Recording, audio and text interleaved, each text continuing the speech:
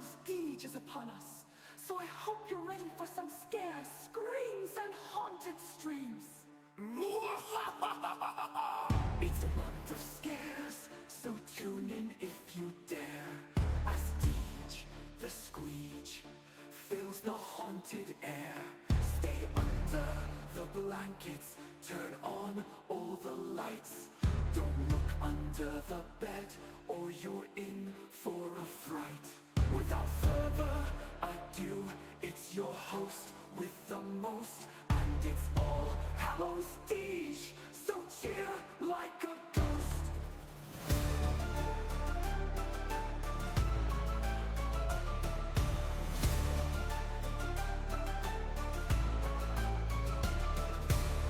Is there a ghost? What are you doing? Ah, shit! Hallows and ghouls. It's that time of season again. All Hallows Deej is upon us, so I hope you're ready for some scares, screams, and haunted streams. It's a month of scares, so tune in if you dare. As DeejTheSqueej fills the haunted air. Stay under the blankets, turn on all the lights. Don't look under the bed, or you're in for a fright. Without further ado, it's your host with the most, and it's all Hallows Deej, so cheer like a ghost.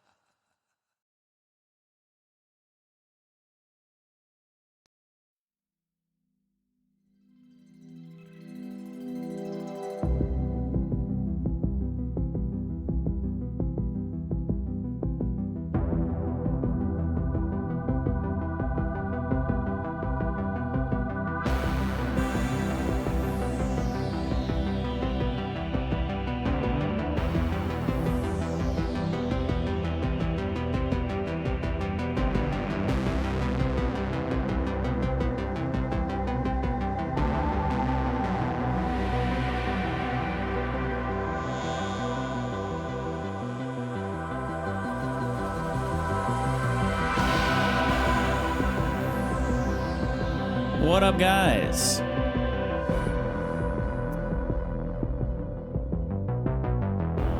What up, Donna? Good evening. How are you doing? Welcome back to All Hallows Deej, Night 3.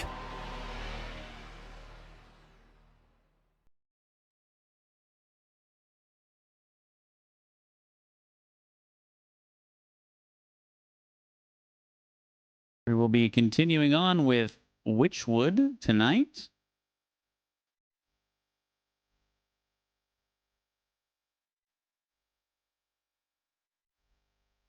I'm doing pretty fine myself. Ready to go on more fetch quests to craft stuff and steal souls. That's basically what we do in Wytchwood. It's a pretty cozy, chill, probably going to be the chillest game on the entire schedule, I would imagine. After we finish Wytchwood, we'll be playing Pumpkin Jack. And by the way,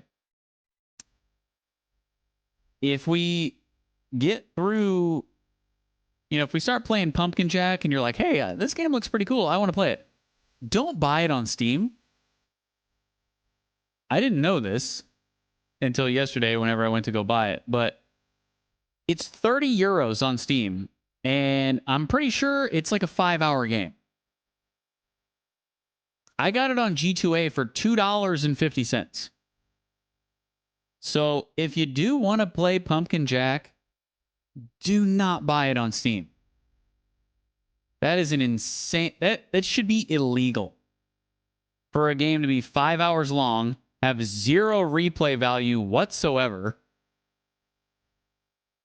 and be 30 euros. That is ridiculous.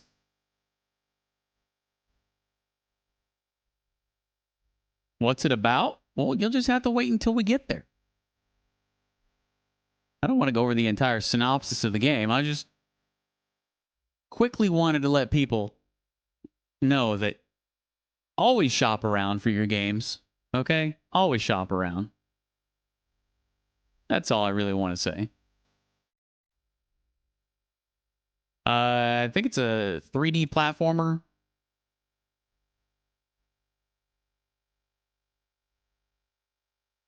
I had a little ketchup. Are you enjoying it?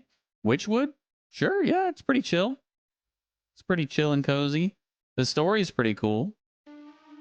But there's not a whole lot to the actual game other than just gathering resources and crafting. Like going here and getting this for this, and then going there and getting that for that. And it's not exactly a complicated game, but the story's pretty cool, although I'm kind of convinced that I already know what's going to happen in the end. And I think I was convinced of that within the first 20 minutes of the game. But maybe I'm wrong. We'll see. I'm not gonna say what I think is gonna happen, because I don't want everybody thinking about that. I don't want to spoil it for anybody.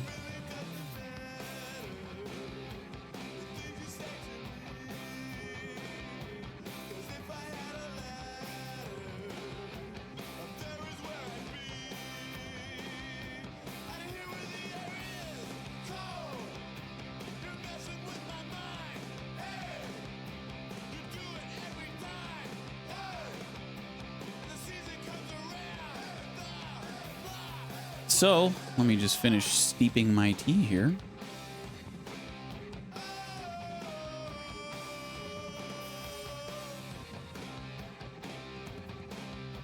I'm trying to think if there are any... I don't think there are any zombies in Wytchwood, but just in case, I have my zombie defense serum tonight, so we'll be safe.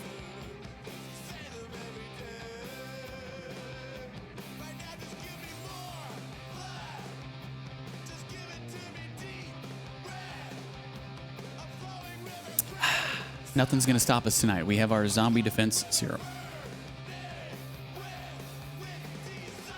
Who would have thought that, you know, green tea with honey was the actual zombie defense serum? But that's what it is.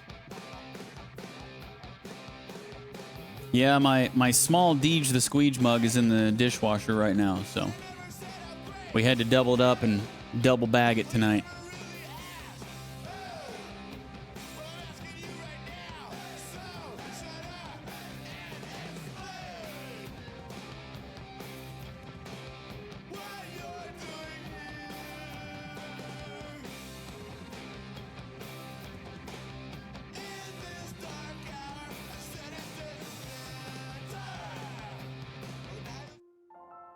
You're not a fan of green tea, why not?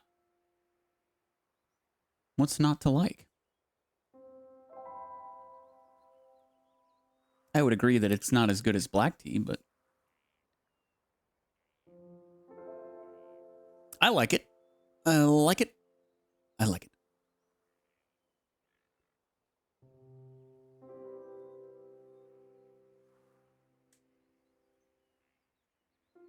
Makes me gag. It's like dishwater. What? What?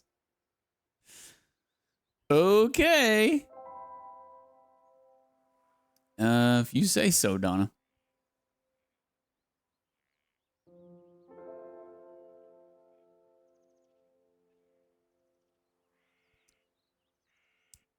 I've never had dishwater. Maybe it does taste like dishwater. I don't know. I can't speak on that, but I will trust your taste buds on that one, Donna.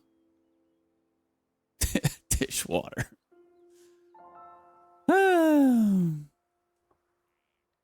So I believe we have 3 of the 12 souls that we have to get in this game. And they do them in... They're doing at least the first 4 in a 4 soul chunk. So we've got 3 of the first 4 And we're working on the snake in the forest. That's where we're going to start today.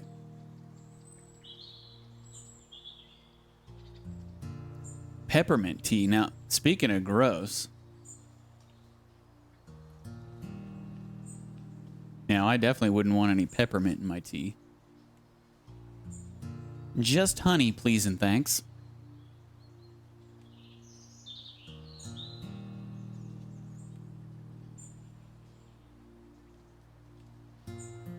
Liz do be drinking some weird drinks.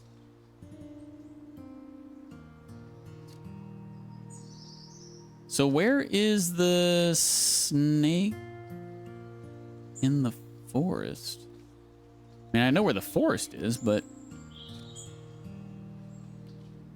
Oh, that's the, that's the thing in the lake, right?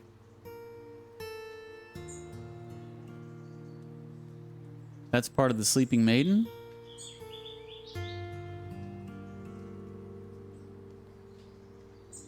Well, the whole thing is part of the Sleeping Maiden, but the snake is part of the mirror. Yeah. We got to find the shard in the forest pixie's tree.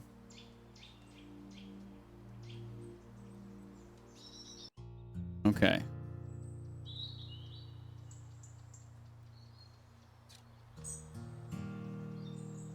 So we have 2 of the 3 shards.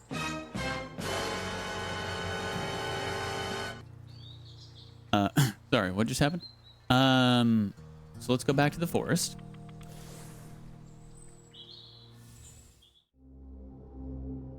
I need to be on the ready to do this whenever you do that.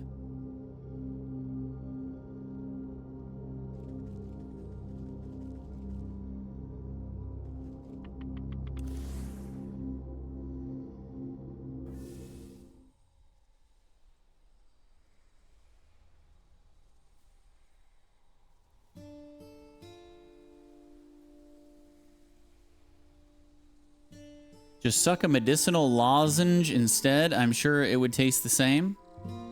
Nah. Are there puzzles to solve? No. No puzzles. Just collecting, crafting, and killing. Basically. Collecting souls of the bad creatures that we kill. So where is this forest pixie's tree? It's got to be over here, huh? Okay.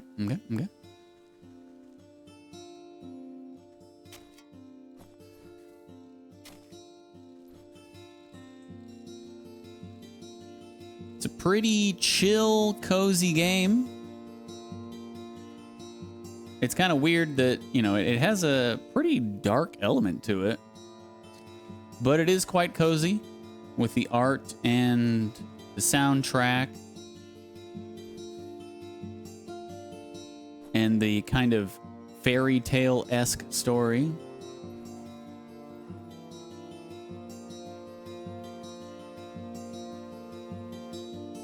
Oh, this is it. This gnarled tree is littered with countless trinkets and bits of trash, glued haphazardly together to form a glittering hive. You reach for a sharp piece of broken glass that could be the mirror shard, but pull your hand away at the last moment. 1,000 beady eyes peer out of the tree's knotholes. A familiar cackling voice floats above the others. You again, Kettlehead? What you want now? I've come for that mirror shard. Hand it over, and I won't have to strangle you again. No way. We need shinies to keep gross fairy folk away. Best fairy repellent there is. What? Since when are fairies afraid of shiny things? Well, I don't see no fairies around, do you? But maybe we can work something out. Them smelly mushroom herders have been encroaching on our turf, see? They've been building those stupid little stone shrines of theirs. And worse yet, they've been hiring mercenaries to guard them. So we can't go anywhere near, but maybe a big stomper like you can take care of the problem for us? And then you'll give me that shard? Hey, If there ain't no fairies, we won't need no fairy repellent. All right, destroy the fairy shrines.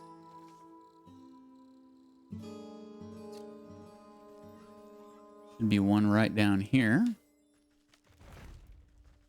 Next to this tree.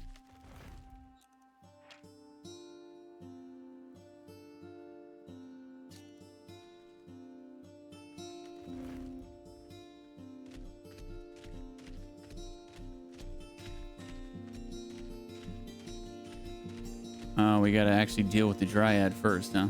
So we need a cinder box. Rodent lard. So we need a trap. And we need to get some rodent lard from a squirrel.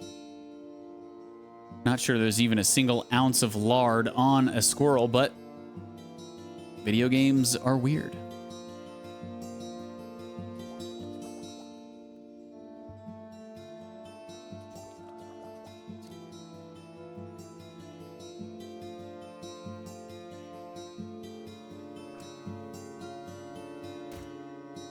See?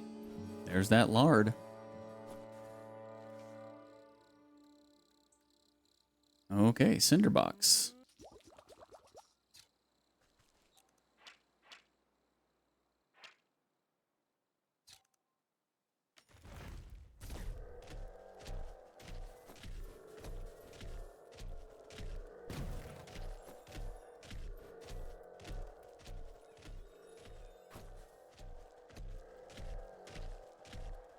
Okay.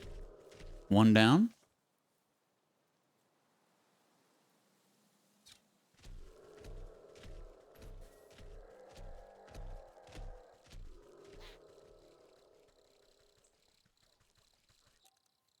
What do we need for these goblins? The dreadful doll.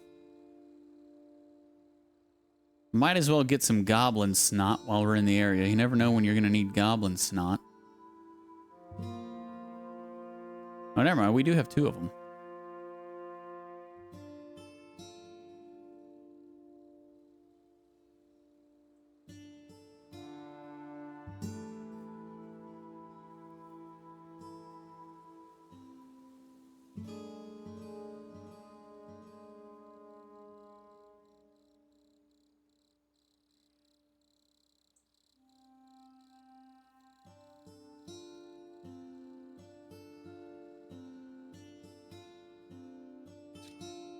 Okay, we're good on the goblin snot for now.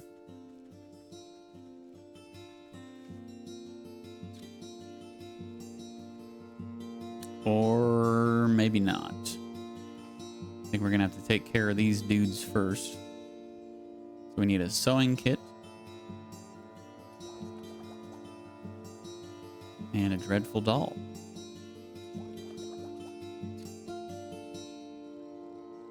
And then we go like this. Oh. I guess they hit me before I was able to... Dude. There's like a delay between the time you use an item and it actually uses. So I need to, I guess, be a little... hit it a little early.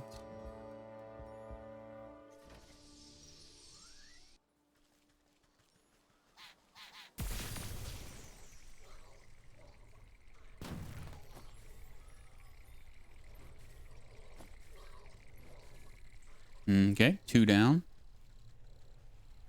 Get back here.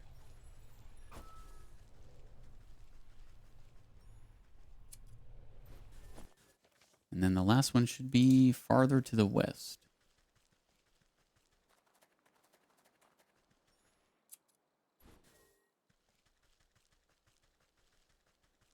And we're going to have to take care of this dog first.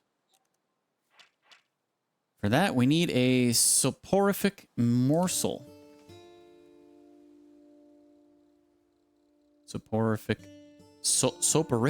potion. And we need a jar of water.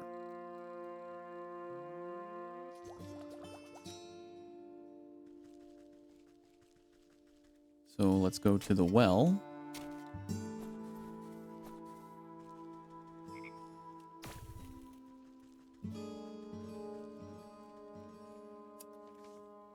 which I believe is here.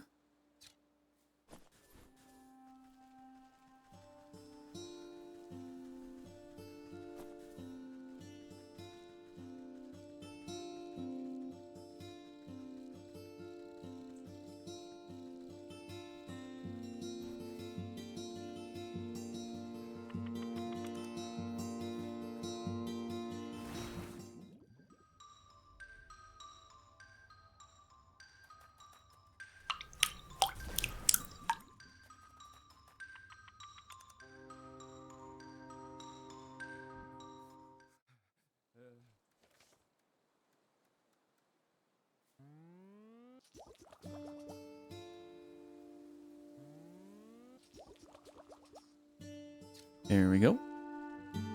Back to the dog.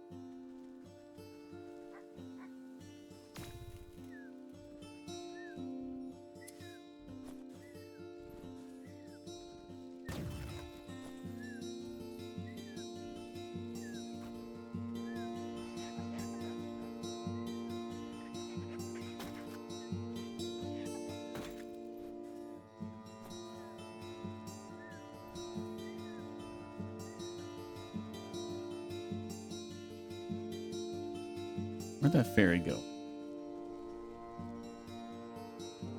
Ah, well, whatever. Okay, so we got the stuff. Let's go back to the Pixie's tree.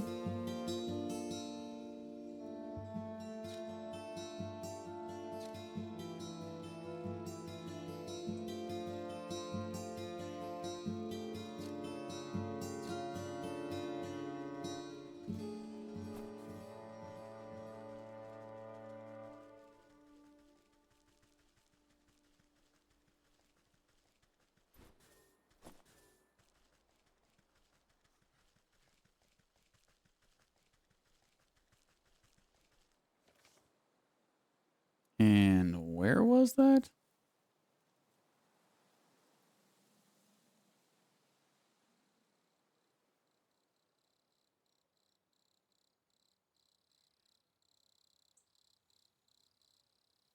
Oh, okay.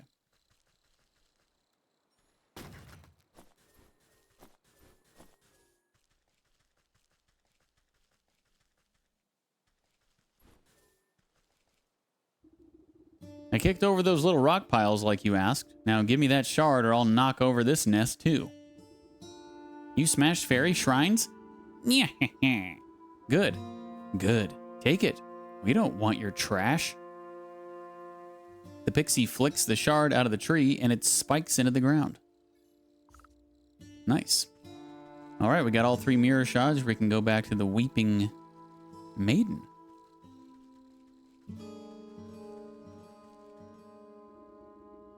Have you found any of the mirror shards? I wonder where they could be. She holds out the cracked frame of her silver mirror. Here you go, all 3 shards. You gingerly hand over the broken glass shards to the maiden. She's careful not to cut herself on the razor-sharp edges as she slots them into the mirror frame. The pieces click into place perfectly, and the surface of the mirror ripples like the water on a lake. The ripples calm, settling into the form of a pristine crystal mirror. She gazes into the mirror with awe. Look, it's as good as new. Oh! The maiden's reflection ripples and morphs into the visage of a handsome young man. My love? Is that you? Overcome with joy, a fresh stream of tears roll down her cheeks. I can't believe my eyes. I don't understand. What happened? Where are you? I'm imprisoned inside my own head. It's horrible here. You have to get me out. You went to the snake, didn't you? Why would you do something so stupid? Listen, my love. I have a confession to make. I'm not actually that good of a musician. What are you talking about? You were so beautiful upon your balcony.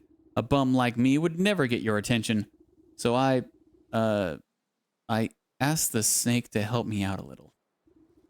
I thought I could protect myself from the snake's hypnotic gaze with this magic mirror. But then you went and broke the darn thing. I didn't break it. It slipped out of my hand. Wait, don't put this on me. How could you be so irresponsible? One problem at a time, children. We fixed the mirror, so it should be able to break the snake's spell now.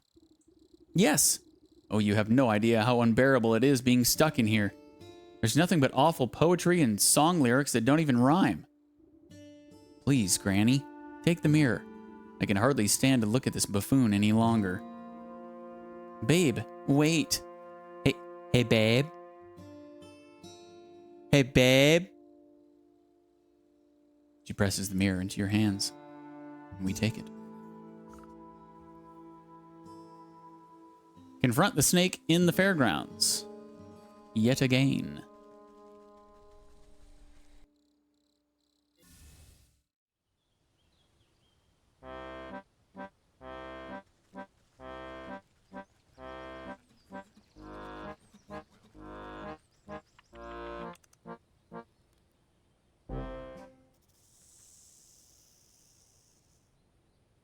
Back again. Take a seat and let me gaze into your eyes.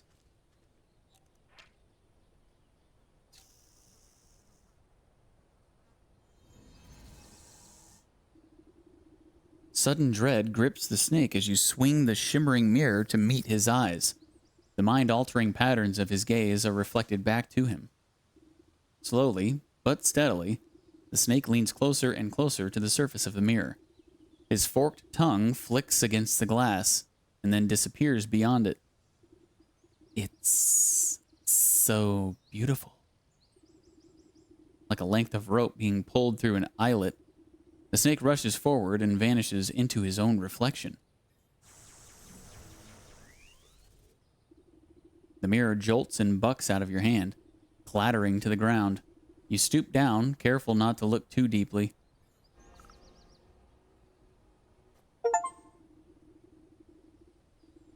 Hidden in the reflection of the mirror's surface, you can faintly make out a tiny wriggling shape, trapped just beyond the veil of this world.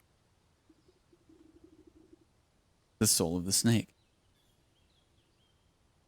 Okay. The souls of the bear, leech, snake, and ox jostle in your satchel with fearful energies. That's that then. I better get these back home to the goat before he ransacks the rest of the place. All right, we got the first 4.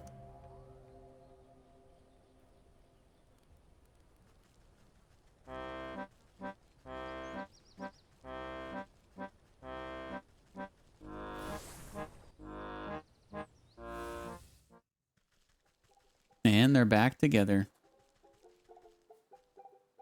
Looks like the two of them are working things out.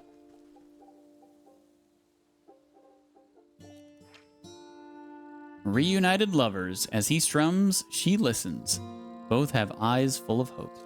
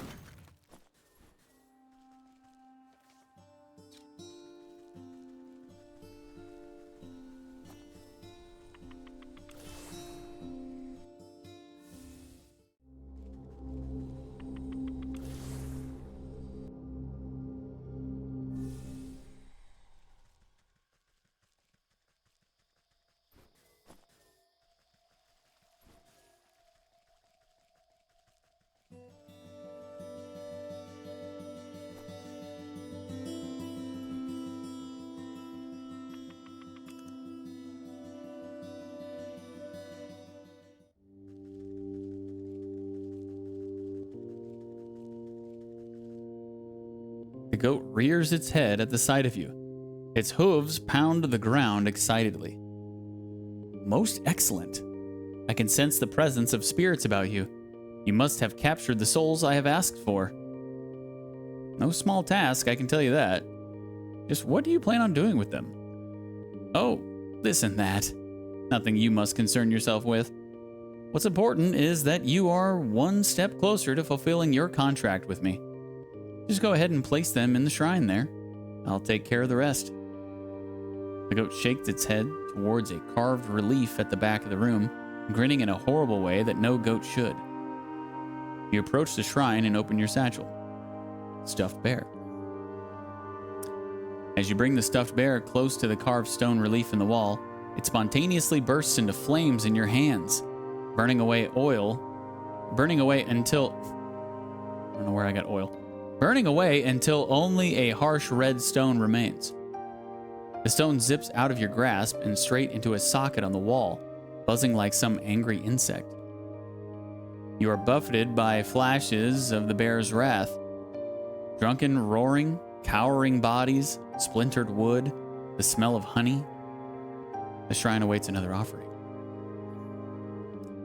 As with the first, the mummified husk of the leech turns to ash as you bring it close to the wall, leaving only a glowing orb in its place. Images of the leech slither into your mind.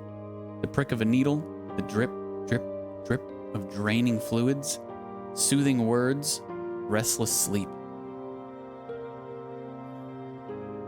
Prismatic colors flash through your head at the thought of the snake. Secrets lapped up by a forked tongue. Whispers beneath the sound of festivities. The ox brings with him the overbearing heat of the midday sun, the salty tang of the sweat in the soil, suffering, sacrifice, solitude.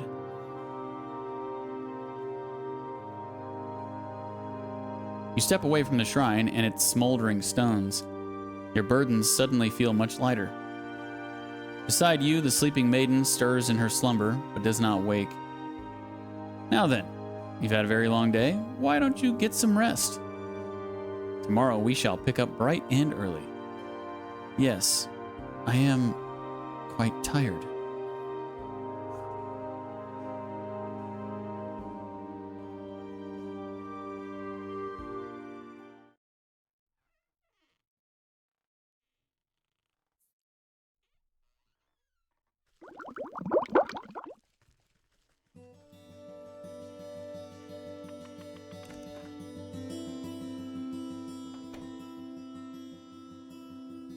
Ah, good morning, my swamp lily. I trust you slept well. Like the dead. You stretch out your back, making a sound like snapping twigs. Well, no time to dilly-dally. I sense the next 4 souls on our list. You must travel east, out of the forest, and towards civilization. Ugh, I hate crowds. Well, it can't be helped. You must seek out these souls in the village, the market, the docks, and the graveyard. The graveyard might at least be a reprieve from chattering townsfolk. All right, goat, I'll bring you your souls. You seem much more reasonable today.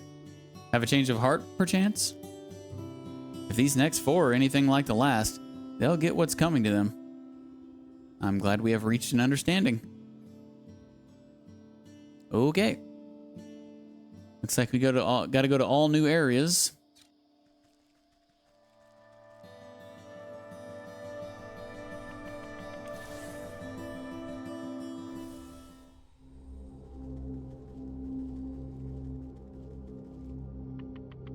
So he said east of the forest, right?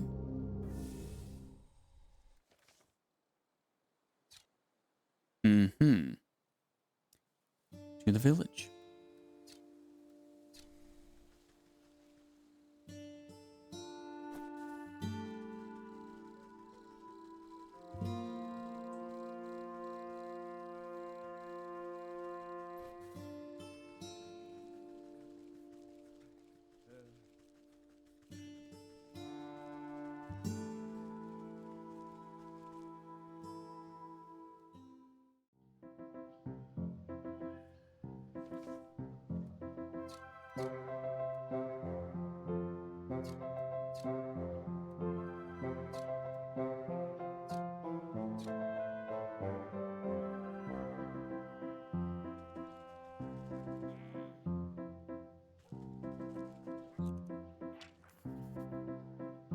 Pickpocket. Weakness is a shiny lure. A rat's nest. We can use the trowel. Hey. That hurt. Snap trap on the rat. Let's try that.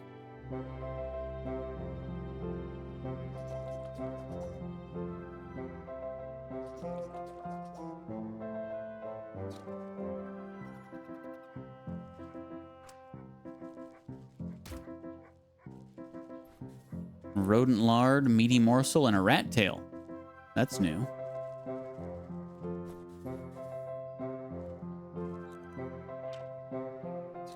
Now, how do we make a shiny lure? Oh, we got those ingredients.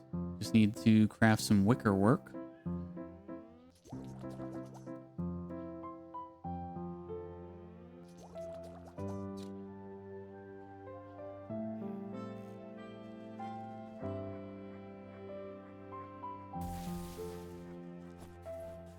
Pickpockets gloves. Okay.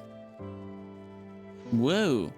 There's the mimic that Super was talking about last night. We need a skeleton key. 3 grave bones, 1 mummified head, and an iron nail.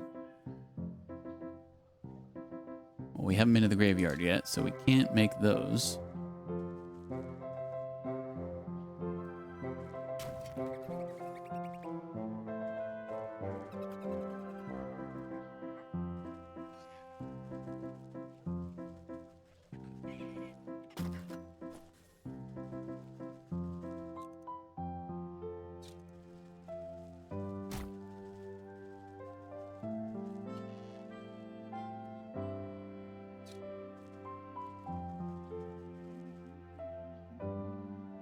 Pockets ripe for plucking.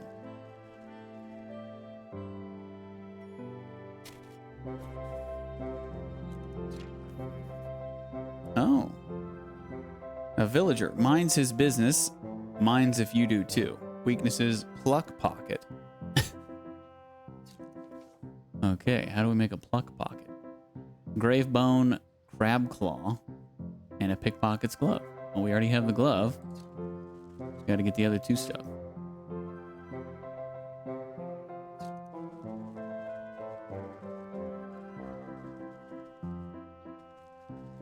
So this goes to the fields, huh?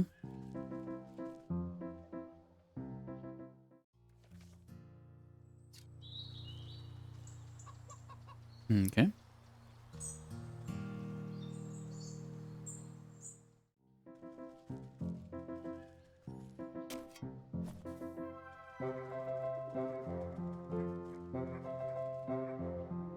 The sheepdog. This anxious little dog attempts frantically to get a town's guard's attention as they stand watch in front of the smoking ruins of a burned down shop. Please, you have to listen to me. My friend is missing. The guard stifles a yawn, annoyed at having to work. Oh yeah? And what's your friend look like? The sleeves of the sheepdog's oversized sweater flail about comically. She's about yay tall, wears a green vest, has black wool. So she's one of them sheep, huh? Probably just got lost. You know, them types ain't too bright. She didn't get lost. She's gone missing. Her wool shop was burnt down on purpose. Can't you smell it in the air? Calm down, sir. We're investigating the situation, but I'm sure this fire was a simple accident. I bet your friend just left the kettle on or something. Why don't you check in with the ram in the town square? If anyone knows where a lost sheep is, it's probably him. How can you say that? Everyone knows that the ram hates the black sheep. Look at all these footprints. I bet his goons had something to do with this. Listen, you're starting to get on my nerves. Just leave this to the professionals, all right? He turns away from the dog and goes back to doing absolutely nothing. Professionals indeed. I couldn't find a fish in a frying pan. I better look into this funny business myself.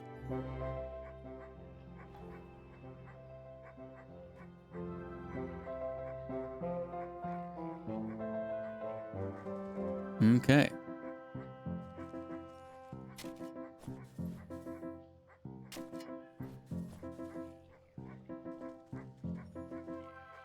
Move along, nothing to see here.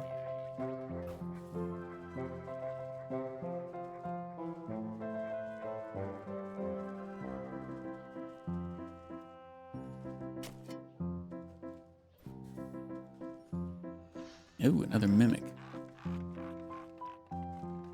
Hey Liz, by chance, did you happen to see the video of that game that Flame posted in the Discord?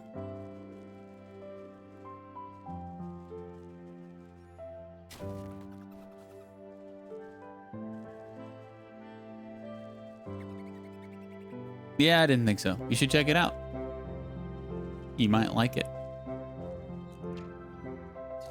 Although it's still in early access, so I told him to get back to me in 6 months when it gets out of early access. Another well? I could collect some water with a jar. Okay. And it looks like we don't even have to go down inside of it. What the heck? Here's the ram. Listen closely, brothers and sisters. We must wear our wool proudly and show the world that plain is best. That's right. Plain wool is the best wool. All of these outlandish colors and head-splitting patterns do nothing but confuse and enrage the senses. They are the product of misled individuals. And as we all know, individuals are weak. Only the united are strong. Together we speak louder than a single voice. Wait, are all the colors bad then? What about gray? It's almost plain white. Gray is forbidden. Gray is a gateway to blue. And where there's blue, green isn't far behind. Then what's next? Yellow? Purple? Even red? Oh, no! Anything but red, no. Always remember, colors lead to discord, to chaos. And with chaos, the wolves will come for us all. Aye! Not the wolves! Watch out! There's one right there! The nearest sheep nearly jumps out of its fleece when it notices you. I'm not a wolf, you half-wits. Maybe not, but you're different, and that's just as bad. Right, boss? That's right. So what does an outsider want with us? Are you here to tempt my flock with your anarchic ideals? I doubt you lot would have room in your heads for any more ideals. But no, I'm here looking for the black sheep. It seems her shop was burned down last night. You wouldn't happen to know anything about that, would you? That bothersome black sheep is a thorn in my side. Never heeds my warnings. Always goes against what's good and proper. But I assure you, I was tending my flock all night, so I had nothing to do with her disappearance.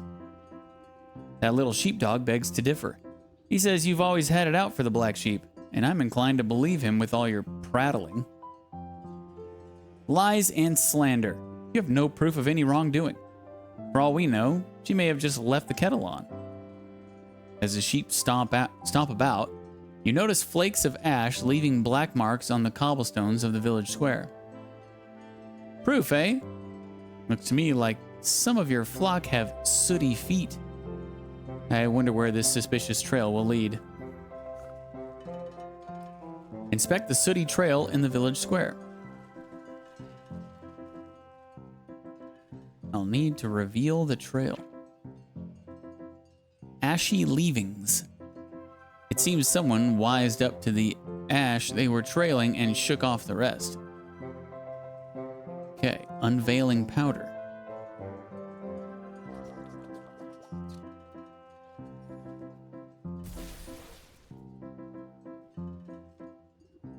You sprinkle the revealing powder over the cobblestones to reveal hidden footprints, still blackened by ash. It appears as though several individuals were dragging something away from the town square last night.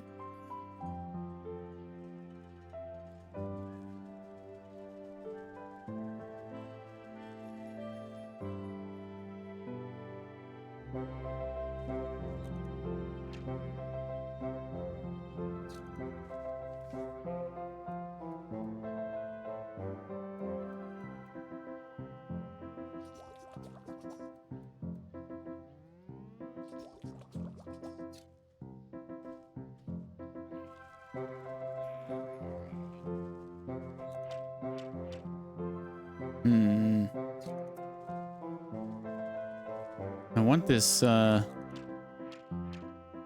elf to get the shiny lure, not this thief.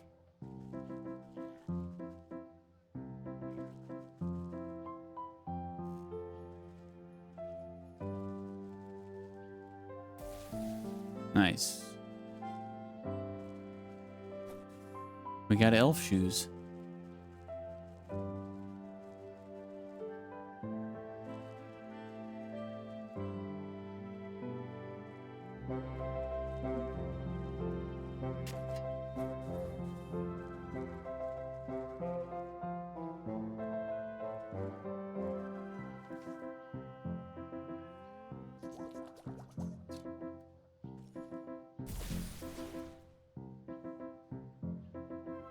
A struggle must have occurred here. You find the remnants of a torn burlap sack and some scattered fistfuls of wool. The footprints leading away look to be moving at great speed, like someone was being chased.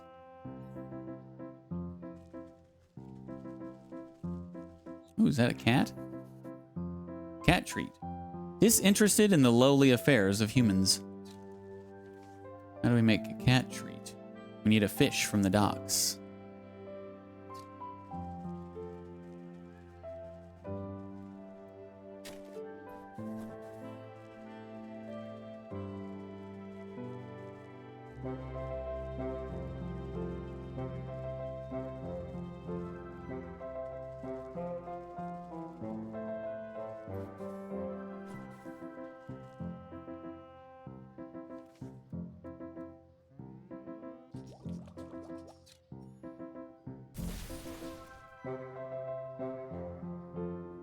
A pair of lone footprints duck into this vegetable garden. You notice some more footprints searching in confused directions farther afield. The black sheep must have been trying to hide from her pursuers. Maybe she managed to throw them off her trail?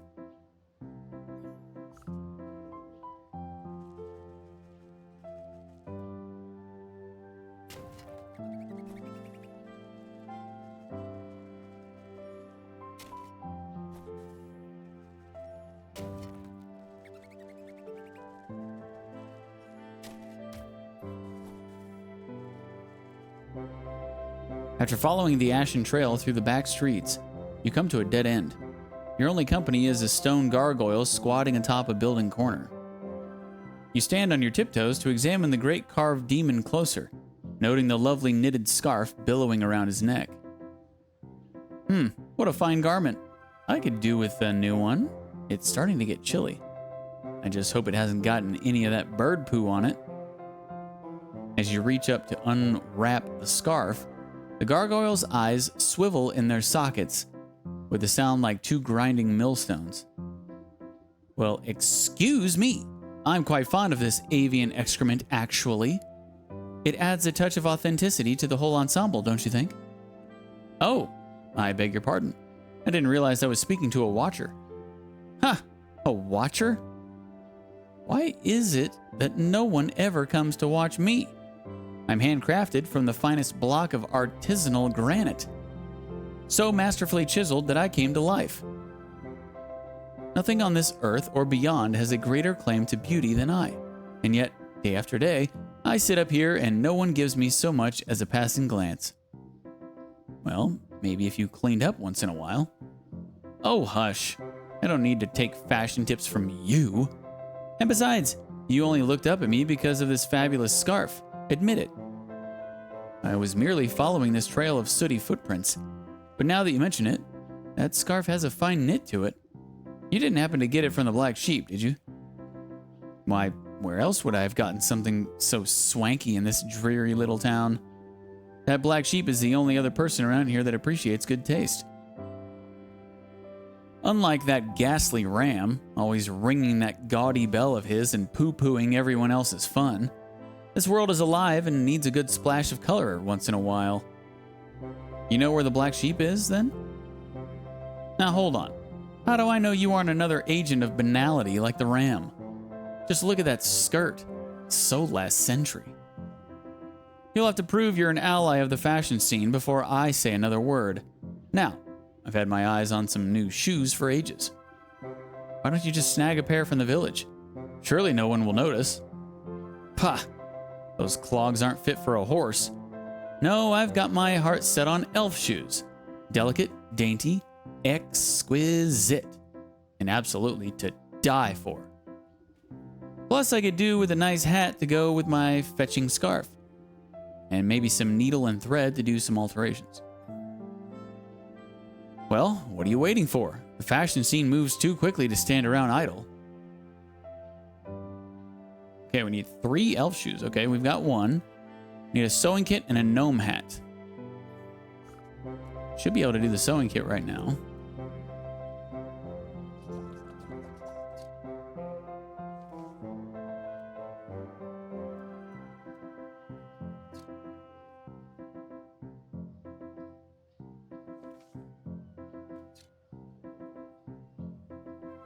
So the gnome hat is from the gnome in the fields.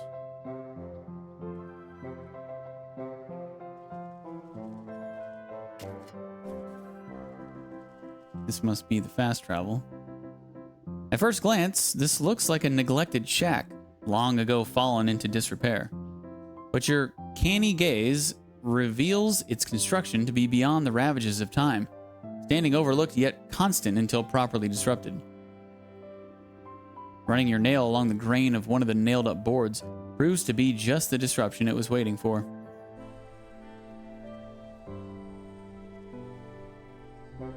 Oh wait, passage down? That doesn't sound like it goes back to the... Oh, yeah it does. Okay.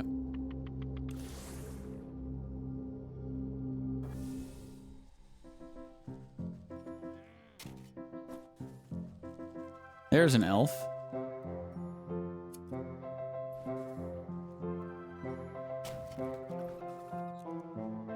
And we need 2 more shiny lures.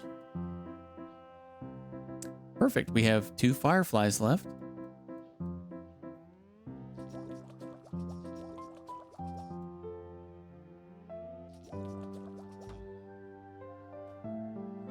Oh. Well, we need 2 more. I didn't realize it took 2. I thought it took only 1. So we're going to need to go to the swamp. Or... Oh, no. The forest or the fields. That's right.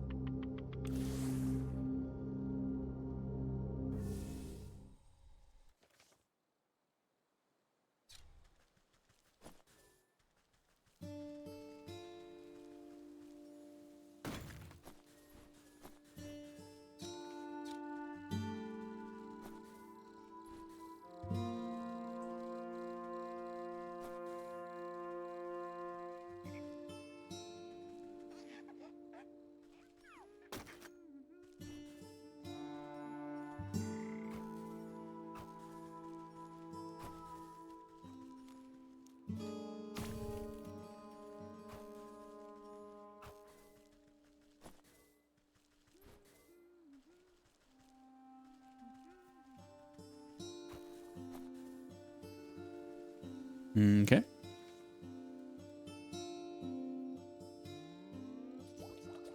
Two shiny lures complete.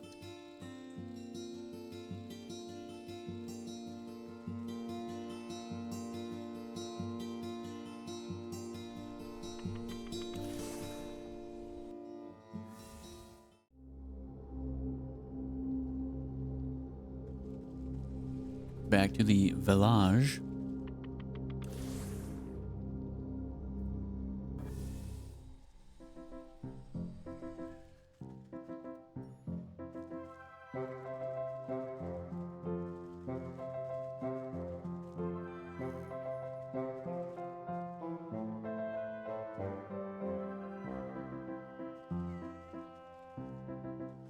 Come back, elf. There you go.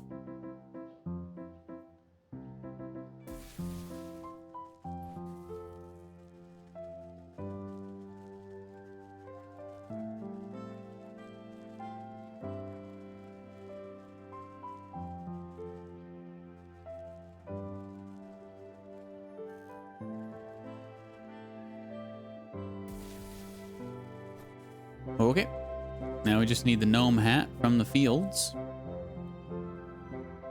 Fields are right down here.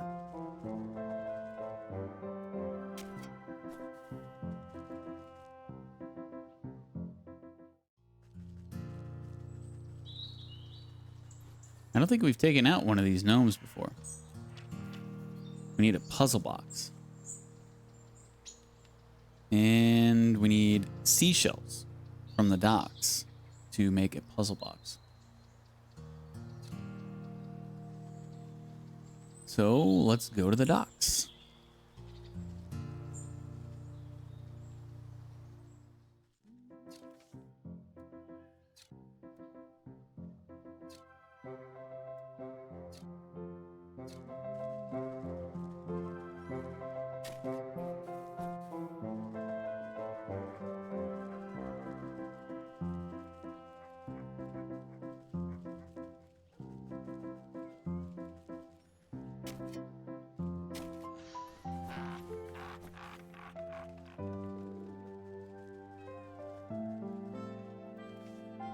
You know, while I'm here, I might as well just get some water just to have.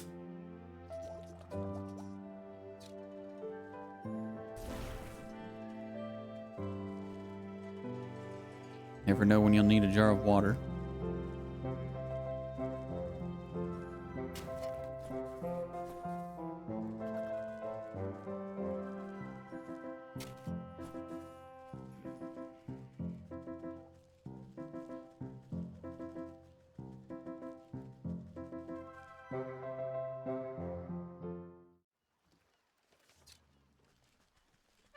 Here we are in the docks. Whoa. It's a deep one. Not quite a fish, not quite a man. Something from the depths. Weakness tidal tincture.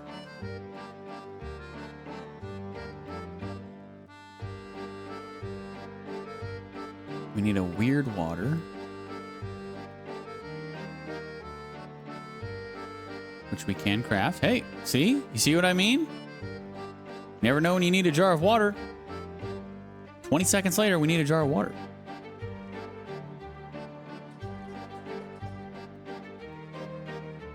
Okay, we also need skipper scales from the docks. And a soothing rune. Which takes spirit salts.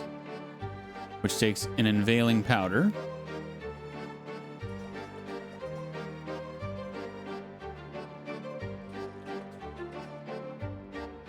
And also a soporific potion,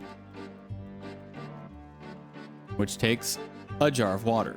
I guess I should have gotten two.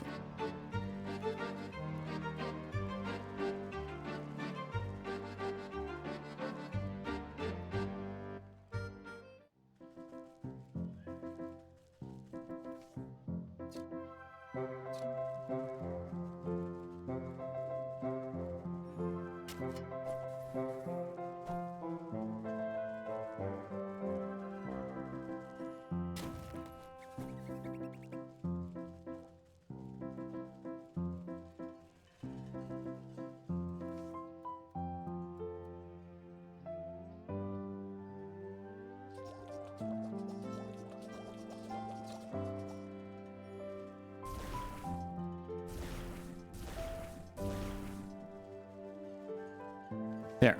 I'll craft 4 that time instead of 1. Okay, soporific.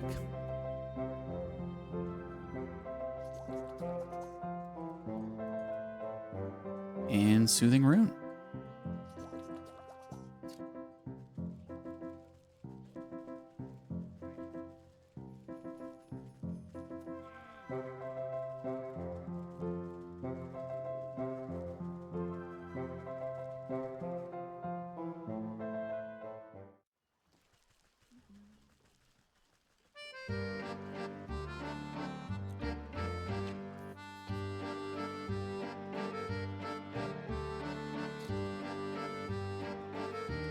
Wait, what needed the soothing rune?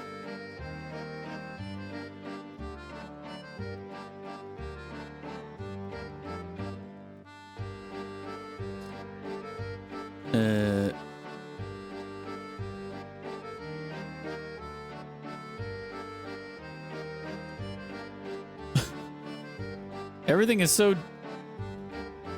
Oh, the title tincture? And what needed the title tincture? This guy. Oh, okay. Okay, so we just need the skipper scales.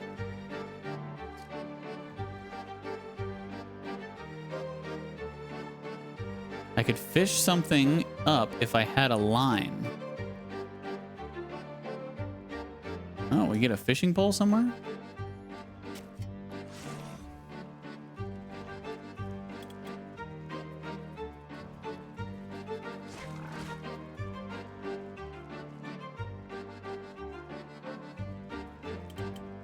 What about this crab? Need a crab trap. 1 barnacle and 2 wickerwork. We don't have the barnacles. But we got tons of wickerwork we can make.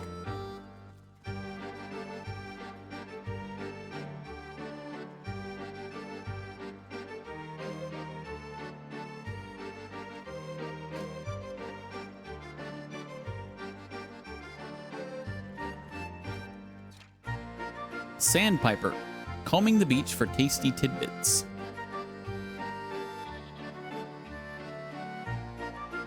I guess we don't catch those.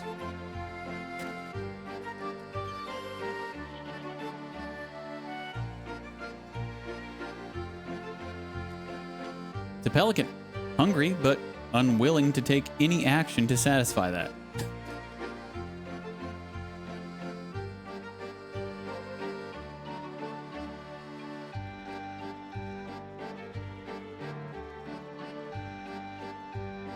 Oh, fishing line. Nice.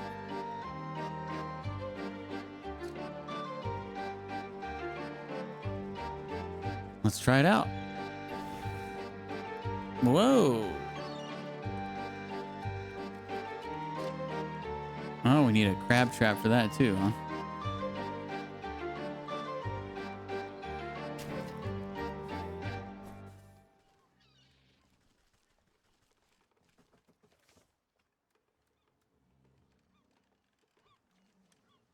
Okay, we can make a crab trap. We got a barnacle. Wow, so the fishing line is a consumable. We don't get to use that all the time, huh?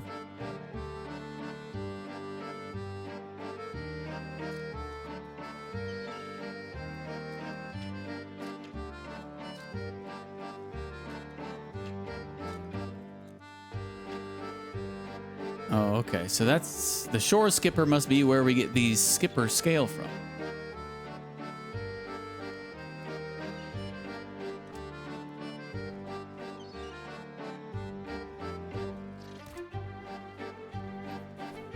Yep, we got 2 of them. Okay, now we can craft a tidal tincture. And go take out one of those fish dudes. And we got a deep one. A small but deep one. Hello, Super. The game is, it's a lot of collecting and a lot of crafting. To so many passersby, this seems yet another collection of crusty barnacles, clinging to the surface of a stone until the tide next surges. But you can spot the inconsistencies, the irregularities within the scattered arrangement. And with a single exacting touch, the illusion falls away. Crafting simulator, yeah. I love it whenever you go into your inventory, you're like, okay, I need to craft this. All right, it takes one of these. And then you go to that and you're like, okay, to do that, I need to do this. And so you go down to that and you're like, okay, to that, I need to catch that. So it's like you're constantly just... Sometimes it's a lot of steps to get what you need. I will say it's okay. To be honest, I am kind of falling asleep, though.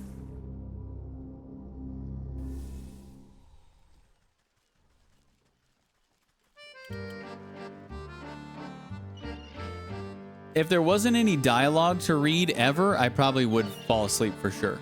Like if all it was just running around gathering stuff and crafting with not nearly as much dialogue as there is, it would be, yeah, I would seriously fall asleep. But it's okay. I do enjoy the actual story.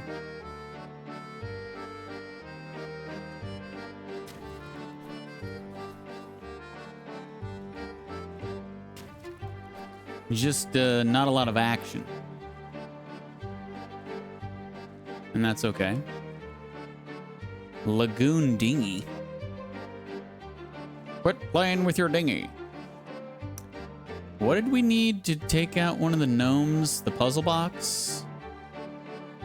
We need a seashell. Where can we get a seashell? There's some algae. Leave me alone, crab.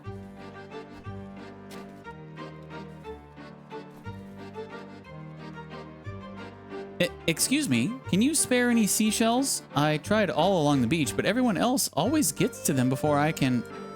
She points along the shoreline where you see scores of fishermen digging in the sand. Every so often, one of them discovers the seashell and rejoices as if it were a gold nugget. Seashells? What's the big deal with seashells? The little girl looks down the docks to a particularly large ship at anchor. See that big boat over there? My da's the captain. He was supposed to come ashore and tell me all about his adventures on the high seas like he always does, but he hasn't come out since they docked. So I tried to go and see him, but there's a grouchy sailor who says I can't go inside the boat unless I got seashells.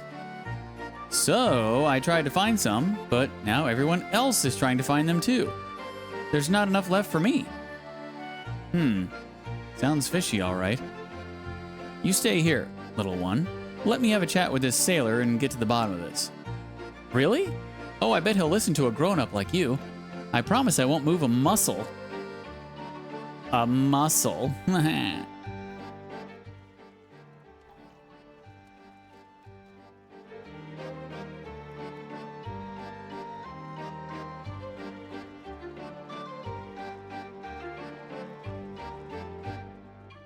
Whoa there, where do you think you're hobbling off to? Me? Why, I've come to visit my, son. Yar har har, no you ain't. The only family anyone on this tub has is the sea herself. And no one gets aboard lest they pay the toll in seashells first. What's a gull-brained swabby like you want with a bunch of dirty shells? Tain't for me. The cap'n got his own business with them shells. And I ain't one ter question him. So either bring me your dues or cast off. Bring me seashells, the nice kind too, ones that sound like the ocean waves. Some of those fisher folk must be carrying some shells. Oh, that's how we get the shells. We gotta pickpocket the locals. Or should I say pluck pocket? Okay, I need a grave bone and a crab claw. So we need 5 shells. Jeez. So we're gonna probably need 5 bones, 5 crab claws, and 10 pickpockets gloves.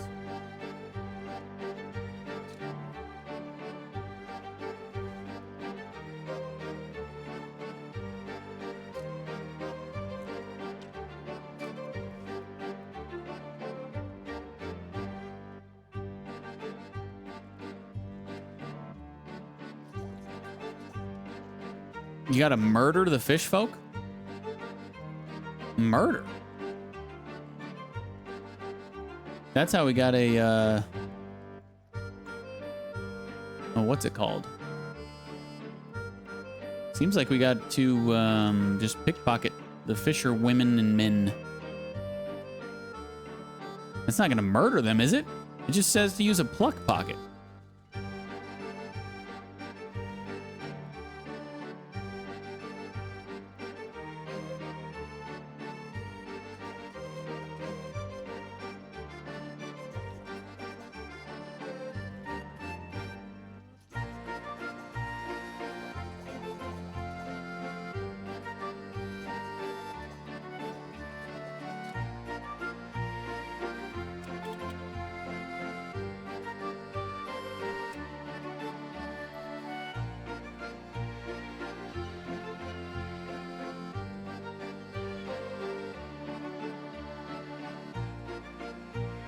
Yeah, you can't murder him, silly. What are you talking about, Super? You're sick.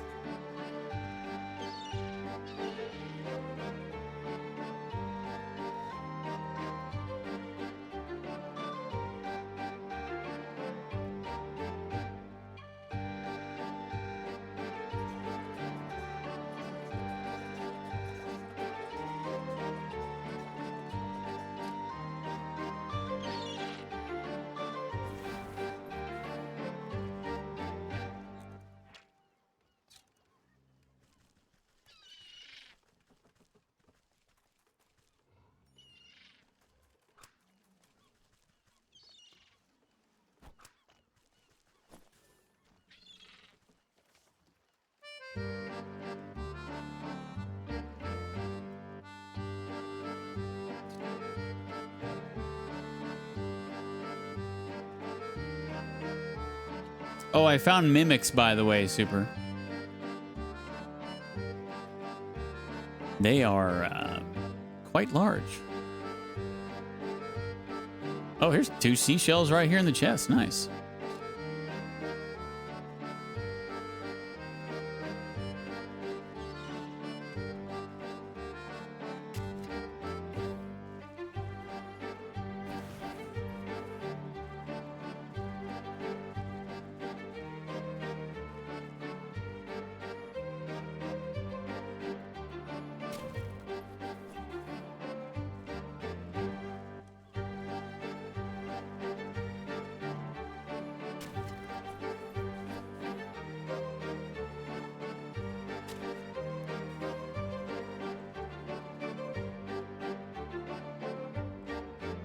Okay, that's to the market.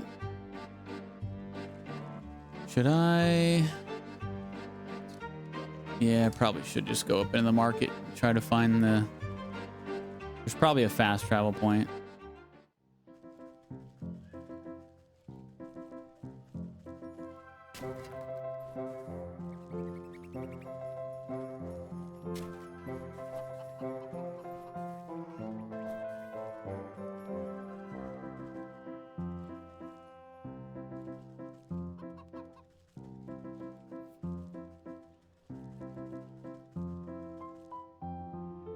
The merchant's eyebrows raise at your approach, but he remains generally cordial.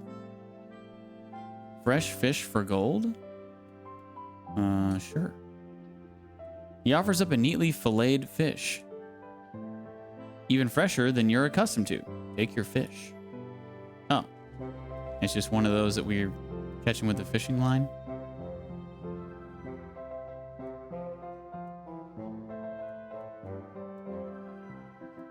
Yeah, same thing.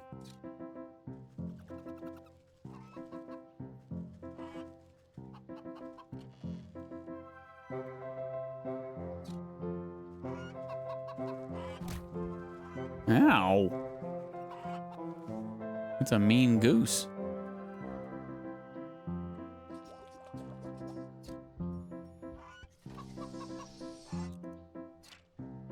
Weaknesses unknown.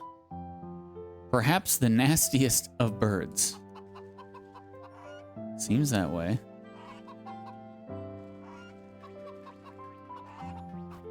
I want that egg. Oh, we gotta deal with the goose first? Can I just whack it? No, no, I cannot. Ow. Man, that is one nasty goose.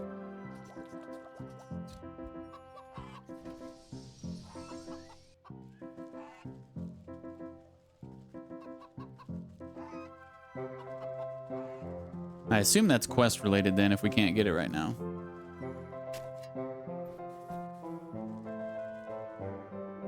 Among this merchant's wares, you spy a stack of jars that might be of use. But are they worth your gold? A stack of jars? Sure. The merchant eyes you suspiciously but takes your money. A sure deal. 1 jar for 1 gold? That's lame. What a rip.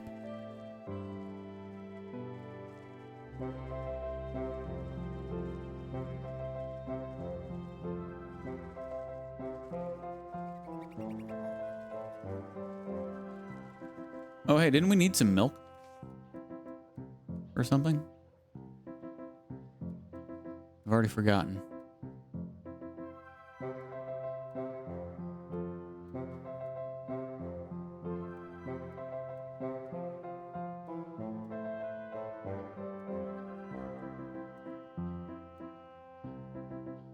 I don't know. Good to know that there's a cow here, though. Workers only. Scram. Tall pig. Another of the pig siblings. Neither the largest nor the smallest.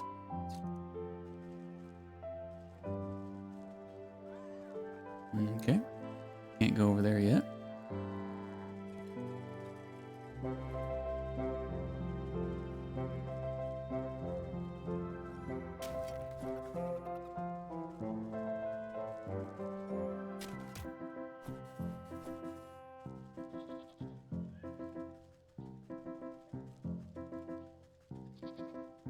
Maybe there's not a portal here?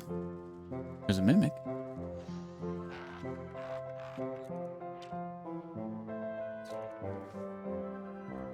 Can we craft a skeleton key yet? No.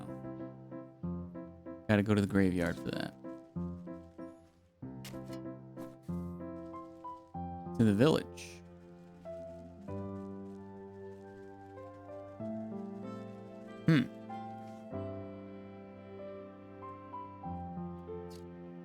Yeah, I guess there isn't a portal here.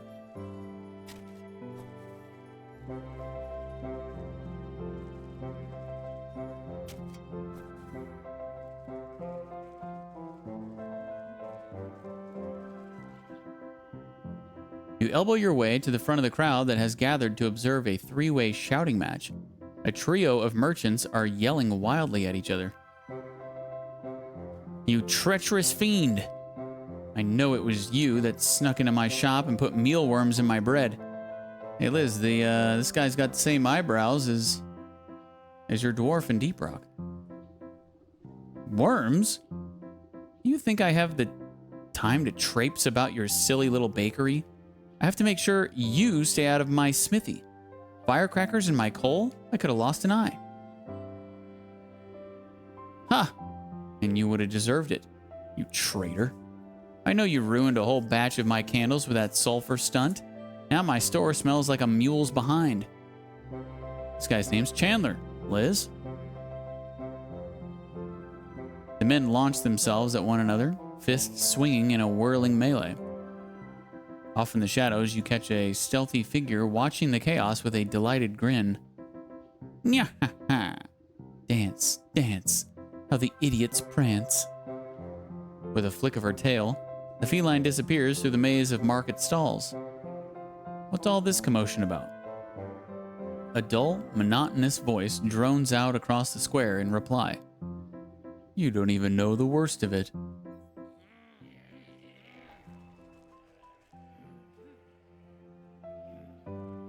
Oh, maybe this is the portal. Yeah.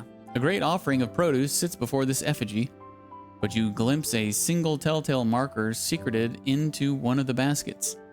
Secreted into one of the baskets. A quick tug and the illusion is dispelled.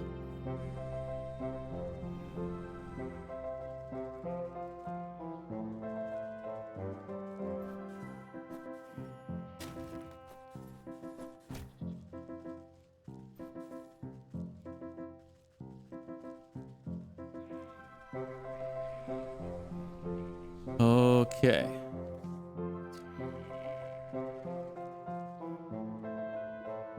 Kind of looks like Eeyore from Winnie the Pooh, only a unicorn.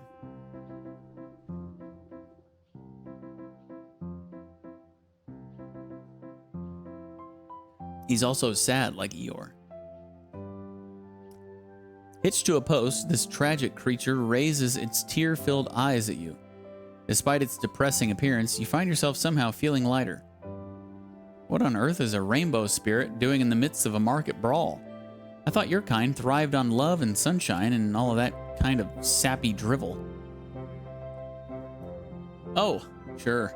Normally this market's a wonderful place to be, but lately it's been nothing but misery and unrest. Just look around. All I see are 3 little brats puffing out their chests and barking like mutts. Surely a hot meal and a good night's rest will cool their heads? I'm afraid it goes deeper than that. You see, all sorts of awful things have been happening. Vandalism in folks' gardens, trash in the well, wagon wheels tampered with, rumors spreading like wildfire about this or that, cheats and lies. Now, I'm usually the one who keeps the peace around here with my trusty magic horn. Makes the truth flow and keeps folk honest.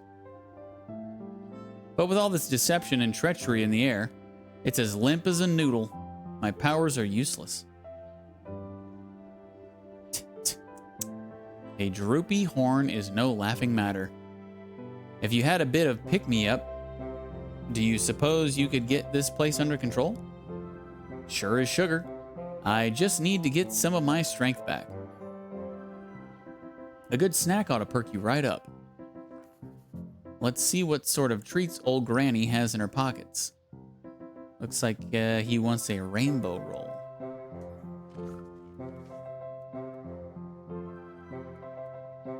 And for that we need dough.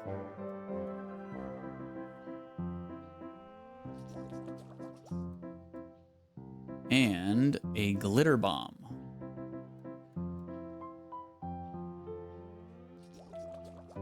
Okay, easy peasy.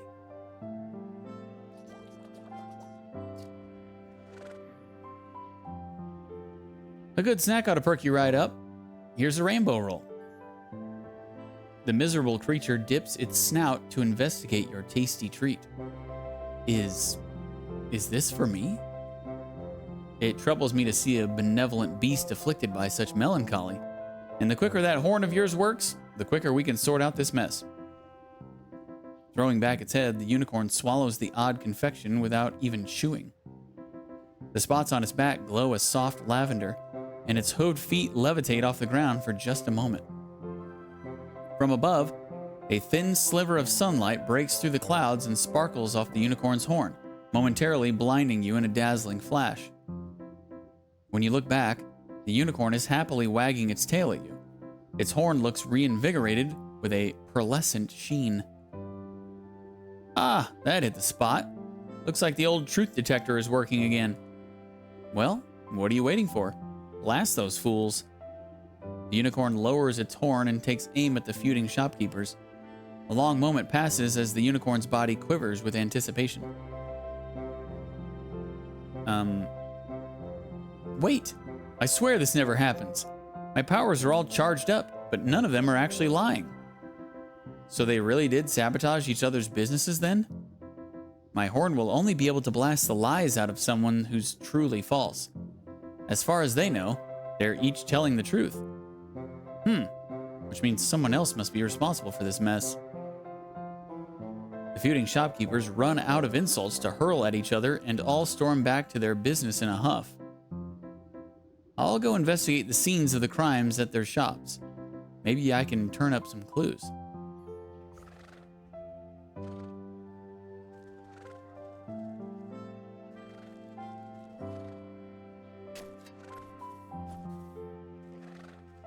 Quests on quests on quests.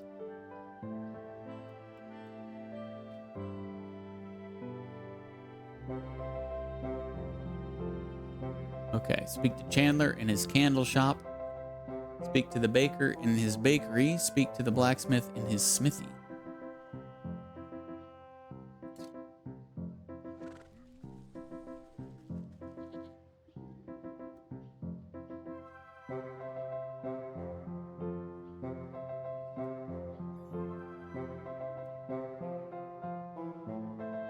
Oh, this guy gives you 1 coin for 3 twine.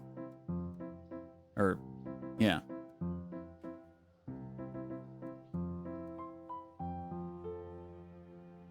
Or reedy twine.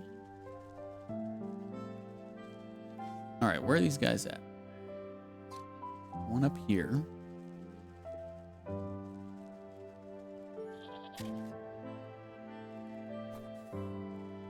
Bake it till you make it. Nice. That's the name of his bakery. I like that.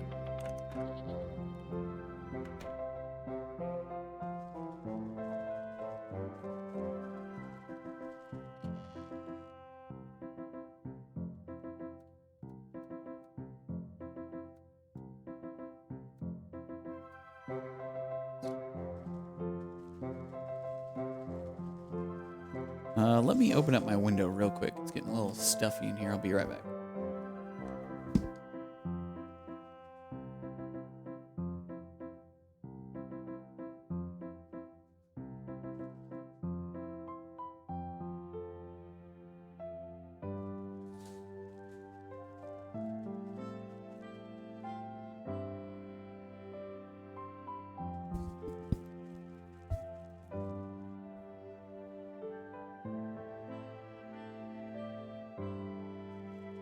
Okay. Grr. That oafish blacksmith just grinds my gears. I ought to give him a smack on the brow next time I see him. Master Baker, please, settle down. You've been tricked. Ha! I very much doubt that. Only a fool would believe that story without any evidence. Fine. You want evidence? I'll get you some. The true criminal must have left clues around here somewhere. Well, have you got any evidence yet? We need the cat's confession.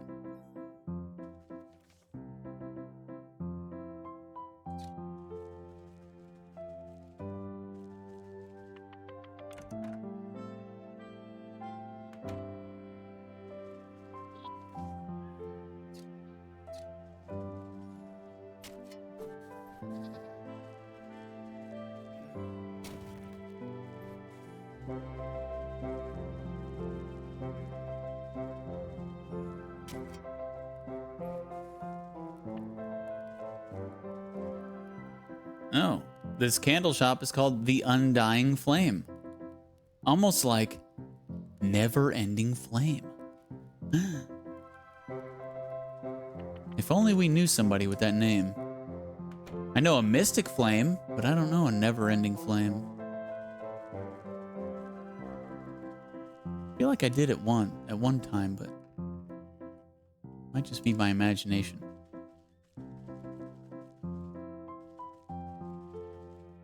Hi, Godefo. Bye, Godefo. Have a great day. That insufferable baker. I'll tear his nose off next time I see him. Settle down, Master Chandler. You're being duped by a prankster. Pah, a prankster? It was that baker, I'm sure of it. I don't see no evidence to the contrary. You want evidence, eh? I bet there's a clue around here that will unveil the real truth. Get some evidence or get out. Okay. He also would like the cat's confession.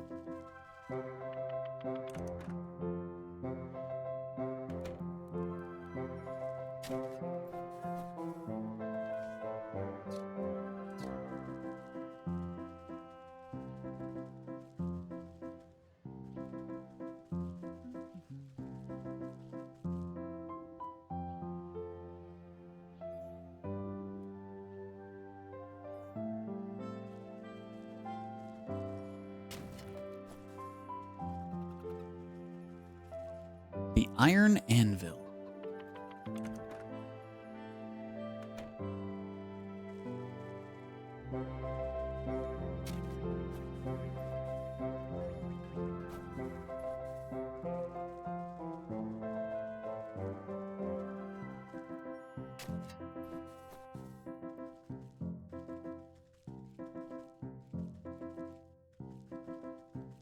Where'd he go? Oh, there he is. Arg! That blasted Chandler. I'll wring his scrawny neck. Calm yourself, Master Blacksmith. You're being played for a fool. Ha! Fat chance. Only some hard evidence could ever convince me that it wasn't that blundering knave. If someone really has been sneaking around in here, there ought to be some clues left behind. Only evidence could possibly change my mind. So wait, am I supposed to be searching in their shops? I think I am. Barrel, just an untidy lot of pig iron. Bucket, just an empty bucket. Who knows what the smith might use it for? Smith tool. A farm implement? A weapon of war? Nothing to do with the cat. A tub. Full of cold coals, but only those. Pole arms. Sharp and tidy, not a thing out of place. Disturbed coal. Someone's been rooting around in here. Uh-huh. Some fireworks have been hastily shoved into this coal barrel. A tag on the firework reads, "Property of Town Watch. If lost, please return to the village gallows."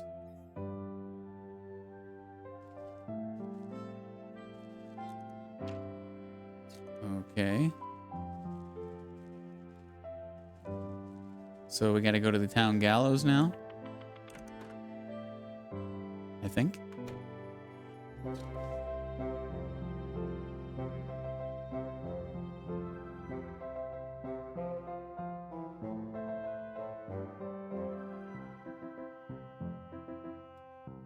Is that in the actual village or in here?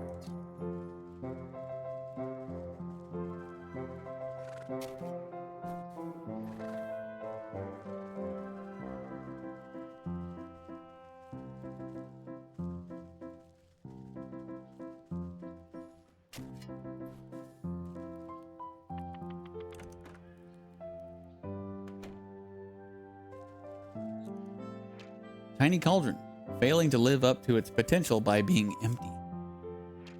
A broom, a very fine broom, but now is not the time for its coveting. Open-topped barrel, decent for temporary storage, not as much for retention. Chandler's ledger, impenetrably technical, detailing far more about wax than a layperson could care to know.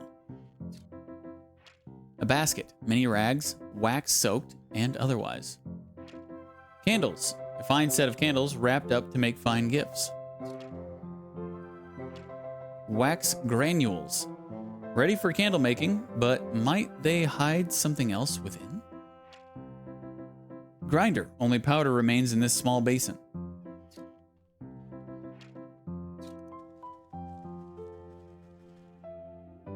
This bag smells suspiciously of sulfur and has a shipping address stamped on it. Pier 3 Imports, Dockyards. Pier 3. Okay, so Town Gallows and Pier 3. Oh, that's nice. They've updated the quest in the top right, so I don't really have to remember myself.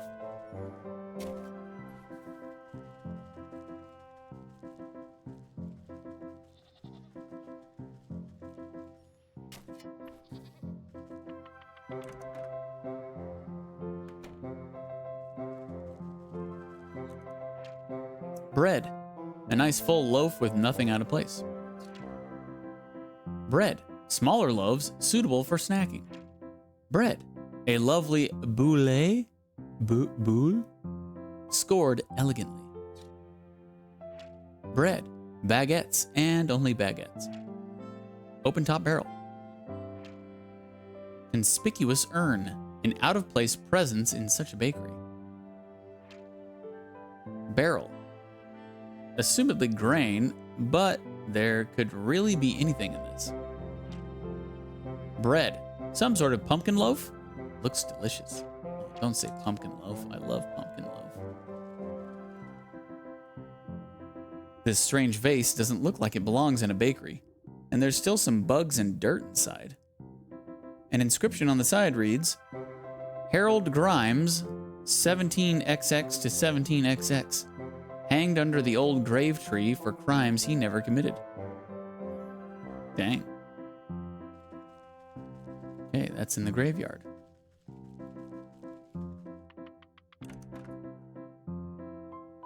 So, to the docks.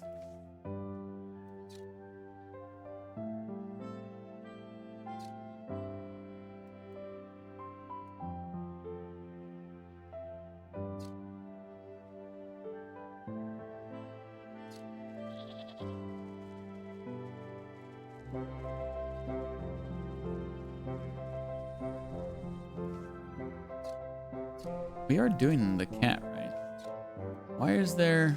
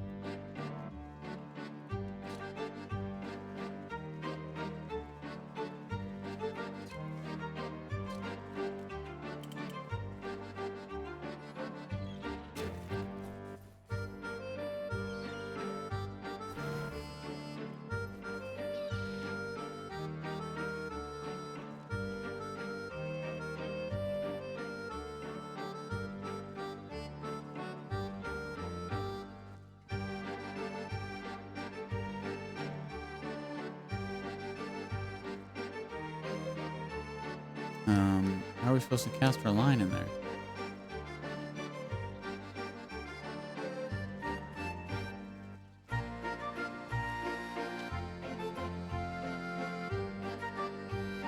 Hazy water. Something lurks here beneath the cloud of displaced ocean sand. Oh, I'm just supposed to interact. This is the shipping address for the sulfur crates, but you don't find anything incriminating. You do, however, spot something wedged between the watery piles of the pier.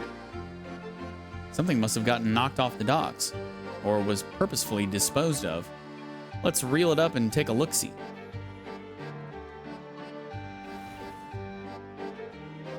You fish out an empty sulfur tin with a wad of wet paper stuffed inside. Though the ink is running, you can still make out the loopy handwriting. Another brilliant strategy by the world's most brilliant strategist. That's me, the cat. If you're reading this, then be sure to write my name down in the history books.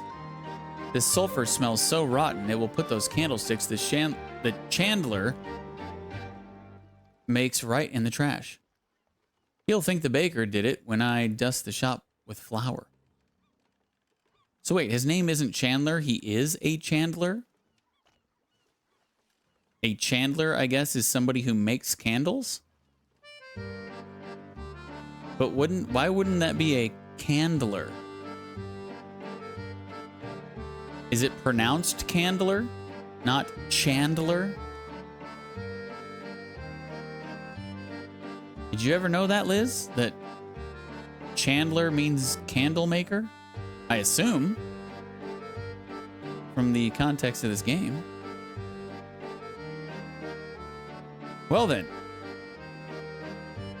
You have heard that before? Oh, well, I did not know that. This is the proof the Chandler is looking for. All right, one confession down.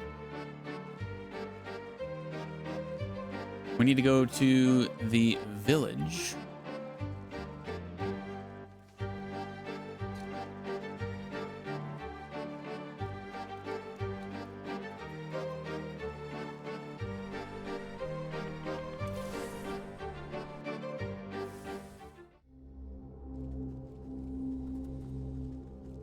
So we're only missing 2 portals. One is probably the graveyard.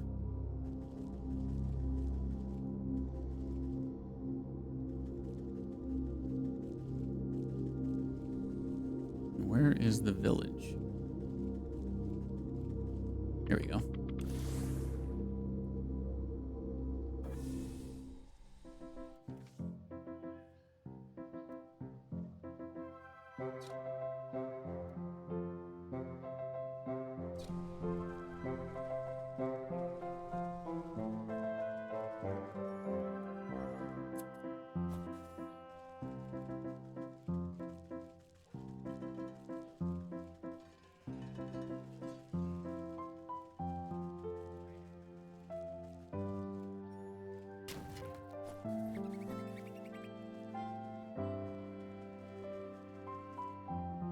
You peer through the slatted planks of the town's gallows. It doesn't look like it's seen much use recently. The space underneath it is stuffed with evidence storage and parade decorations, including a box of dusty fireworks. An errant note catches your eye, but you can't quite fit your hand through the wooden planks. Drat, I'll need something thin and grabby. Thin and grabby like a pluck pocket? Well, I guess I should have gone to the graveyard first. Because now we need a grave bone from there.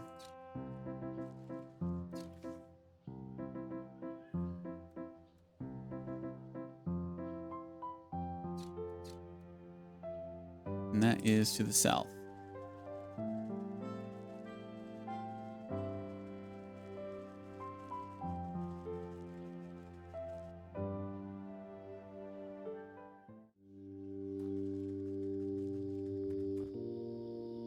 Sorry, ma'am, but I must warn you, the graveyard's not safe right now. If you got flowers, I can go lay 'em at a grave if'n you want. Bleh. When I croak, nobody better bring me posies. What's the matter? Something's got the spirits of this place riled up in a real bad way. All restless and cranky they is. There's this horrible howlin' coming from the mansion up the road. A scream that'd chill the bumps right off of your goose. Every time I gather up my wits to go take a look-see, my knees turn to jelly soon as I set foot on the path. Mark my words, that creepy old place is haunted by something more than just a sleepless spirit. Pah, ghost stories are for children. When you get to be my age, it takes something special to put the fright in you. Well, if you're so sure about that, could you go up there and tell me what you see? Maybe it has something to do with what's got all these ghosts so agitated.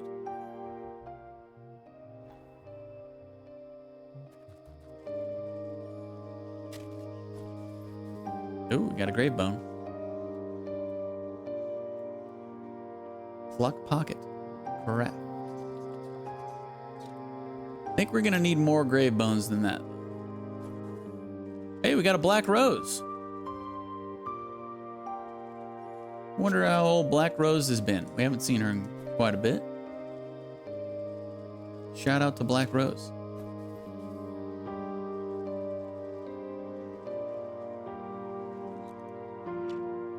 A ghostly grasp, trying to claw back the life it lost. Weaknesses unknown.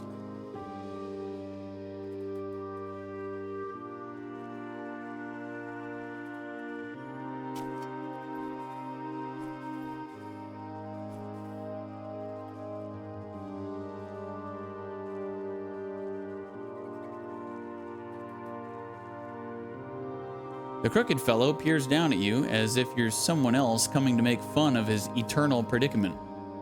You spot a piece of paper floating inside his translucent body. What you got there?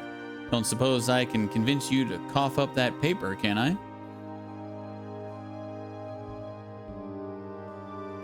Some spirit salts ought to sort him out.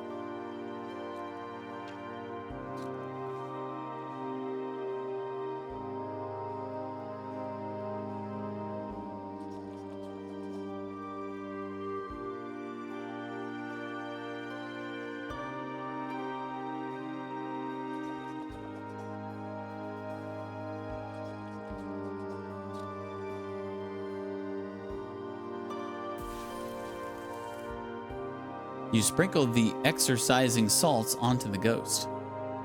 He sputters and sneezes up the paper suspended inside his head before going back to swinging as if nothing had happened.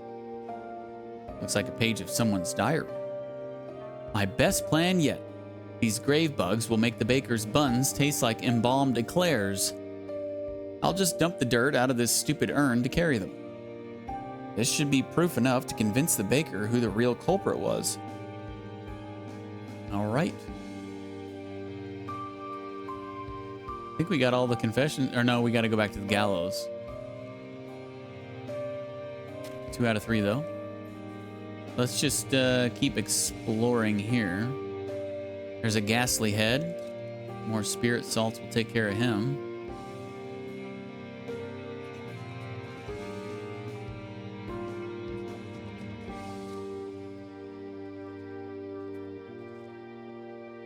I wonder...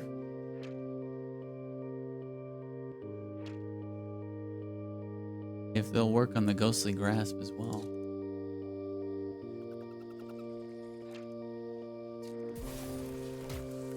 Nope.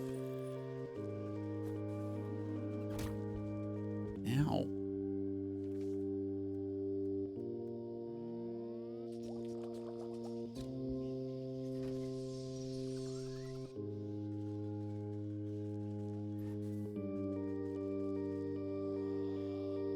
There must be a way I can soothe your pain. How about a soothing rune? Spirit salts and a soporific potion.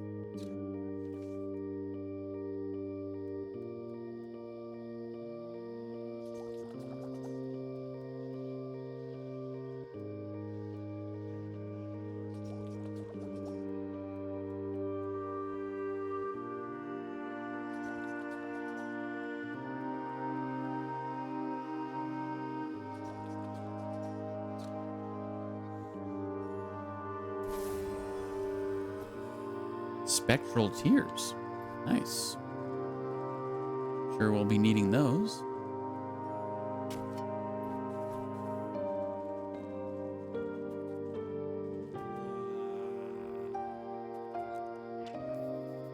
Exorcism charm.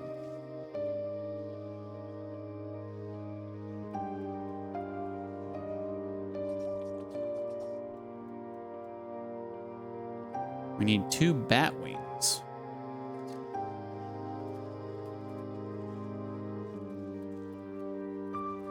Into the crypt.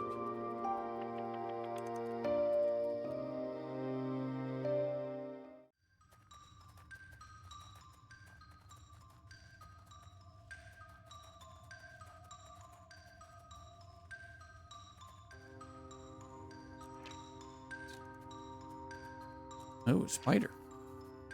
Crypt crawler. Hairy, toothy, drools a lot, but absolutely not a dog. Weakness, arachnocide. Need a potion of blight. There we go. Easy.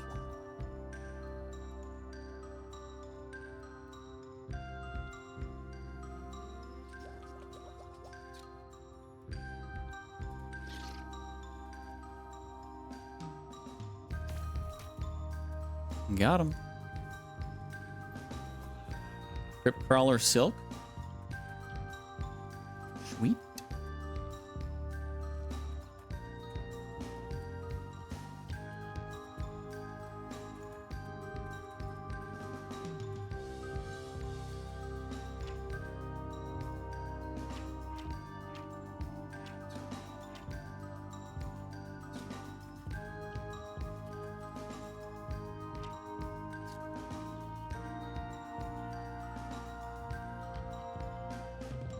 Well, we can't make any more of those because we don't have any more Eyes of Newt.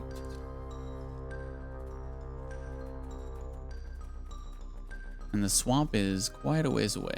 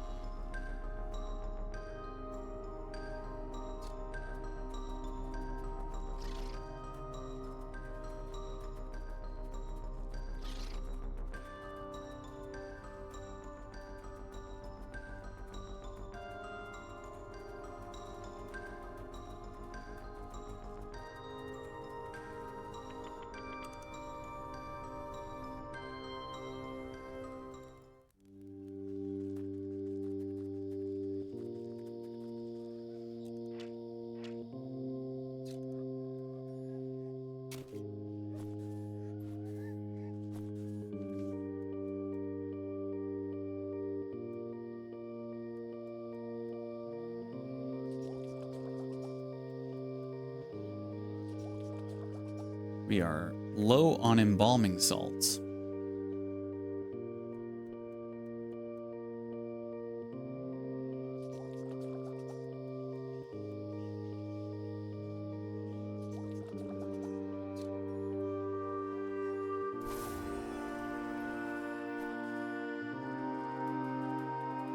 This must be the fast travel. Where one might expect the door to a mausoleum, here instead stands a shrine, adorned heavily with skulls, perhaps to deter closer inspection. But their arrangement does not serve the dead nor their memory, instead being placed to mask a path beyond. Your knowing fingers reduce it to dust with a tap.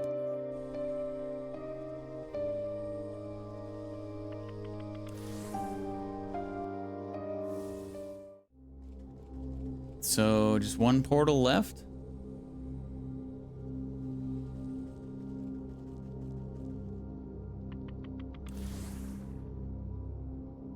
I wonder where that could be.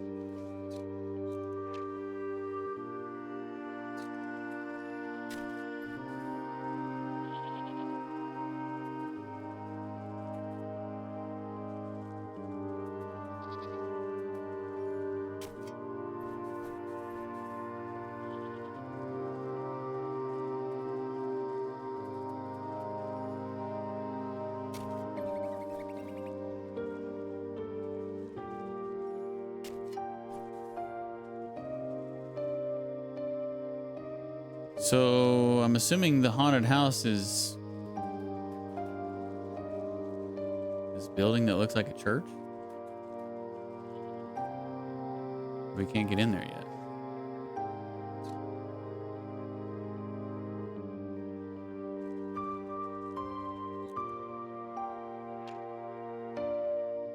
Oh, maybe not. Maybe it is. Why would they call it a haunted house if it's a church? It's the only thing... Oh, no, it's up here. That is something different.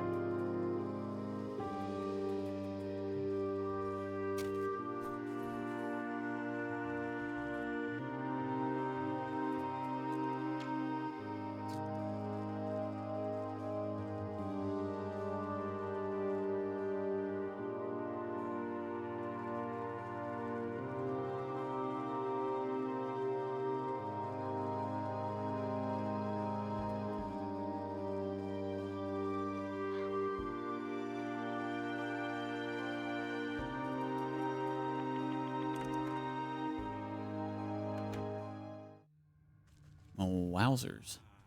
A lot of hands. As you walk through the dilapidated estate, the temperature drops drastically. The floorboards and walls groan angrily as if the whole building is upset at your invasion. A gust of wind suddenly rushes up the staircase as though the house itself was drawing breath. An ear-splitting scream stirs dust from the rafters and makes your knees weak. Ah, that's definitely the melodious voice of a banshee. Or I'm a chicken's aunt. You take a step forward, but ghostly, skeletal hands rise up through the creaking floorboards. They reach out, grasping, and you feel your spirit fade at their frigid touch. You're all lucky I misplaced my specter sickle, or I'd cut you down like weeds. Guess I should report back to the gravekeeper anyway. Okay. Your footfalls again conjure many grasping spectral hands, clutching and scratching so as to keep you from going any further. I'll need some help from the gravekeeper to calm these grabby ghosts. Alright. Tell me I can't progress here.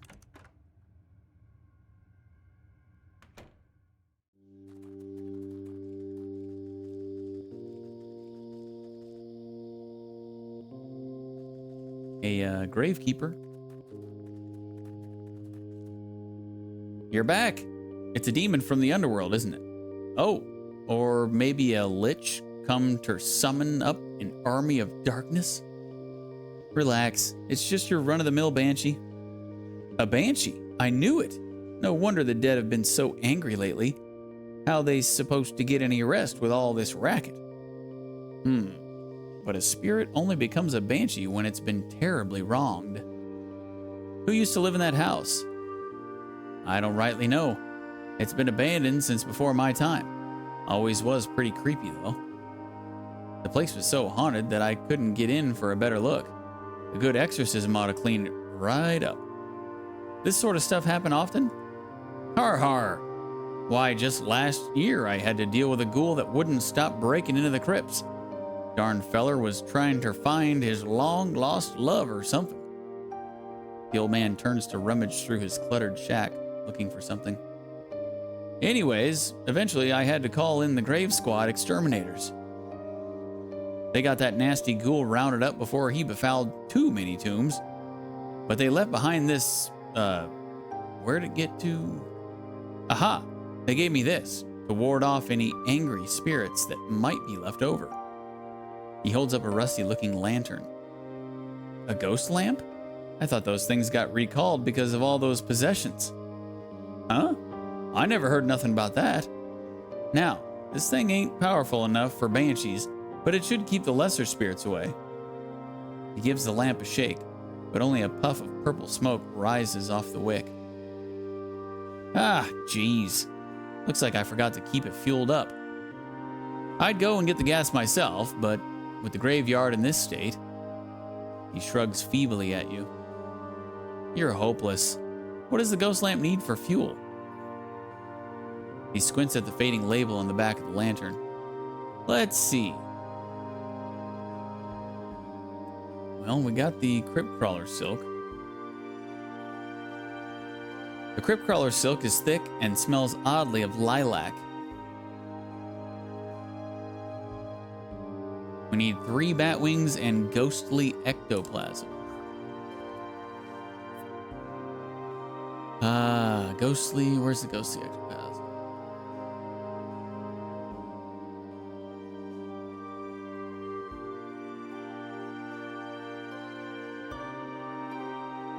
Do we not craft it?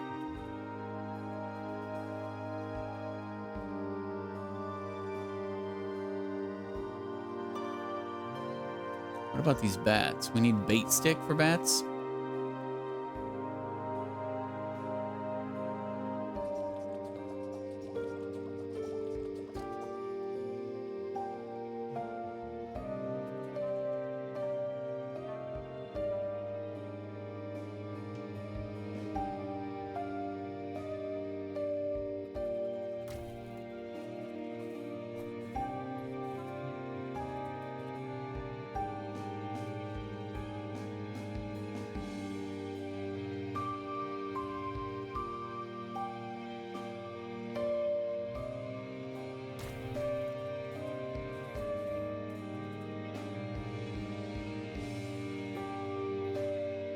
Didn't I need bat wings for something else too? I don't remember. I don't remember what it was.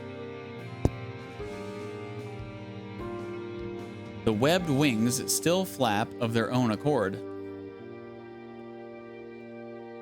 Now, I don't know how to get this ghostly ectoplasm.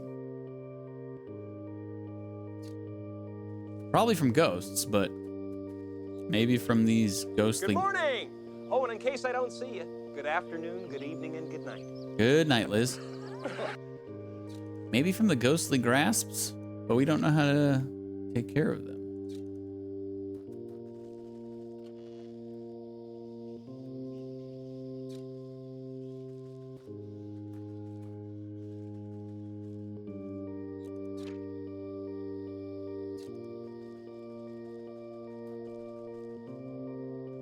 Because I got one of these, didn't I? Oh, no, I didn't. That's what we need some more bat wings for. That's probably where we get it. All right. Bait stick.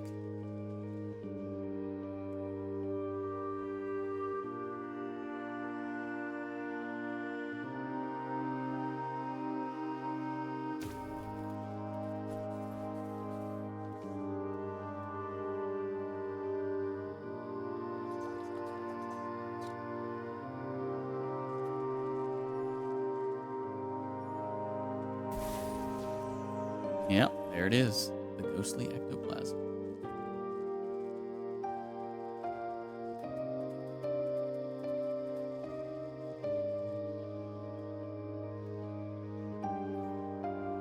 The phantom goo feels as if it's attempting to pull you down beneath the soil. I seem to have misplaced my reading glasses, so maybe you better prepare the mixture. You read off the well-worn instructions printed on the lantern. They're horridly confusing and riddled with spelling mistakes. How did these contraptions ever make it to market in the first place? You better stand back. If I do this wrong, things might get a little explodey. You grind together the gruesome ingredients into a waxy paste before rendering the whole mixture down over the gravekeeper's cooking fire. The odor coming from the wet, bubbling soup makes the hairs in your nose prickle, but you power through it and pour the ghastly oil into the lantern with a rusty funnel. The gravekeeper raises one caterpillar-like eyebrow at you. No kaboom? Perfect. Give her a good shake. You swish the oil around inside the lamp and light the wick. Slowly, a bluish, unearthly glow fills the space around you. The light makes your teeth itch when you look directly at it. Take a look at that, fresh as a daisy. Just wave it around, should any wayward ghoulies try to accost you. It should clear the way to that miserable banshee, if and maybe you could ask her what all the fuss is about.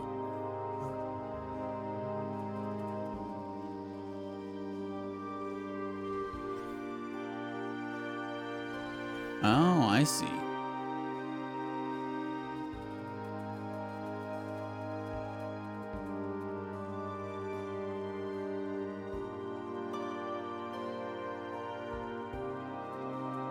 So we light this ghost light lamp, and then the hands go down.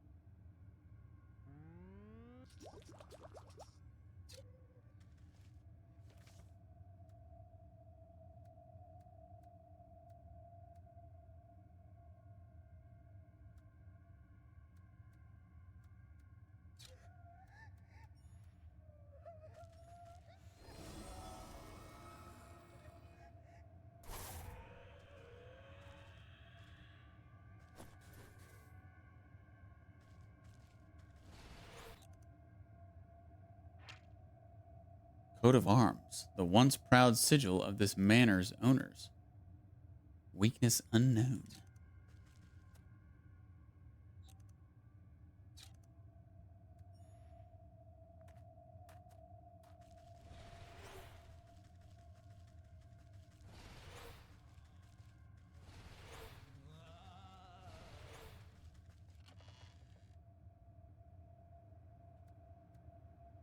Mummified head.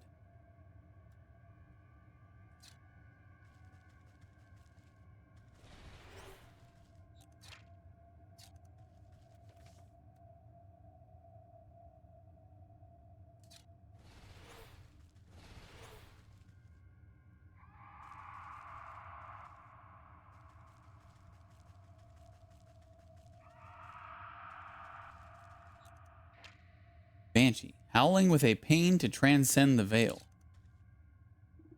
Scree! Come to taunt me as well? Taunt you? I come to find out why you're throwing such a tantrum. You raise the dead with your wailing. The wraith's jaw drops to her collarbone, howling as her ghostly arms reach for you. You quickly raise the ghost lamp high, bathing the room in cold light. The spirit recoils away, covering her eyes with translucent hands. Yeah, it burns. Why do you torment me so? Oh, quit being so dramatic. Now tell me what's got you so upset. It's gone. That sneak, that thieving, plague-ridden rodent stole it. What's gone? Who stole it? My family's crypt was defiled by that wretched rat. My most precious treasure. My brooch. Brooch? It's gone. I will not rest until I have it back. Ah, the rat stole the brooch from your crypt. That's enough to make anyone upset. Yes, it was stolen. Ripped from my breast. Where has it gone? Well, if the rat pilfered it off your remains, maybe he left behind a clue as to where he ran off to. But that crypt is jammed full of caskets. How will I know which box is yours? What was your name? I do not remember. Who was I? Everything is clouded, but my suffering. Well, this was your house, right? There must be some relics in here that can point me in the right direction.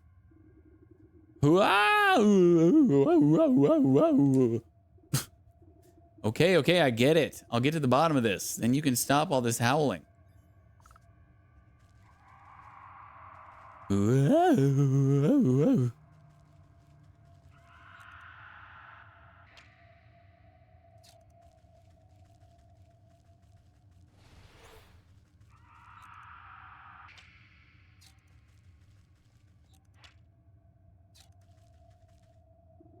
This heavy box seems like it might contain important family documents, but it's locked tight. I doubt the key is anywhere around here. I better just make my own. Oh, really? So now that we got that mummified head, we can make a key.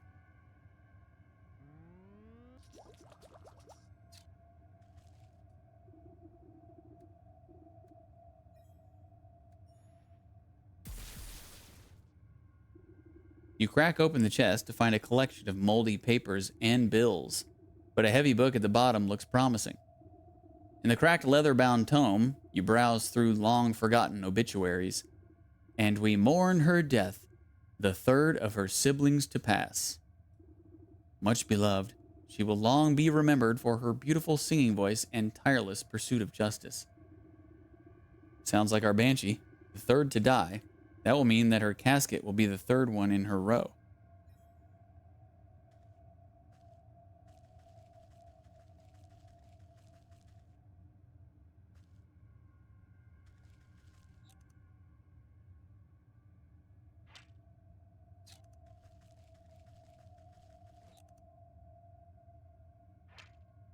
Family portrait. Long ago, 3 generations were assembled for a portrait. They're not around anymore. This corroded picture frame has almost completely deteriorated. You can barely make out ghostly figures sitting together on the rotten canvas. A shame. Time has almost forgotten this family. Maybe I can restore just this little piece of them. Craft a restorative idol for the destroyed portrait.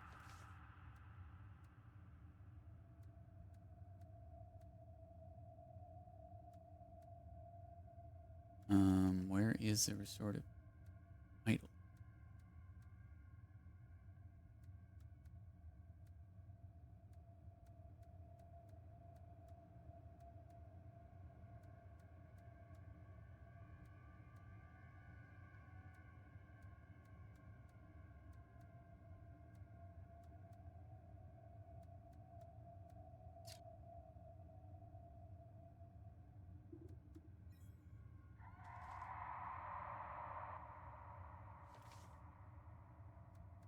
I'm not seeing a restorative idol.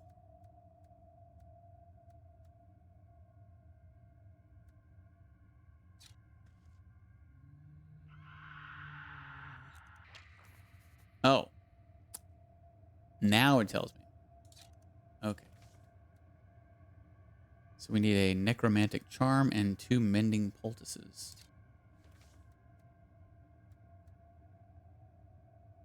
Pumpkin jack bone and wickerwork.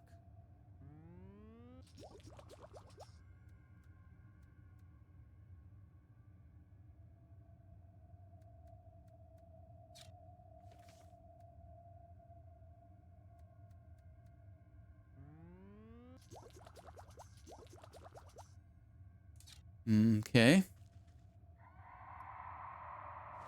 I guess we got to go to the fields.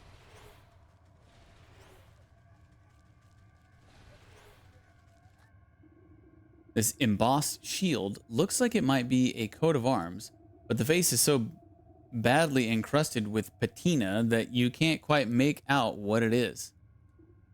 A good cleaning ought to get this looking spick and span. Purification water recipe.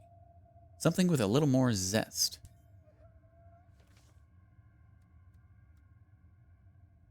We need 3 jars of water.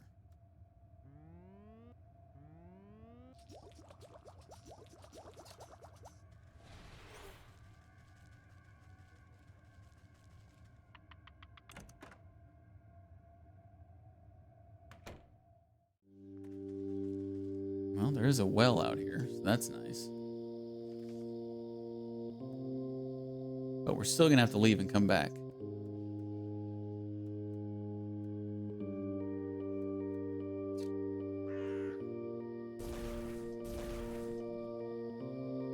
Oh, that's weird water.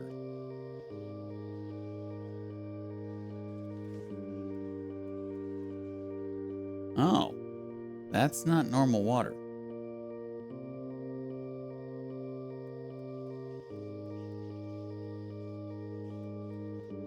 Well then.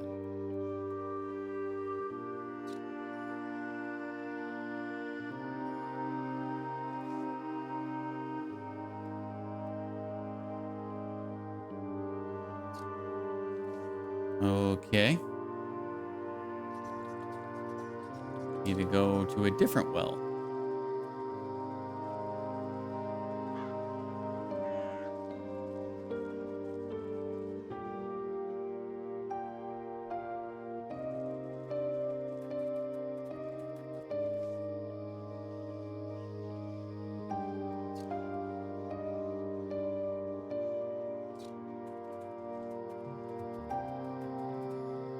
Is this well normal?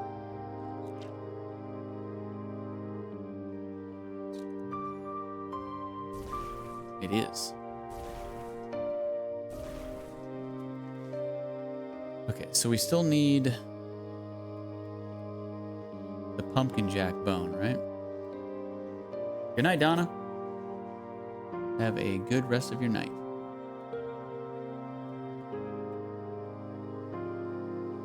Yeah, we need a Pumpkin jack bone. And then we should be good.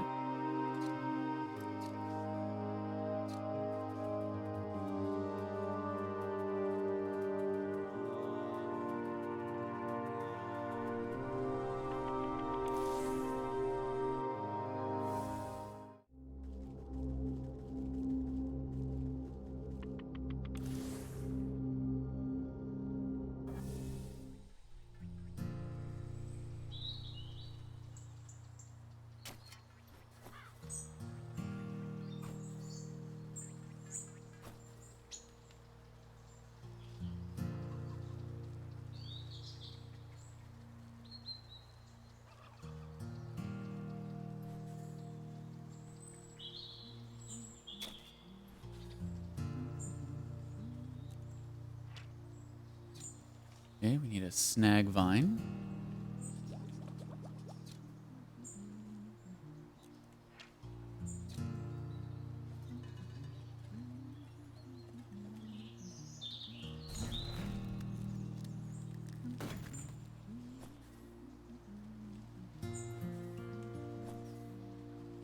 I probably should just kite all of them together and see if I can get all of them.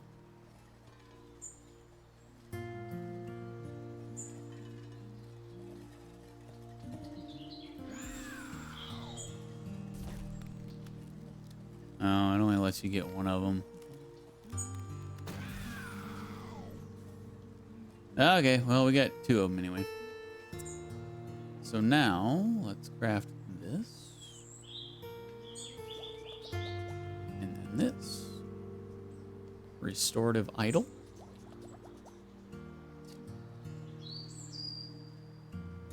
Okay, now we just need the purification water. Okay, we got that. Okay. Now I think we can just go back.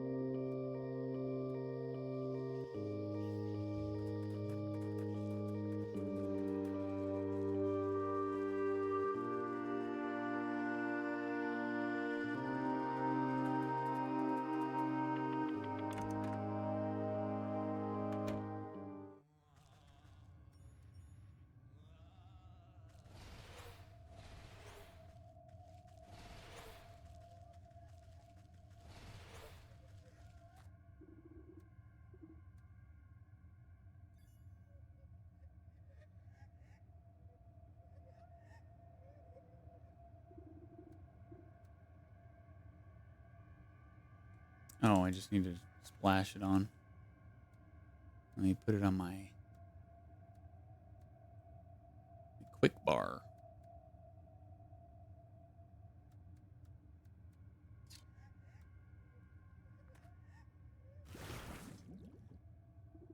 You clean away the grit and grime to reveal a proud lion staring back at you. This crest looks like it matches one of the burial rooms in the crypt. A lion, huh?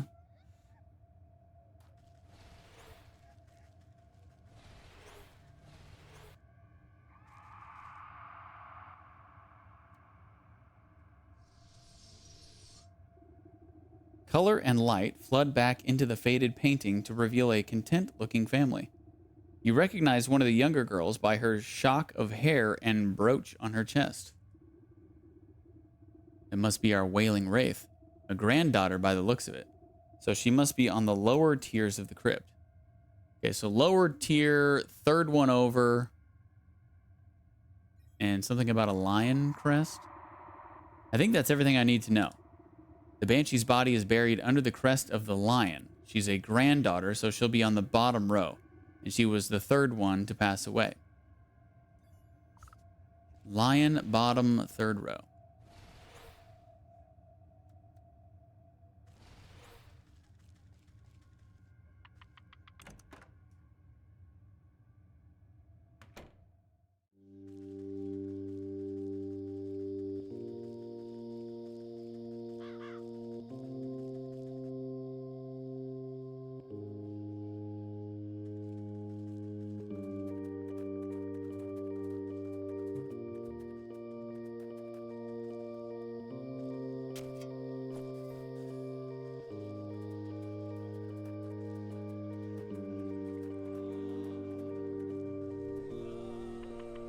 Nope, not there. Down here, right?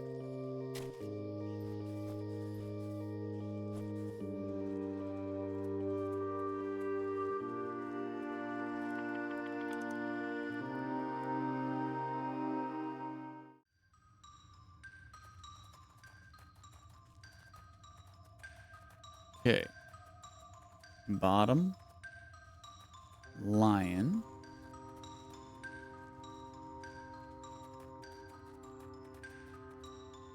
Third one to die.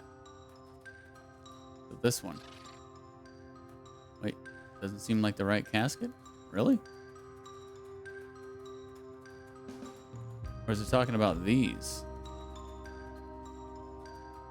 Ah. You dig your nails underneath the loose plaque and begin to pull. The rusty bolts pop off the corners of the end cap as the whole thing rips off from the mossy wall. You toss away the grave cover and peer inside the dark hollow, holding your lamp aloft. Dozens of small beady eyes blink back at you. Rats! You quickly jump aside as a torrent of vermin come pouring out from the coffin. Filthy little biters. Come to pilfer more graves? Squeaking and hissing, they flow like some lumpy liquid rushing back towards the entrance. You get the feeling that these rats are far more organized than any normal pest. Where are you off to, little devils? Running back to your master, perhaps? Follow the rats to their nest in the graveyard.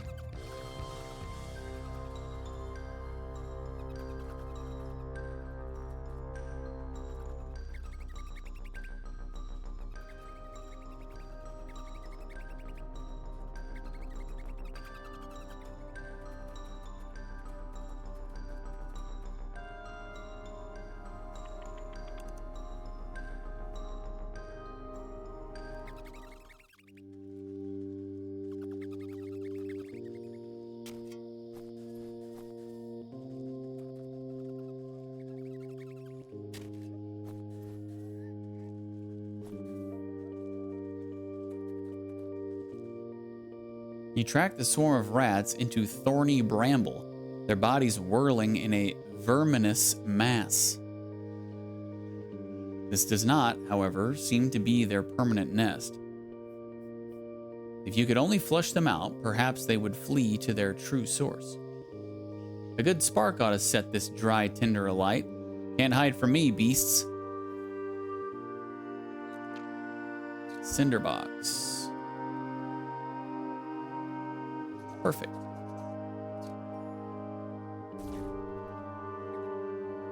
The brush is quickly subsumed in tongues of flame, scattering the rats beneath. Their frenzied rout is not without order, though. In a wave of fur and claws, they scramble through the graveyard towards their next hiding place.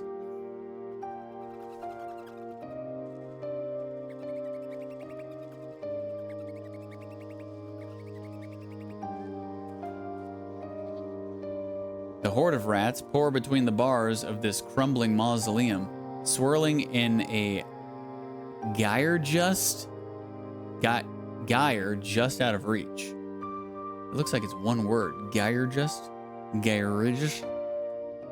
Once more, they have found temporary refuge. Such a closed-in space seems ripe for a good smoking.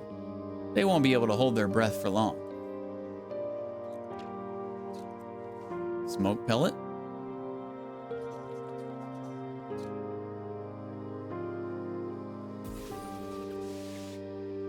The smoke emitting from the pellet is thick and concentrated. Even though they are below the worst of it, the choking fumes are enough to flush the rats out. Once more, they rush forth, this time fleeing towards the shadow of the ruined church.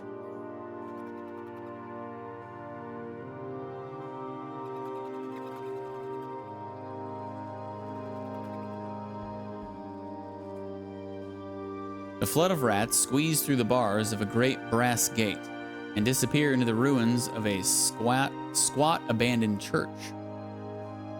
Heavy chain binds up the gate, and the rusted padlock is well beyond accepting any sort of key. Something more potent will be needed to open it. An acidic unguent recipe? A strong acid should eat through the rust.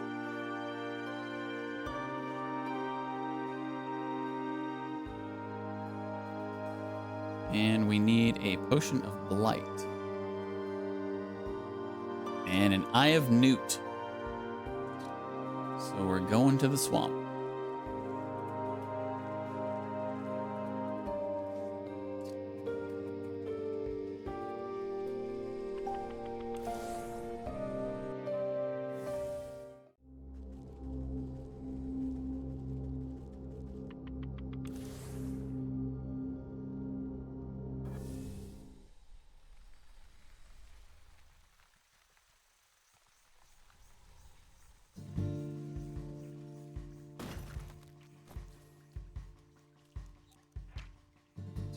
Okay, bait stick for the newt. Let's just craft like 5 of these.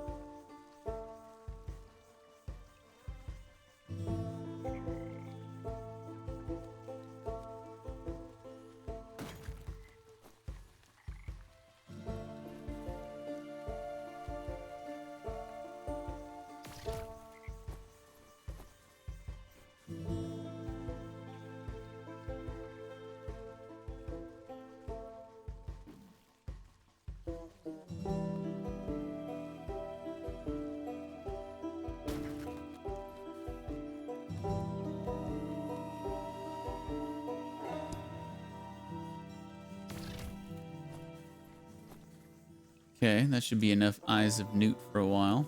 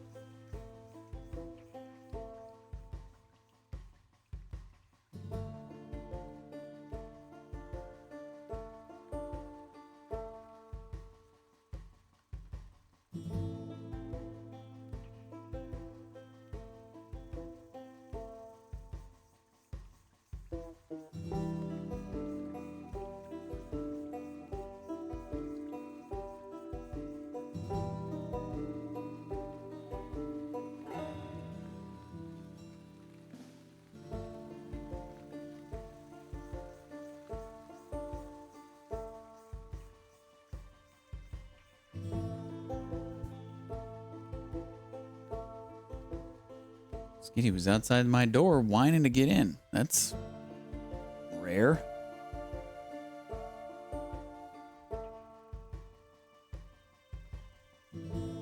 Surprised she's not upstairs in bed with Liz. We'll see how long she lasts in here. Probably all of about 2 seconds.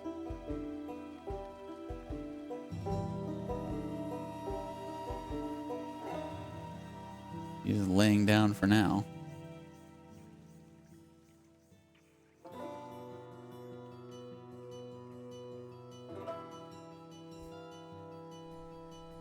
Okay, what were we doing? Yes, crafting the potion of blight. And then the acidic unguent? Unguent? I don't even know how to say that word. Okay, back to the church.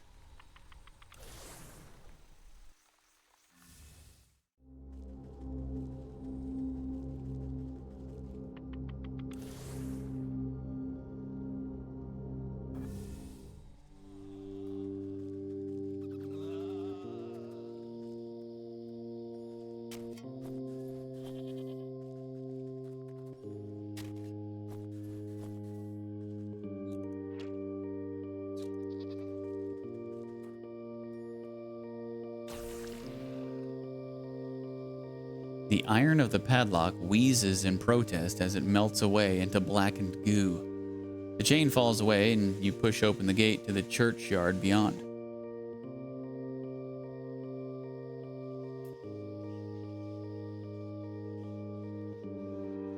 Now the Roomba's trying to get in here.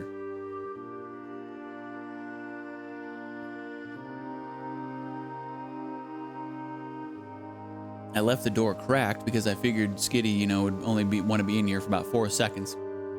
And I didn't want to have to get up to open the door for her. And now the Roomba's pushing on it.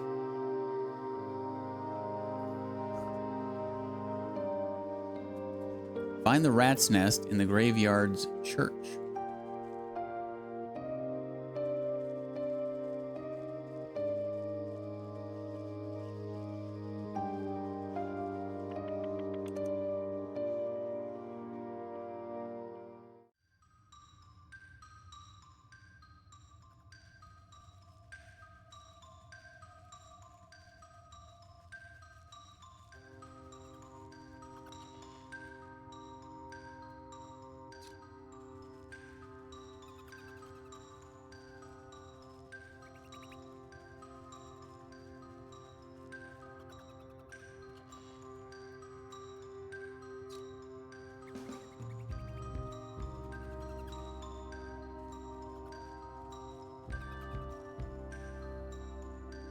You attempt to pick up the candlestick, but find it attached to some mechanism inside the altar.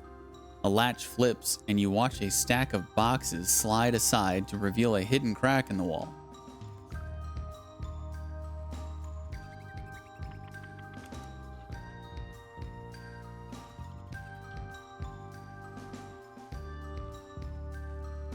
Wow, look at all this treasure.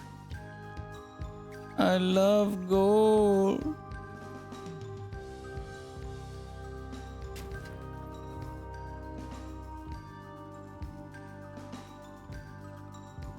Hey, who in blazes are you? Who let you in, huh? I let myself in. You should really hide your secret lair a bit better. Though I must admit, this is quite the collection you've acquired here. Why? What's it to you? You looking to make a trade? We got whatever you need, sister. If you can pay the price, that is.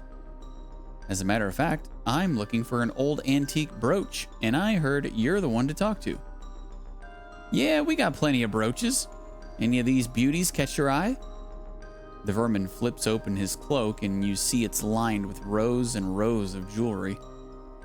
You lean in for a closer look. The items all look like priceless family heirlooms, but you can't pick out the one belonging to the Banshee. I'm not sure. I'll need to confer with my friend as to which is the right one. The rat narrows his eyes suspiciously and hides his wares back inside his cloak. And just who is this friend of yours? Why, she's the original owner, of course. She would very much like her property returned to her. No deal. We don't make trades with the dead. But you're happy enough to steal from them? Let me just go tell my friend where your little hideout is. I'm sure she'll be more persuasive than myself. Fool. This place is sacred ground. No bad spirits can enter here. Now get out before we pick you clean. All right, all right. No need to be crass.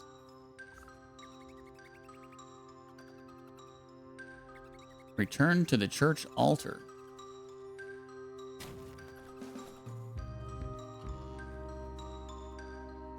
Ooh, a turkey gizzard stone.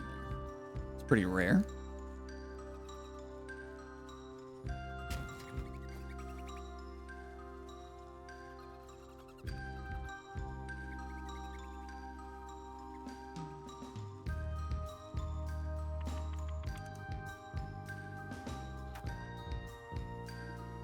No spirits may cross the threshold, eh? Well then, I'll just have to invite one in myself. You eye the flat surface of the barren altar. It looks like the perfect place to conduct a seance. Just the place to set a spirit board. Also known as a Ouija board. Okay, we need a necromantic charm and a wicked gemstone. Good thing I got more pumpkin jack bones when I went and got some.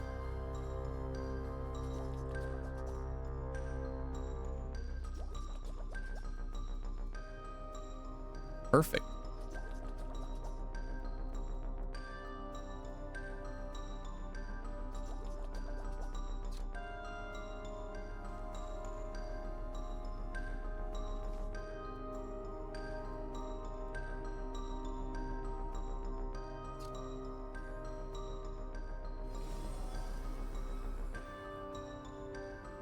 You close your eyes and place your hands on the planchette of the spirit board. Concentrating hard, you try to focus your thoughts towards the haunted mansion. Hello? Can you hear me? Show me a sign. The planchette begins to twitch and move, slowly tracing out letters on the board. W-H-O-I-S-T-H-I-S. Who is this? Oh, come now. Who else would it be? I'm calling to let you know I found where the rat is. You might want to come down here and speak to him. The lights flicker within the halls and dim down until you are drenched in total darkness. Only a blood-red glow throbs from the altar. Wind rushes through the church, and you can hear the squealing of rats as they dive for cover. On the gale come the screams of the dead, reverberating through the halls. The spirit board shudders and splits with noise, and a skeletal hand claws its way out from the peephole of the cracked planchette. Eee! He is here! I can smell him! Right through that crack in the wall, actually. The vengeful spirit howls and flies straight through your body as she sweeps down into the rat's hideout. Brr, that's chilly. Wait for me, I need to see how this ends. She gonna kill him. We'll get another soul.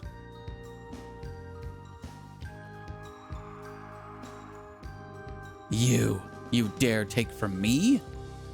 How did you... Wait. It was just a simple misunderstanding. I didn't... Even in your hour of judgment, you lie. The rat's bulging eyes lock onto you in desperation. This is your doing, isn't it? You let her in here. I am merely helping to settle a dispute. You thought all your grave robbing wouldn't come with consequences? Face justice for your crimes, thief. The dead have come for you. The banshee whirls around like a hurricane, drawing with her an innumerable host of ghosts and spirits. No, get off us, you wretches. You are dead, finders keepers. Spectral claws grab onto the rat and his verminous minions and drag them squealing into the underworld. Damn. With the crack of thunder, The howling wind evaporates.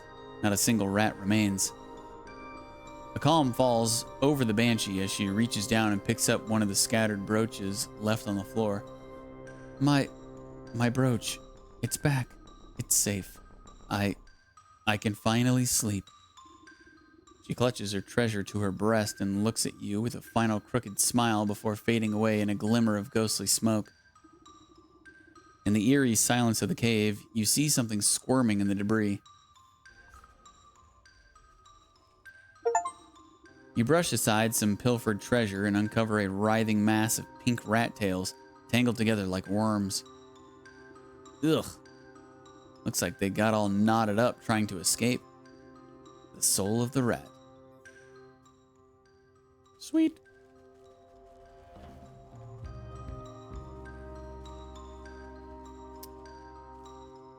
What's that? 5 down, 7 to go?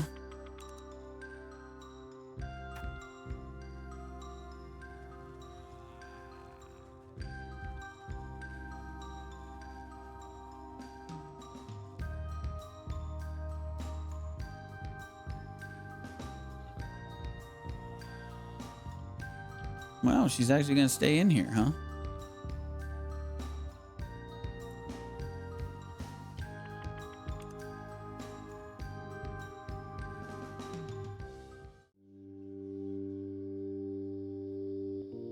You comfy up there?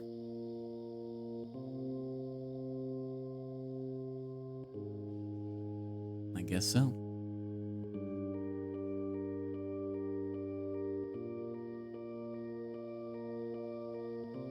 Okay. Where to next?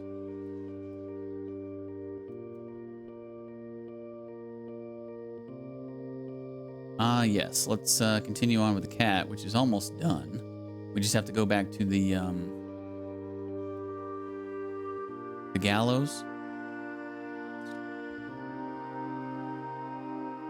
and get the last confession.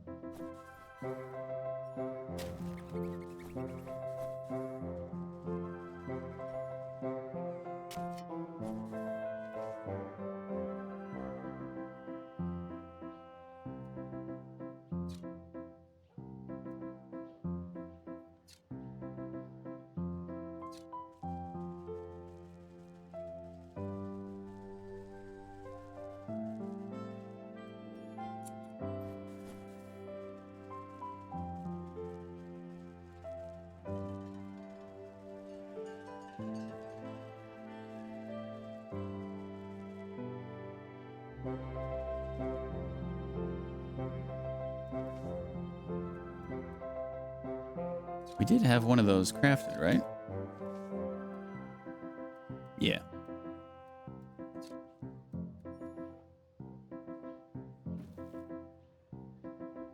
You pluck out the slip of paper from under the gallows. It looks like a torn notebook page, hastily stuffed in a crack, almost wanting to be discovered. If you're reading this, then you've no doubt been witness to my greatest crime spree. I, the cat, will be remembered throughout history as the greatest underground mastermind. The town flatfoots will never notice a couple parade fireworks missing, and that blacksmith buffoon will lose more than a few chest hairs. How arrogant.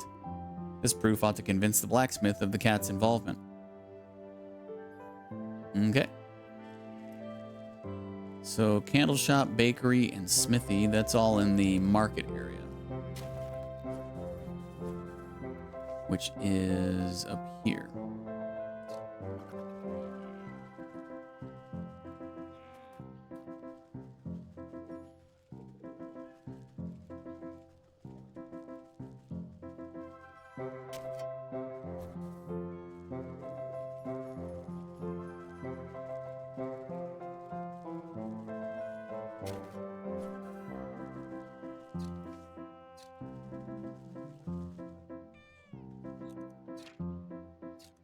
Can we craft a cat treat yet? Oh, we need one more jar of milk.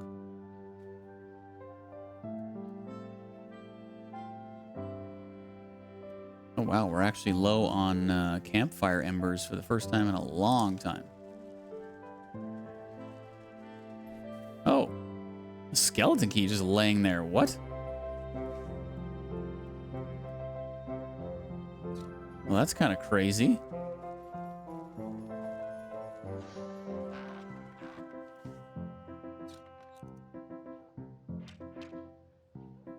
Oh, that's right. We do use those on the mimics.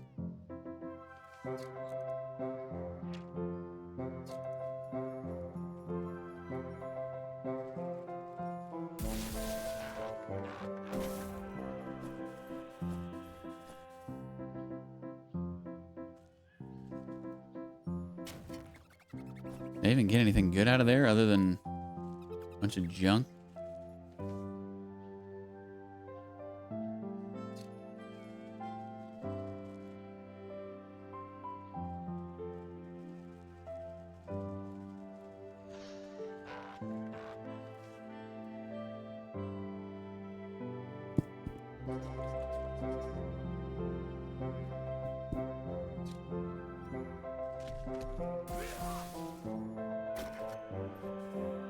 Oh, Mimic's toe. That's the rare thing in there. Okay, where are we going here? Ah, yes, the bakery. Bake it till you make it.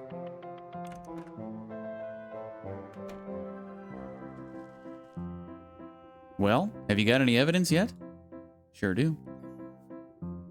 The baker's brow arches in anger as he reads the cat's confession. That unrefined little urchin. How dare she tamper with my buns like that? Guy doesn't like his buns being tampered with. You'll forgive the blacksmith then? Huh? Well, sure. Doesn't look like he was involved in this at all. Splendid. If you three can get along long enough, we can bring the real culprit to justice. One down, two to go.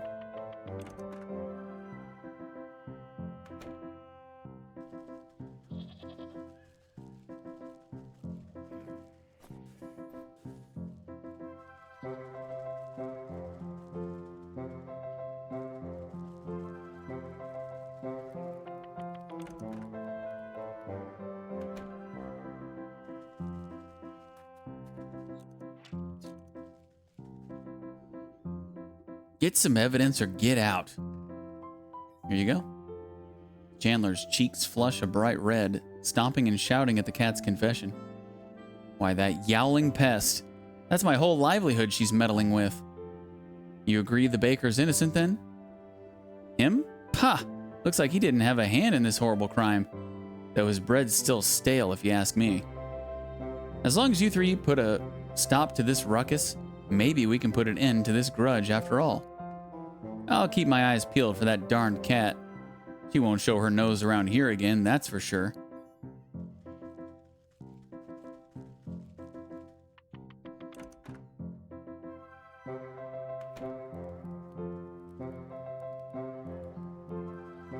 Okay, last one was over here.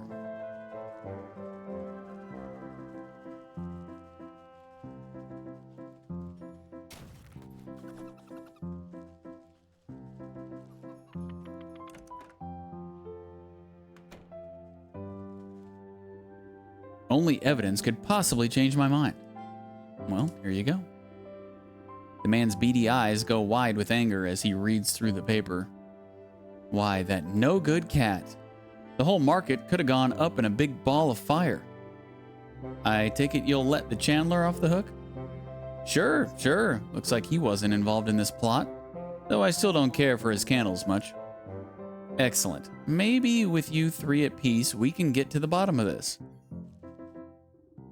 Now that these three fellows have cooled down a bit, I better have a chat with that plump purple pony to figure out the best way to confront this swindler.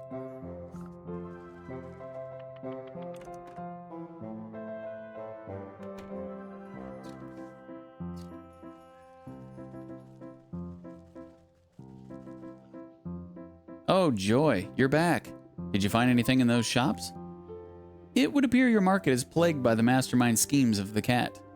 Well, maybe not so masterminded. She did leave behind a bunch of clues for me to find. As though summoned, a furry shape somersaults onto a nearby rooftop with a flourish. Nyahaha! I see you're a fan of my genius accomplishments. Well, you're in luck. Soon I'll have this whole village at my mercy. Quickly, your magic horn. The unicorn shuffles its stumpy legs to get a better shot at the monologuing feline. With a flick of her tail, the cat disappears, leaving only her voice cackling in the air. Nyahaha! You'll have to be faster than that, slowpokes. Oh no.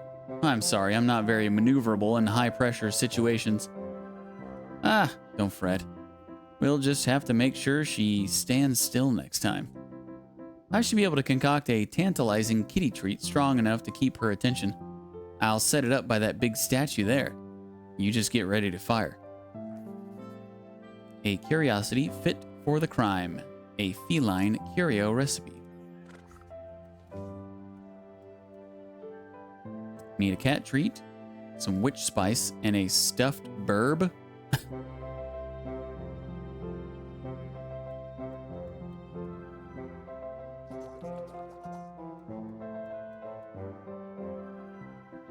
Okay, we need milk.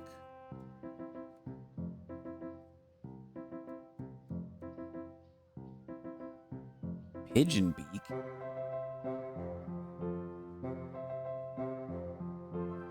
And a blue feather.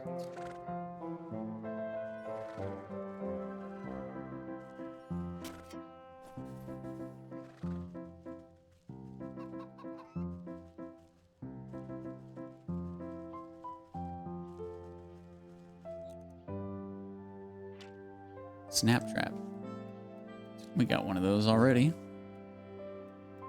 Just need to equip it.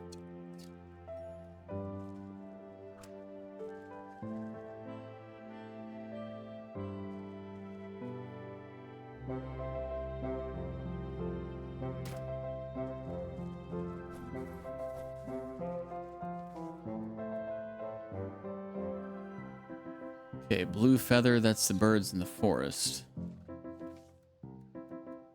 So milk and blue feather.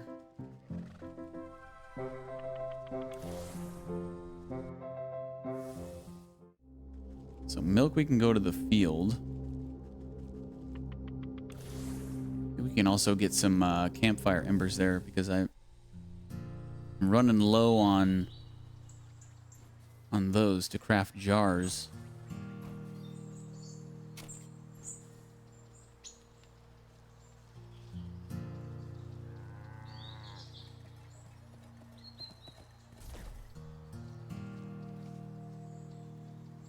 Okay, cat treats done.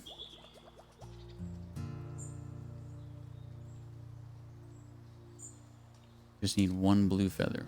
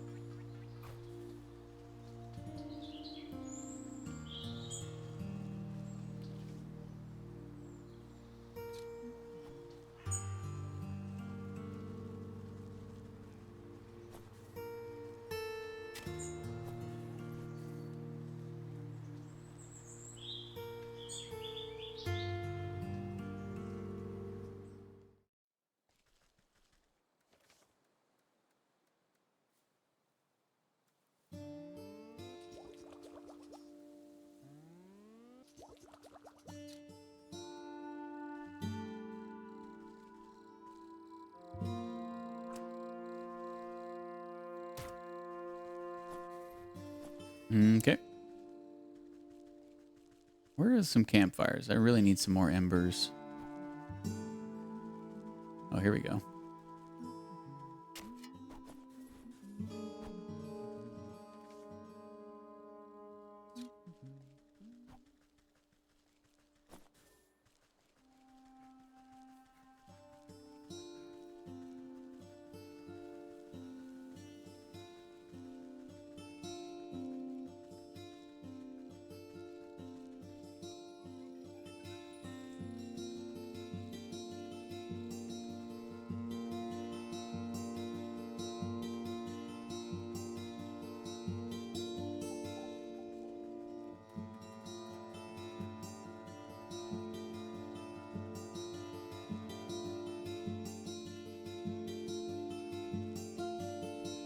thought there was another campfire around here somewhere. Ow. Jerk.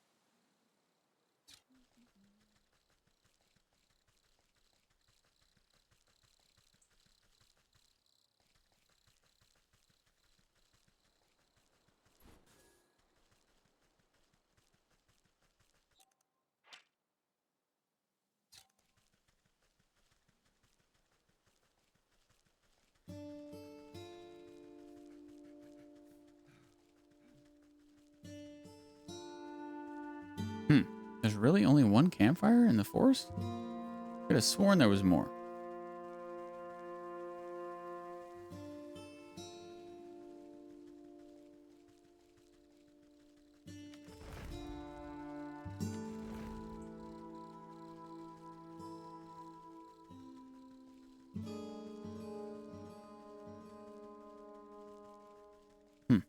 All right.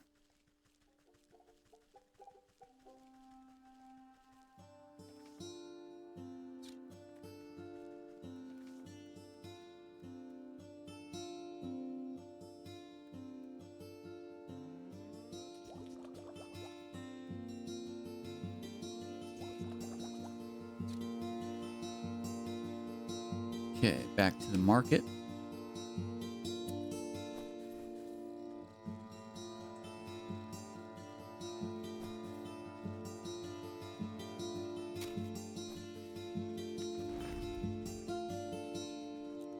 I wonder if I get embers from the Dryad?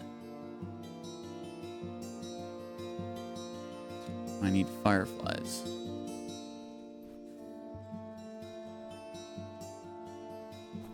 I feel like I should. Lighting a tree on fire, you know?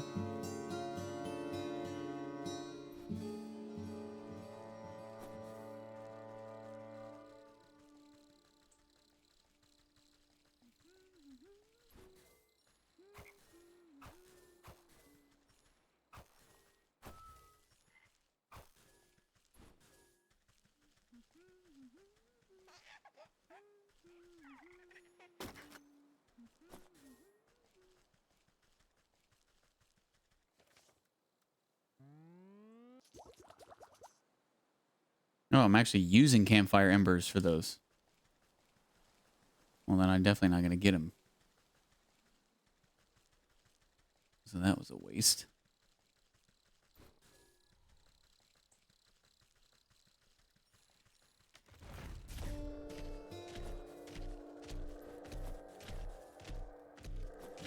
Get dryad fruit. That's right.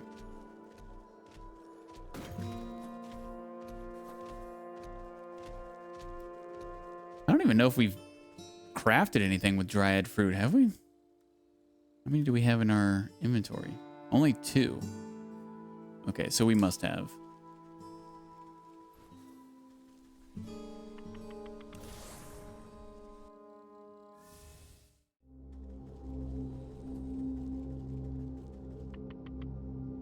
No, market. Where's the market? Here we go. So we gotta lure the cat with this treat.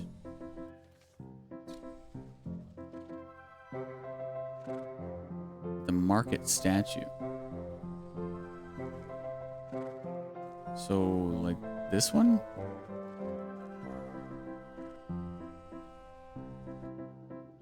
You place down the scrumptious-looking cat treat and duck behind a pumpkin to hide. Within moments, you hear the telltale laughter of the cat over the market stalls. Nyahaha. That's the best you can do? What do you take me for? A basic alley cat? You'll need more than a lump of garbage to catch me. Despite her lofty words, you see her eyes go wide and her tail flick as the scent of fish and catnip reaches her nose. Why, I'm the most sophisticated criminal underlord in this world has ever... Say, what is that? Tuna? You give the signal to the unicorn, but see that the beast is still facing entirely the wrong direction. Ugh, must I do everything around here?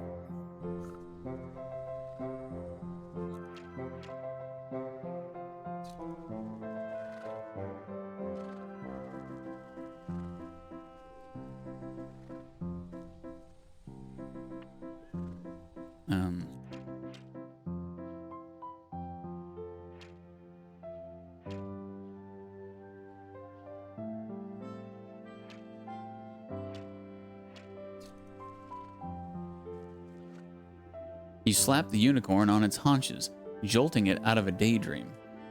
Huh? What? Oh, right, the cat. The beast carefully takes aim, making sure to account for drag and wind speed direction.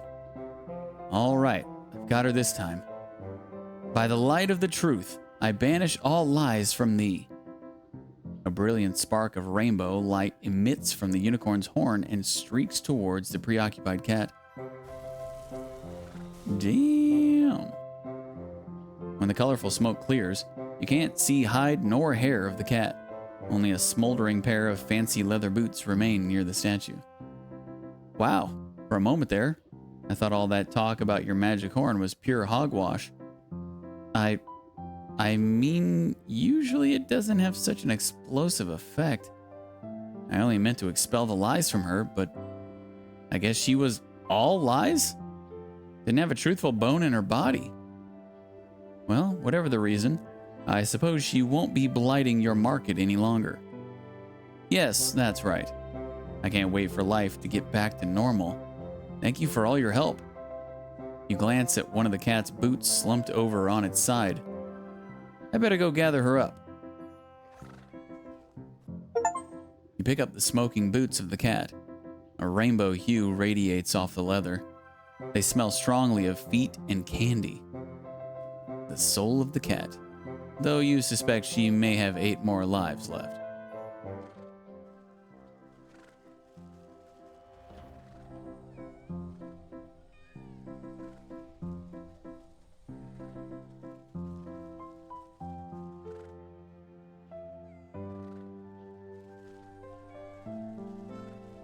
Did it take the treat?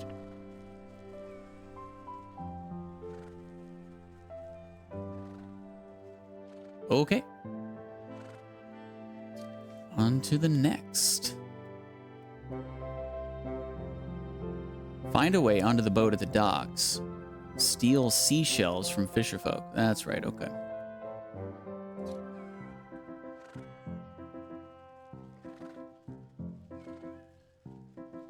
So we need to craft some more of these. Unfortunately, we can only craft one right now. Let's see how many seashells we get for plucking here.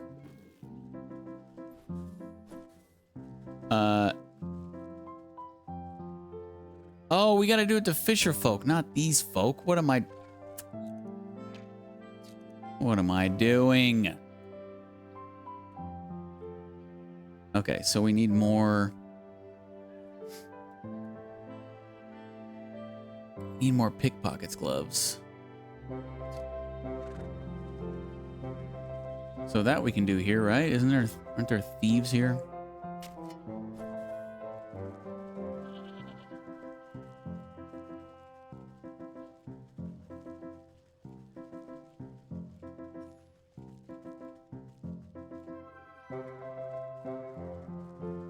Maybe they're in the... Oh, there he is. We need a shiny lure.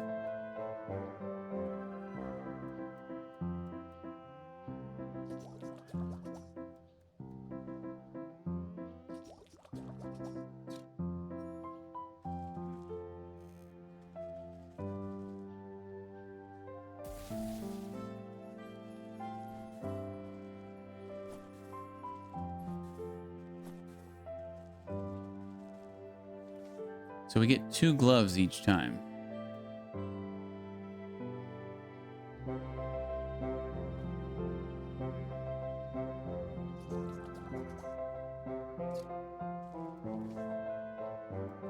Okay, docks are down here.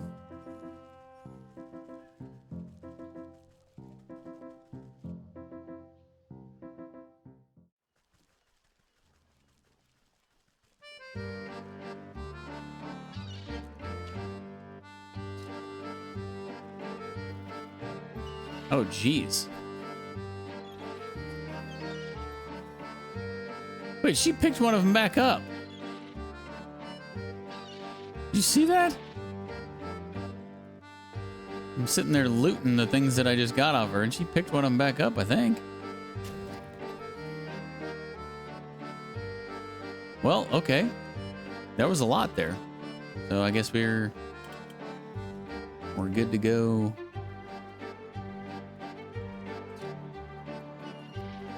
Leave me alone, crab.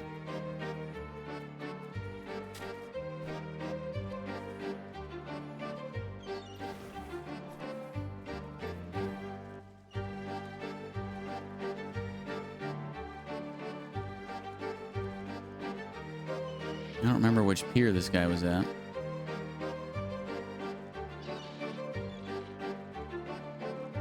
Oh, here we go. Bring me seashells. The nice kind, too. Ones that sound like the ocean waves. You hold out your collection of shells for the sailor to inspect. Ah, a fine booty. Thanks, I've been working out. Excuse me? Go on and take him into the cabin. You'll see you're fairly compensated for your services.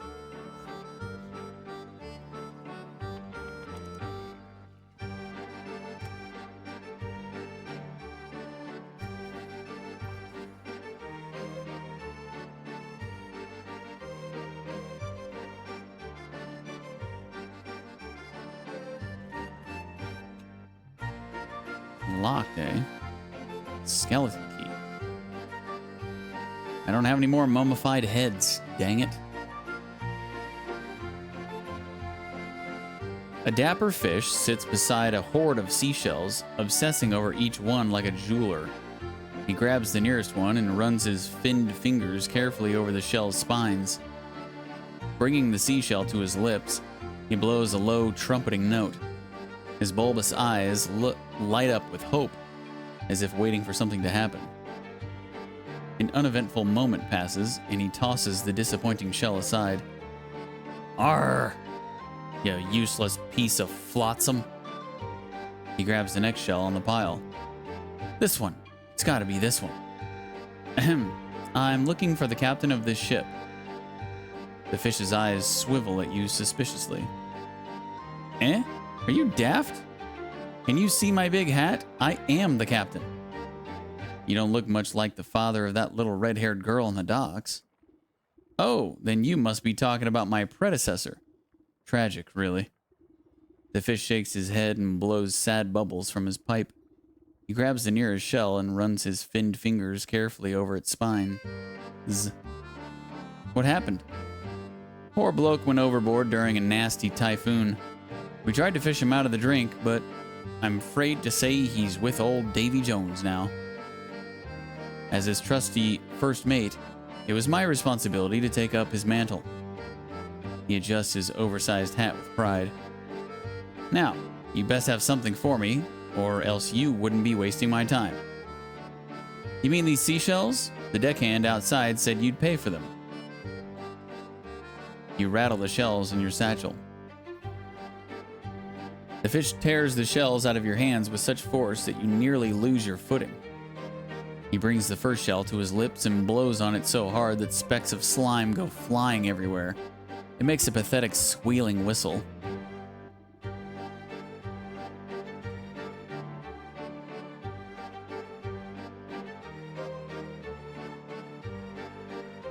The fish slumps back down into his fat red chair, tossing aside the shell with sharp disdain. Cursed rubbish. I'll never find it. Find what? If you're looking to pick up a musical instrument, You're sure going about it in a funny way. Never you mind what. Just bring me more seashells. He flicks an odd coin-shaped object at your feet. Great, more garbage. It's a sand dollar. What's this? I just traded you a bunch of shells. It's the currency of the future.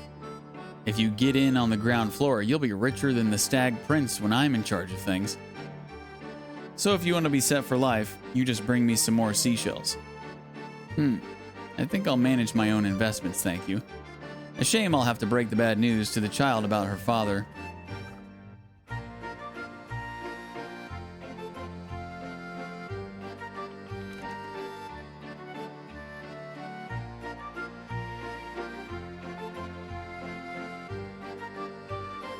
Did you get inside the boat? Have you seen my Da? I'm afraid to inform you that your father was lost at sea. What? That's impossible. He's the captain, and a captain never abandons his ship. Who told you that he was lost? Was it that slimy first mate, the fish? As a matter of fact, it was. Why? Of course. That explains why everyone is collecting seashells. He's trying to find the conch. He's swindling everyone in town just so they'll help him find a conch shell? It's not just any conch. My dad used to tell a story to all those who'd listen. One night, during a terrible storm, a handsome young sailor fell overboard. As he sank down into the sea, a beautiful mermaid came to his rescue. She brought him back to the shore beneath a lighthouse. It was love at first sight. But alas, they couldn't be together. She had fins and he had feet. But they made a special promise. Whenever he missed her sweet voice, he'd stand under the lighthouse and blow an enchanted conch. No matter where she was, she'd hear the sound and come to see him. That way they could be together, even if only for a moment. Isn't that romantic? It's just a silly fairy tale, girl. But that gross fish believes it. I bet he thinks he can make the mermaid fall in love with him if he gets the conch. They both got fins, after all. And maybe my Da's still out there.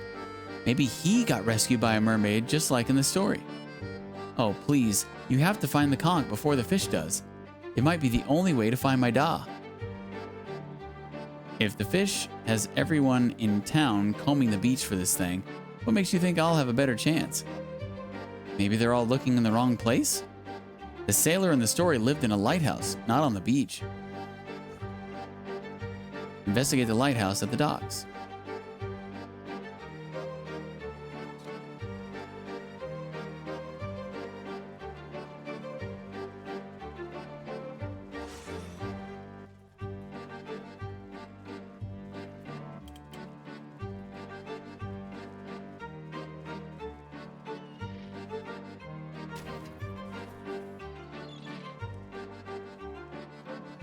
This old lighthouse has seen better days.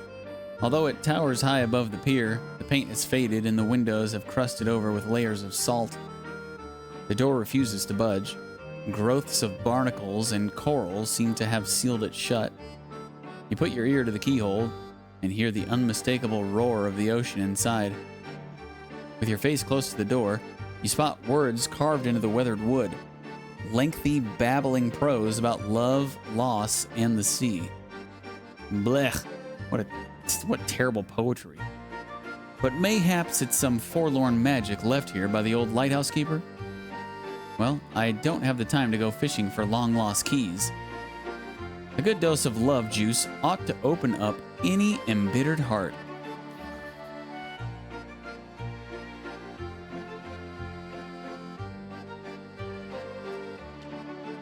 We need a key to my heart. Open up the lighthouse door.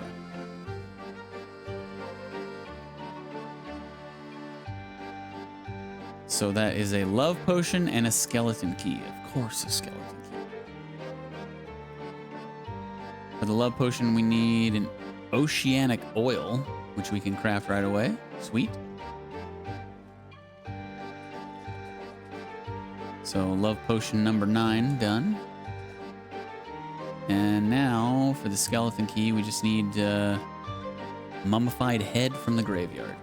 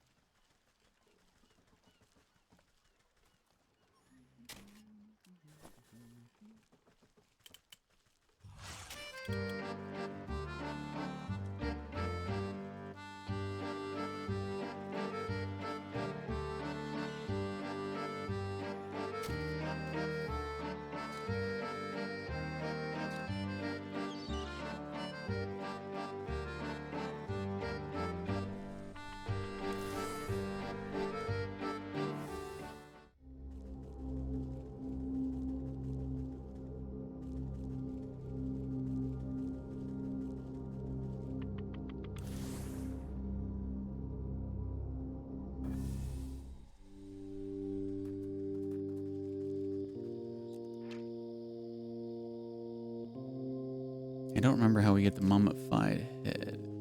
Oh, is it these things? Spirit salts.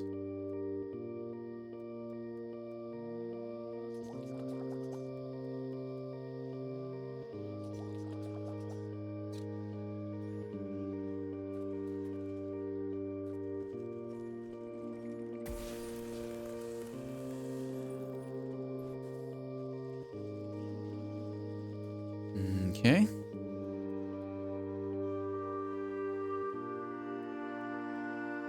And that was for the skeleton key.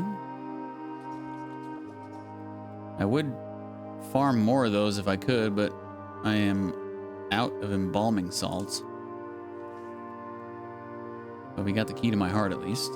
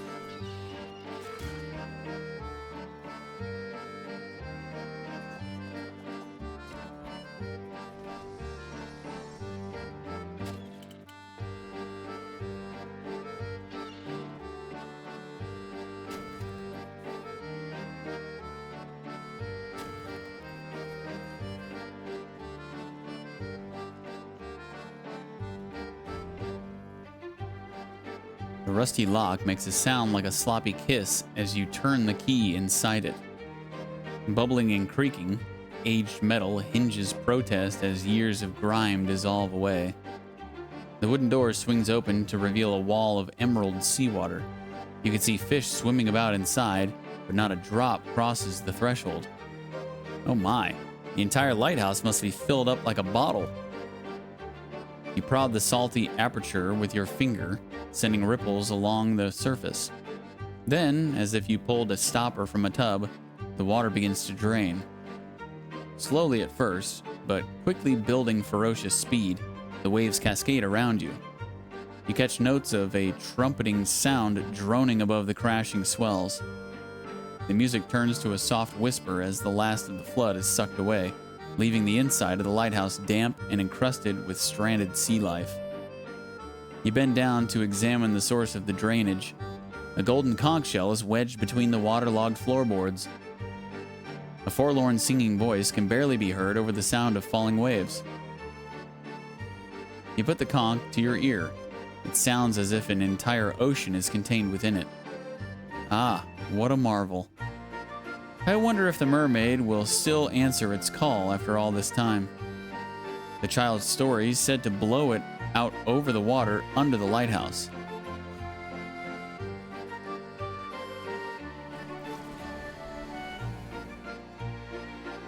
Standing at the end of the pier, you blow into the conch. You feel a warm breeze pass through the salty waves and uplift your spirits. A crystal clear trumpeting note rings out from the shell and seems to still the ocean waters to a mirror shine. Sweet laughter chimes like a bell in response, and a shadowy shape approaches from the depths below. An enormous full-bodied figure breaches the stillness of the water, throwing her hair back joyfully and extending her arms out to the sun. She thrusts her body up onto an outcropping of rocks, splashing her long finned tail in the waves. Ah ha ha! That's a big mermaid. As the mermaid speaks, her voice is operatic. My gift, lain silent for years, now sounds again, sad music for my ears. My lover long gone, but their memory still sweet. I thank you for the nostalgia. What would you entreat? I'm looking for a man lost at sea. He was the captain of that tall ship over there. You point to the high sails looming over the docks. I don't suppose you've had any dealings with him? This man I have seen, though his fate is not known. Placed on a plank, overboard he was thrown. Downward he plunged, though not to the bottom. No, a great serpent swam up from the deep and got him. Got him. He was pushed overboard? That grubby fish told me he was lost in a storm. Did you see where this Leviathan got to? The lagoon by the shore holds a secret below. Send away the tides and the serpent will show. Keep that conch close. Blow and I shall abide. I'll bring the strength of the sea to your side. With her song finished, she blows you a wet kiss and starts preening her hair with a spiny seashell. She thick. All right, visit the lagoon near the docks.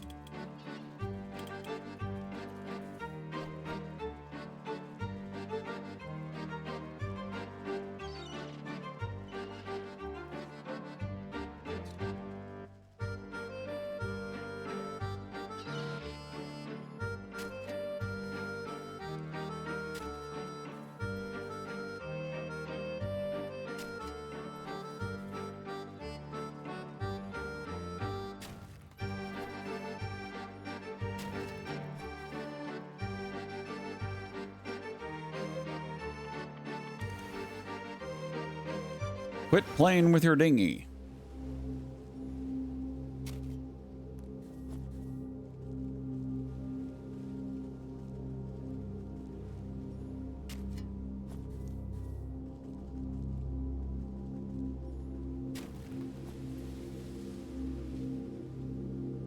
This must be the place to blow the conch.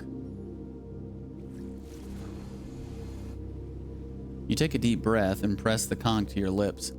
Its clarion call echoes across the rippling tide. You feel the waves swell around your feet, reverberating with the sound of the conch. The water disappears so fast that you're unsure if the tides are receding into the ocean or if the seafloor itself is rising from the depths. When the waters recede, you look across the island to a yawning cave opening. From within, you sense the steady rhythm of enormous breaths.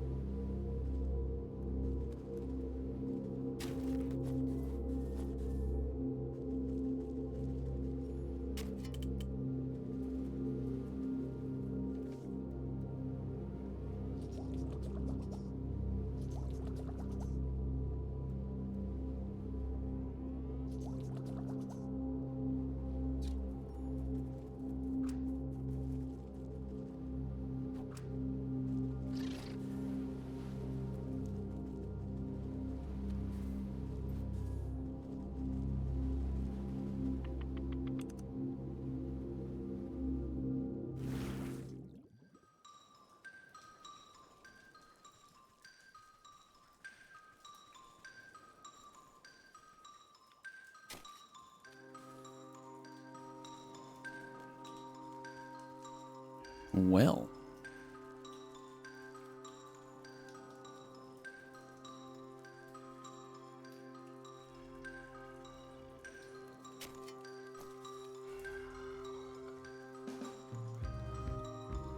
You can't help but shudder under the powerful gaze of the monstrosity before you.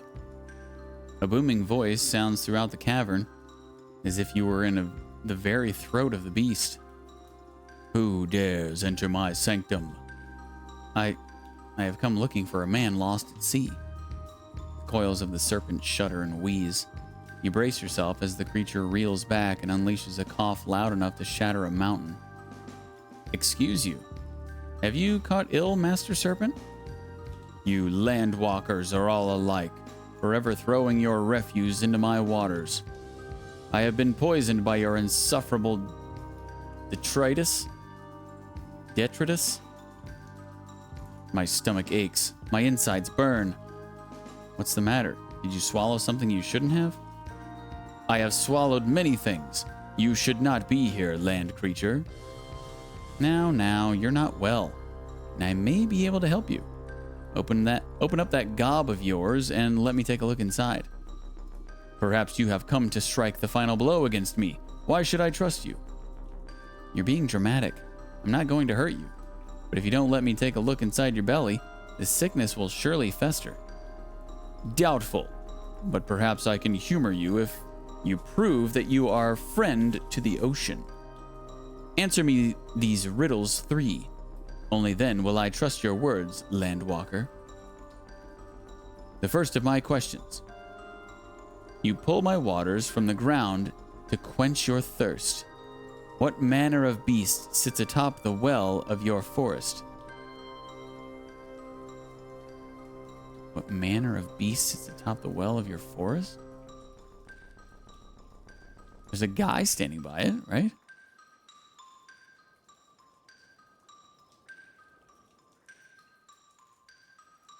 What creature is atop the forest well?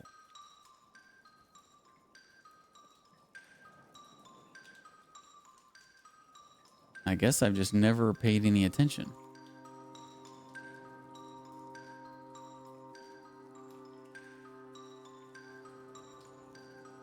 An octopus? Another question. You may bury your dead in the earth, but there is no escape from the call of the deep. Whose watery gaze watches over your graveyard?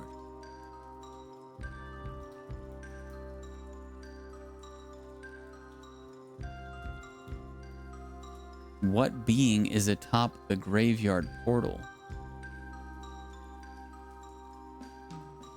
A sailor? The final question. You landwalkers desire gold over all things. But in front of your banking house, what creature rules with true happiness? What beast sits in front of the village bank? I have no idea.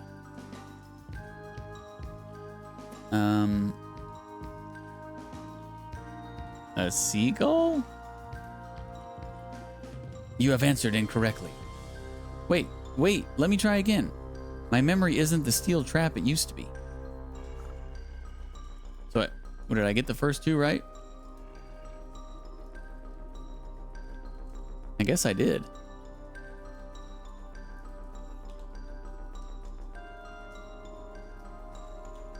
Pretty good guesses.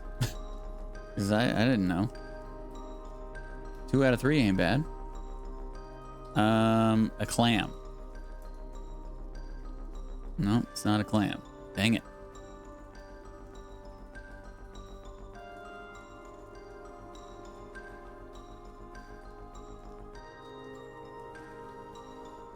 A whale.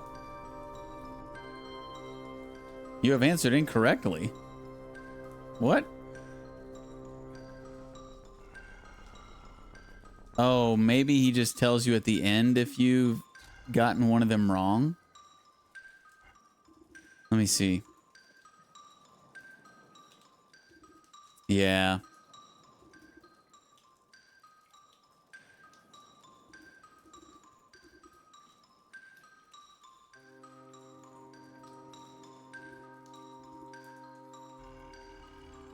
Okay, I guess we're gonna have to go look.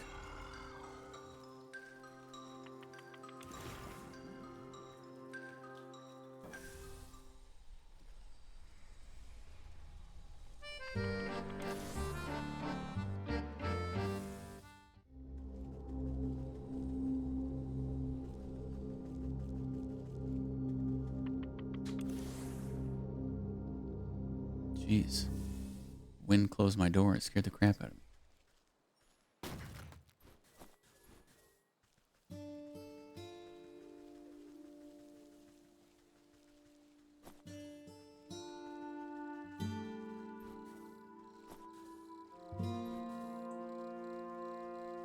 Oh, yeah, it's a fish.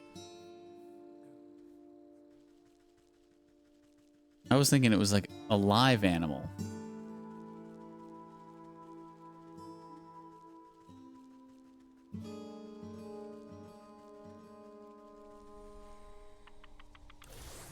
Okay, so fish. Now to the graveyard.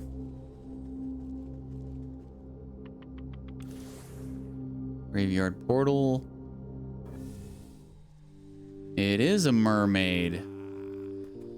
Okay. Fish, mermaid.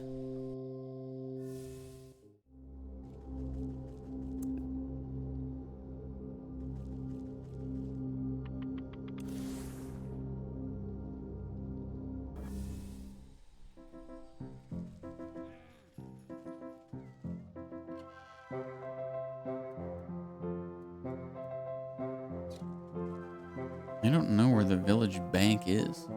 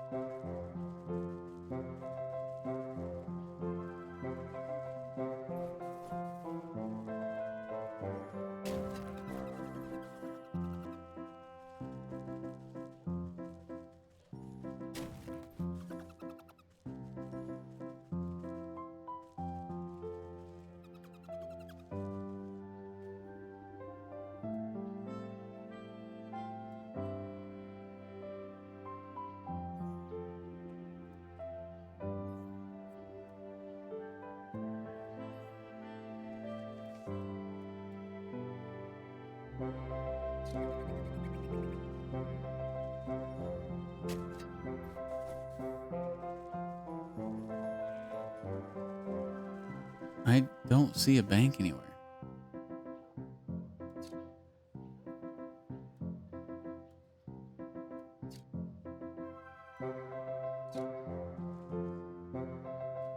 In front of the village bank. And he said clam, whale, or... something else.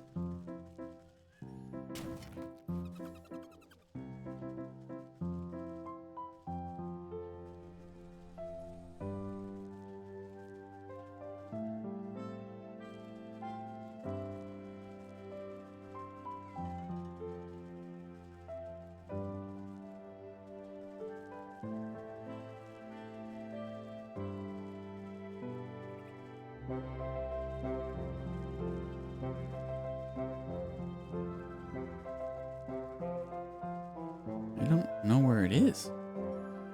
Oh, it's a whale. This is it. Right? Okay. So it was fish, mermaid, whale.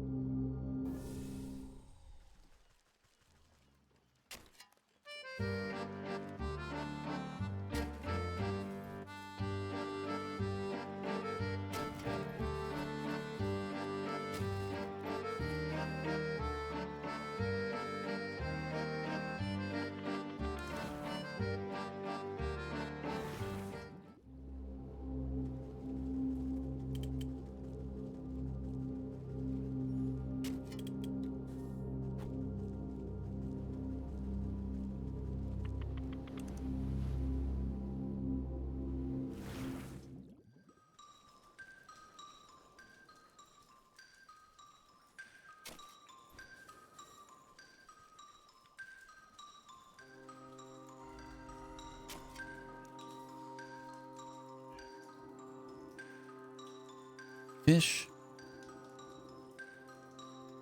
Mermaid. Whale. The enormous creature rolls back its yellow eyes, bellowing with laughter. The laughter quickly succumbs to another bout of violent coughing. Curse my miserable body. Can I not even enjoy a moment of levity? It appears I was mistaken about you, landwalker. You have proven yourself worthy of my trust. The beast opens wide its cavernous jaws, filling the air with a fishy stench. Enter, but heed my warning. Break your word and I will digest you without hesitation.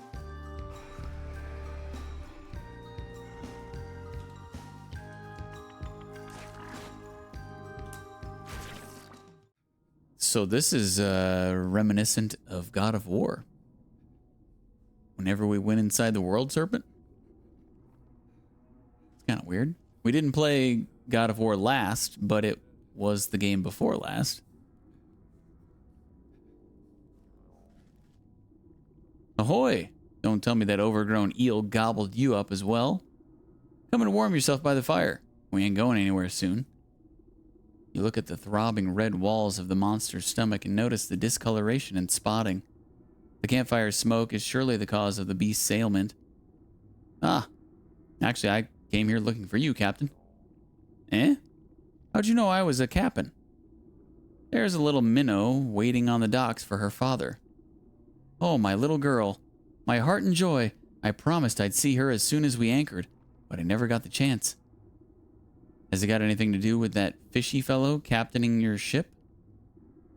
Raising his arms in anger, the man stomps his feet on the fleshy floor. The outburst causes the serpent another coughing fit, rocking you back and forth. That rotten son of a barnacle. We were just a few weeks from home when he conspired to mutiny. Ever since I told him the tale of the mermaid and her conch, he got this hungry look in his eye. He'd never seen someone so obsessed. So he and the other bad apples jumped me in the night and tied me up. The rest of my trusty crew as well. Then that floppin' flounder made us walk the plank into the briny deep. I was praying to Neptune and he must have answered my call. This great bloody serpent swallowed me up and saved me from drowning. Been stuck in here ever since. Can't seem to get out, but the fire keeps me from going all the way through the other end, at least. Though with that metal head of yours, you ought to have no trouble, passing through without much fuss. Just what I needed today. Say, all that smoke is causing our host great discomfort. I'm sure you'd both be happier if you parted ways. How do you suppose we do that? Let me see what I can cook up with that fire pit of yours. If one were to build up enough irritants, the beast may be provoked into explosively expelling the source. All this smoke would make anyone sputter. We need a potion of blight, royal incense, and allergenic potpourri.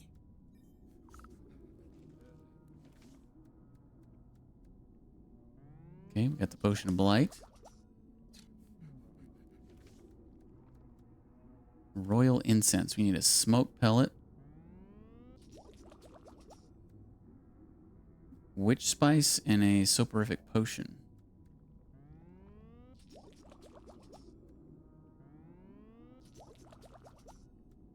Perfect. I just got that jar of water too while I was at the surface. And then allergenic potpourri.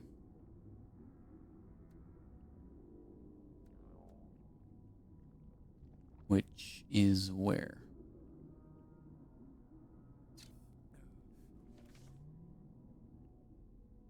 Oh. Crap. We need dog hair, a cat hairball. And we already have the rat tail. Alright, looks like we're going to the village.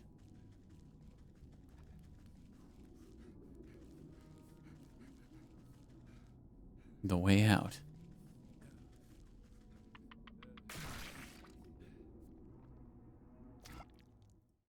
Ew, we went out his butthole.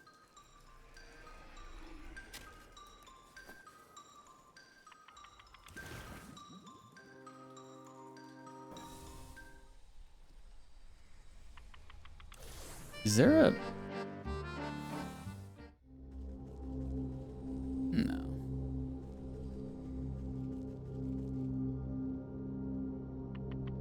I said village, right?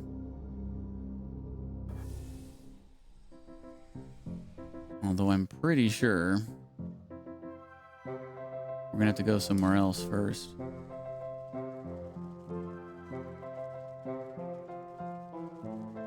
Because I don't think we're gonna be able to get the dog. I don't think we're gonna be able to do a cat treat because we don't have milk. Yeah, we need 2 milk.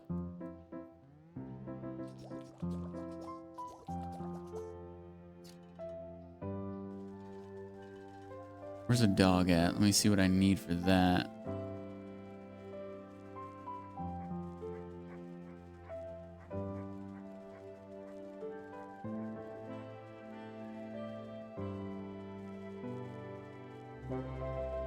I heard a dog, but I don't see a dog.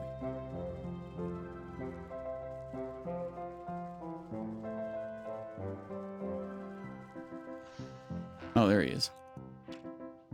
Soporific morsel. And we need a jar of water. So we need 2 milks and 1 water.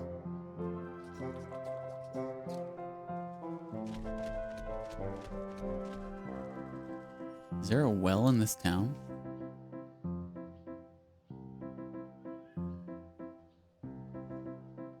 Is that a well? It's a fountain. Is that a well? If only there was a cow in this town. Let me get this while I'm here.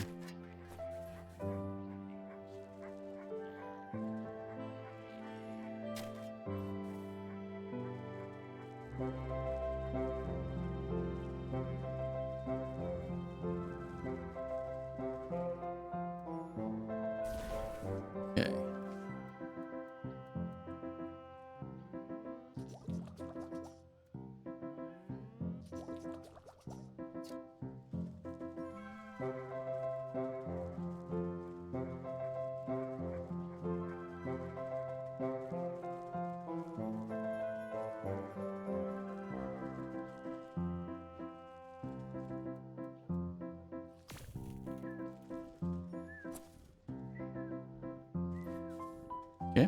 Got the dog hair.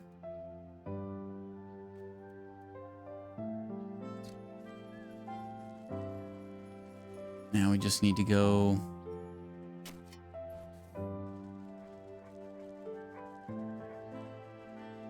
get some milk.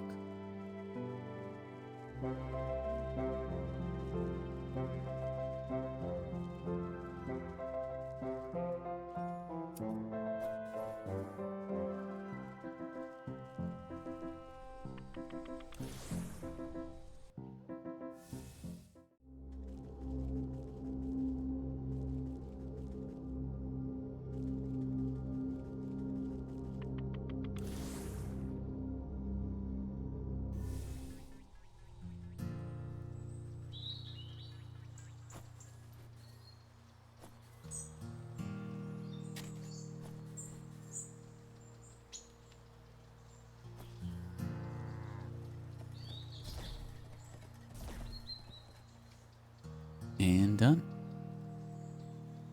Craft the cat treat. And back to the village.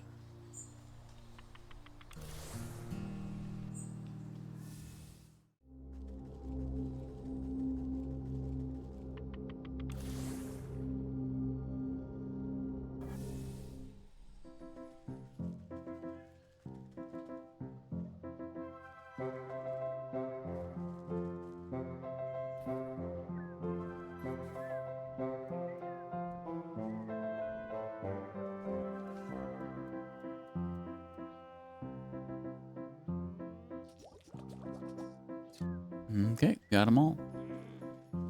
Back to the serpent.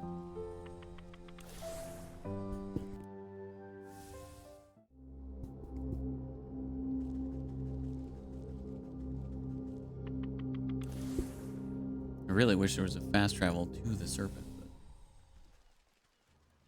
not too far from the fast travel here.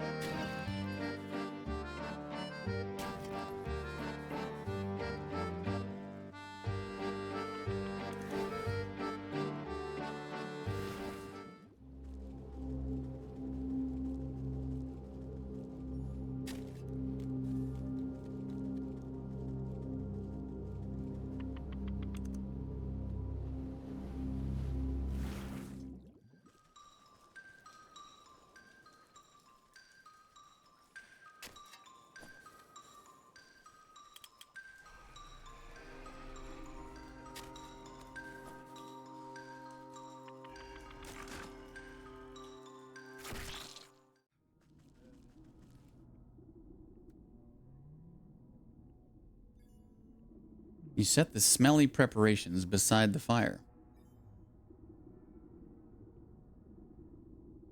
If one were to build up enough irritants... Okay, that's just the first message. Let me ban a bot real quick. Oh. Guess somebody already did.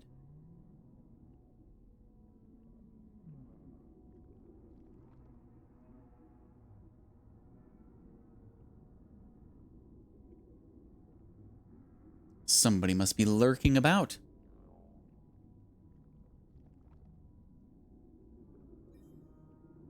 You set the smelly preparations beside the fire. You set the smelly preparations beside the fire. You pile the eye-watering ingredients on the campfire and fan the flames. Soon, black smoke billows up and fills every nook and cranny with its stinging odor.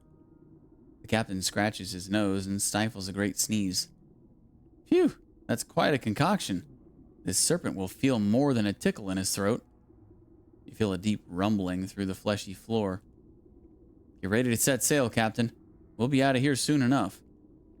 You kick up the smoky coals, spreading the aggravating haze until a rumbling quake knocks you onto your backside. Landwalker, what have you... Blah! The captain leaps into your arms, and the two of you clutch each other tightly as muscles contract violently beneath your feet. The surging contraction forces you up and out of the serpent's blowhole like a gunshot. You shoot out of the serpent's cavern and clear over the lagoon. The captain holds you tighter than a life buoy as you sail across the blue sky. The tiny harbor front below grows closer and closer until the hulking mass of a ship rushes up to meet you. With a crash of splintering wood and rushing water, everything goes black.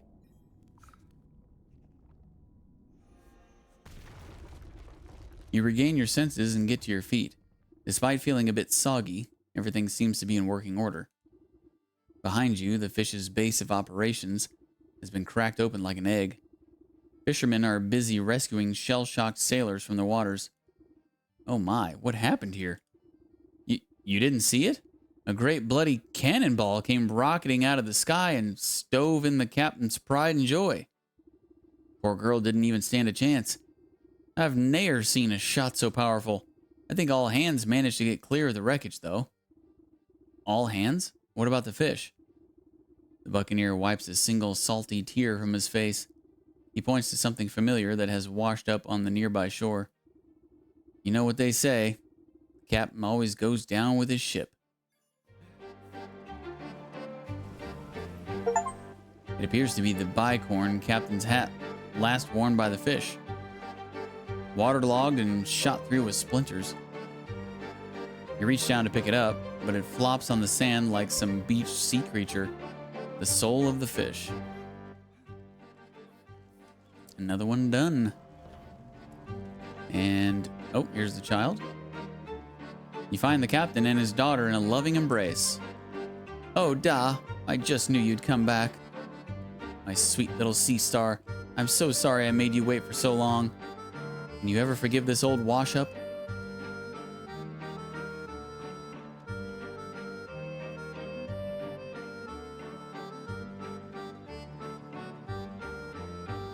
Okay. I think I'm going to go ahead and take a break.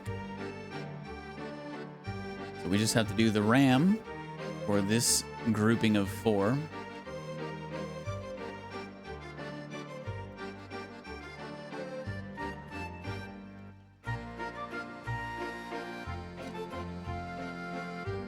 We need to craft the sewing kits. Ah, yes. Okay, we need to go to the swamp. And I forget what we need for the gnome.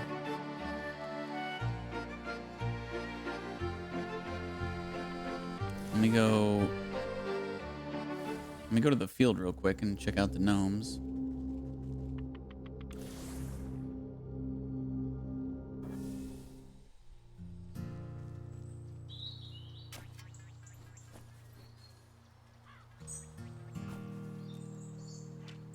Puzzle box, that's right. Okay, I do have a puzzle box.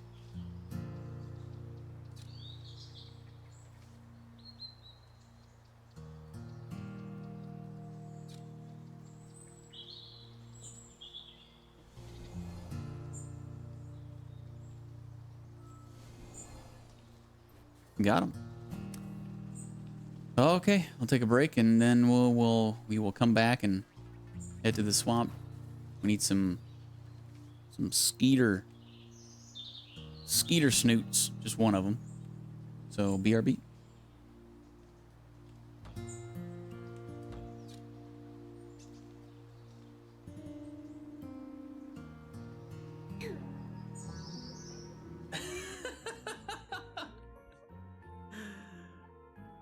Was that a delayed sneeze, bud? Oh my goodness. You think you're funny, don't you?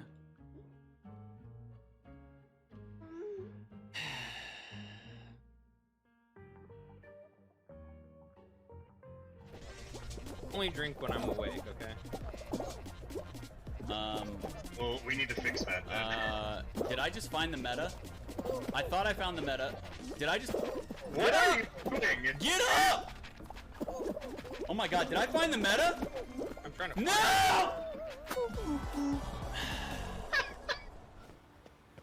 Roach is still in the same exact spot he was in before. Don't swan dive.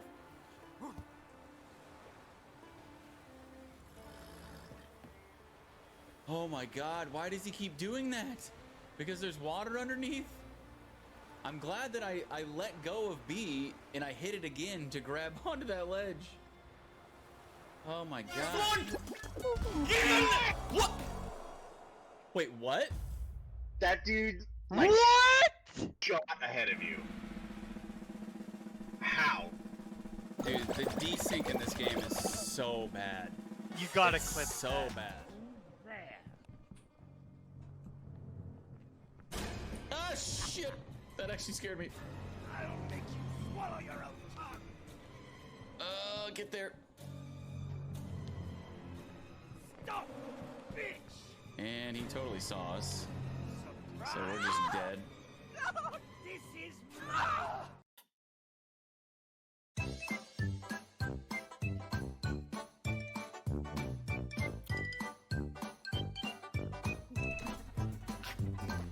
Ow.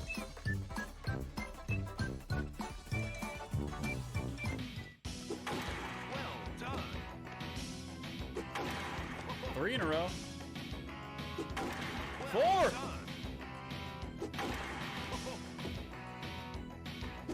Oh no. Well done. Oh, Is it bugged? well done.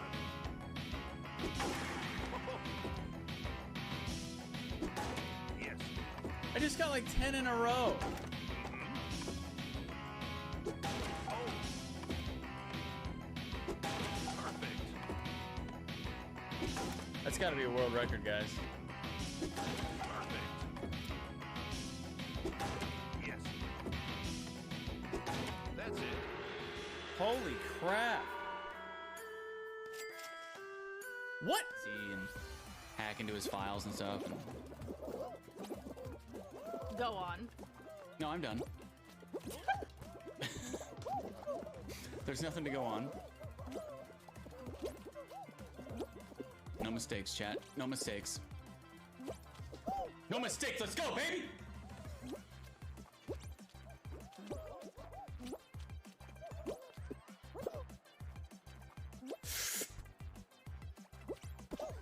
Let's go. Come on.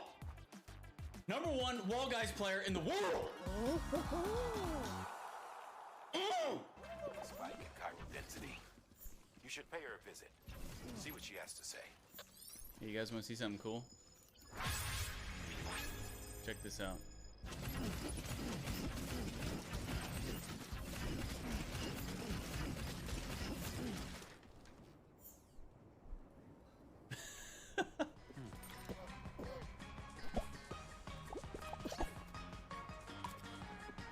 Oh shit. Gonna lose. Yes! What an Nice. idiot! What Yes! a loser! Clip that, please. Oh my god. Oh, damn!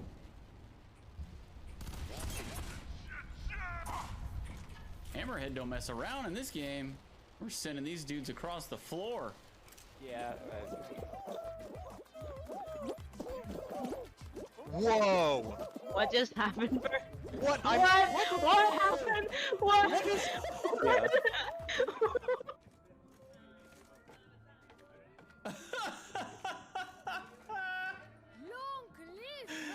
Oh my god, you know that this is not an accident.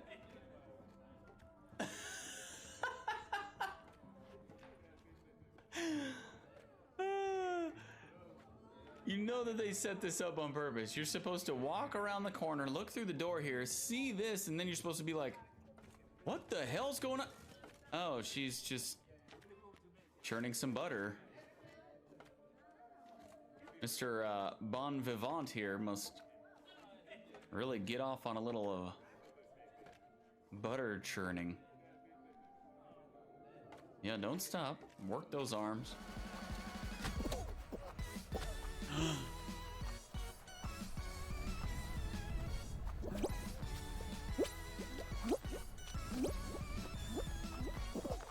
Get there. Get there.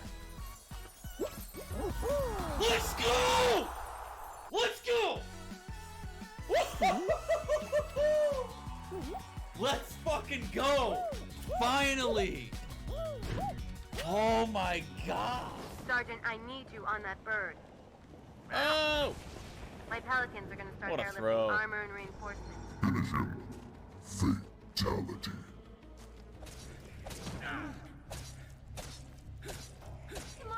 Holy shit, die! Jeez. Hey, look, he shit a brick. Oh, even sick, I got the zingers like you wouldn't believe.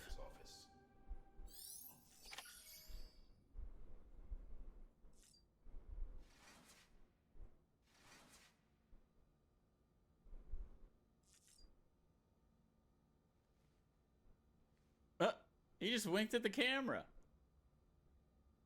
Did you guys see that? I'm not crazy, I swear I'm not. You can't make everybody happy all the time, so I don't even try to make anybody happy anytime.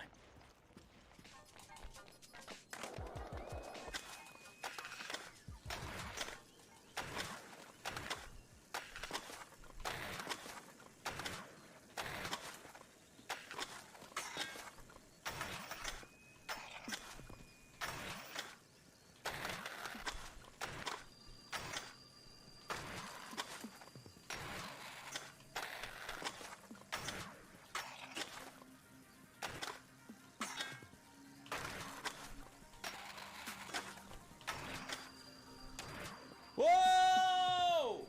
First millie! Oh my god. I had definitely heard some good and bad things. I definitely heard some mixed reviews. But I'm loving it. It's like McDonald's up in here. I'm loving it.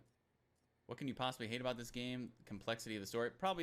A lot of people probably bitch about the fact that it's just a walking simulator. Like, you don't even get to kill, you don't even get to shoot anything. It's not a first-person shooter. I don't want to play it. It sucks. FPS is for life. I'm gonna go play Call of Duty. See you freaking plebs later. You know, those types of people. The type of people who only play shooters bitch about this type of game. That's basically what it is. No, why would...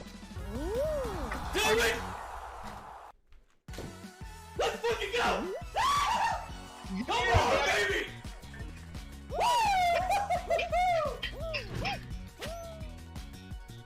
I'm the king of the world!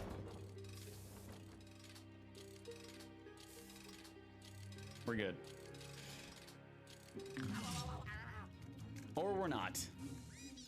Oh my gosh. Kilimanjaro.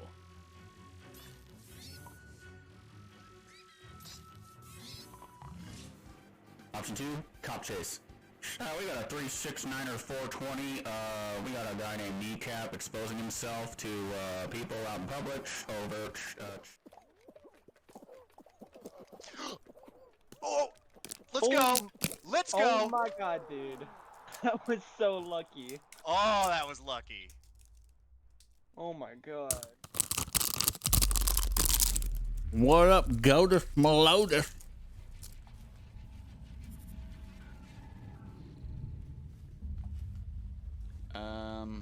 That's an arm. Need a hand? We have a severed one.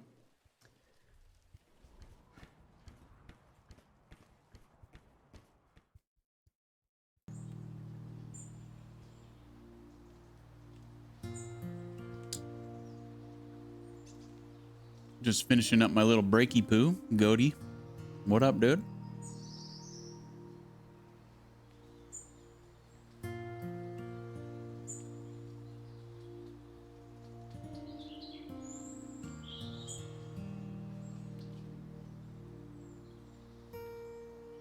I got some caffeinated tea. This game's too cozy. It's putting me to sleep.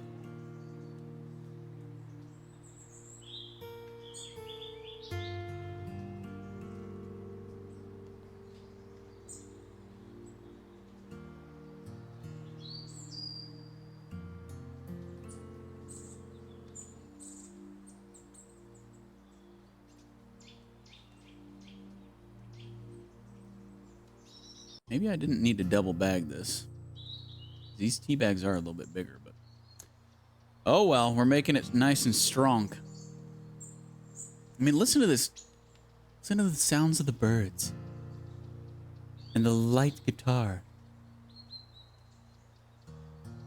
It's just like, it's so soothing and so relaxing that it just makes me wanna.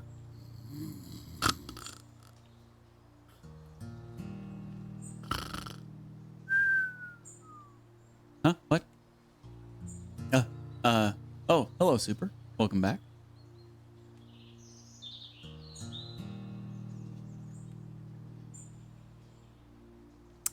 So, yes, we were going to the swamp. We need some skeeter snoots.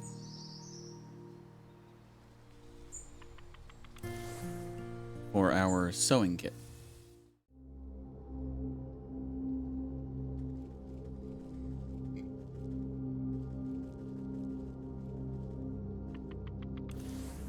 The swamp is your favorite?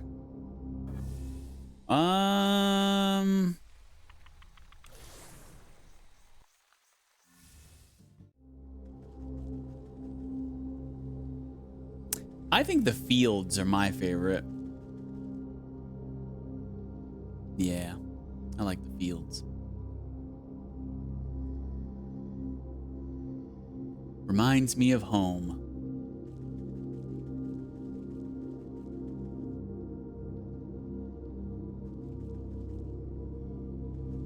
You know something funny about the fields? I don't know if you were in the stream. I was talking about this yesterday, Super. I don't think you were in the stream, but in the fields, there are pumpkin jacks. And Pumpkin Jack is the game we're playing after this. Also, we were just in the serpent's body, just like we were in the world serpent's body in God of War 2 games ago. Isn't that weird? So many similarities in recent games. It's all in the same universe, I think.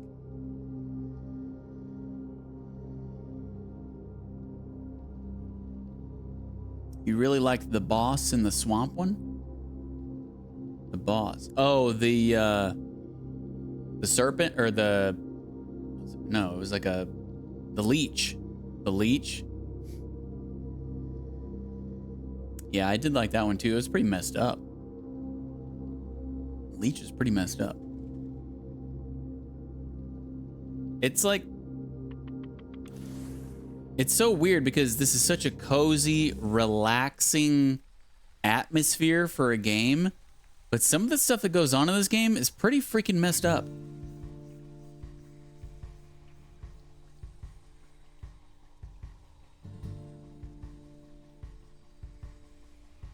No, the leech wasn't taking care of sick people. Well, I guess you could say that, but basically the leech was killing people. That one dude went in there with like a sprained ankle and she freaking killed him. Slavic folklore for you? Is this based on Slavic folklore? I did not know that. Okay. We need a skeeter. So we need a smoke pellet. We gotta smoke them out. Smoke them if you got them. Bam. Okay. And there's our sewing kit. You know, I should probably just kill some more just to be safe.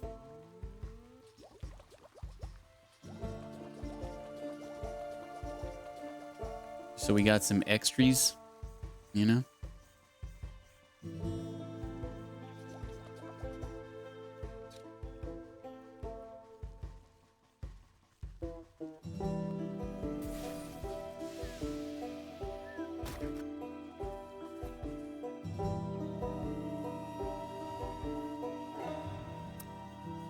Yeah, you're Baba Yaga.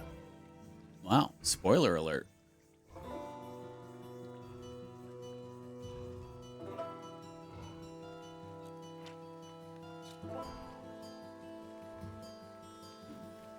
Well, I guess I was wrong about what was going to happen at the end then.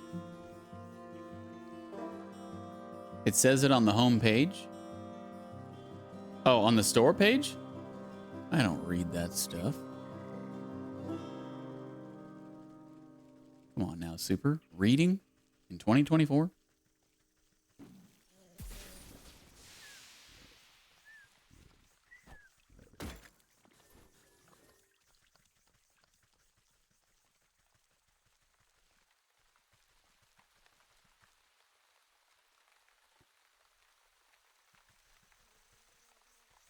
Well, that's cool.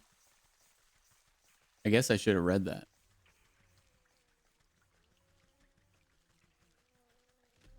No, I figured that we are wearing this freaking cauldron on our head because there was going to be some big reveal at the end. And I thought the big reveal at the end was that we were going to be, you know, the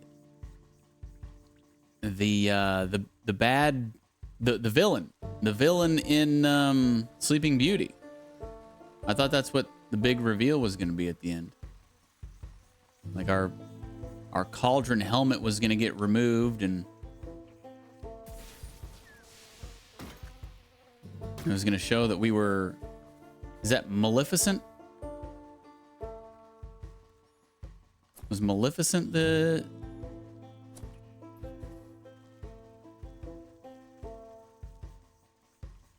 Maleficent? Yeah. Yeah, I thought we were going to be Maleficent.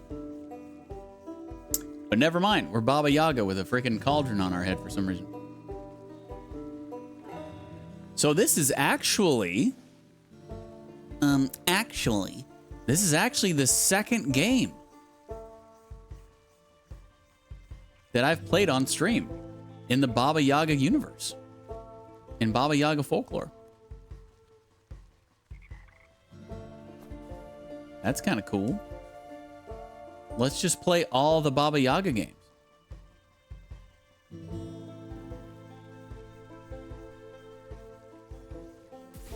Previous game was called Yaga. It was all right.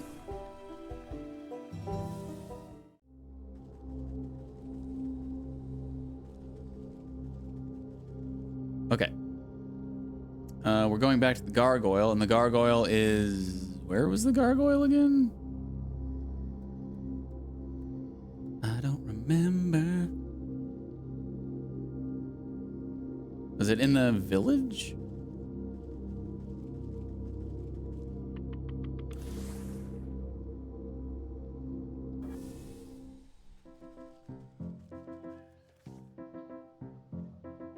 No.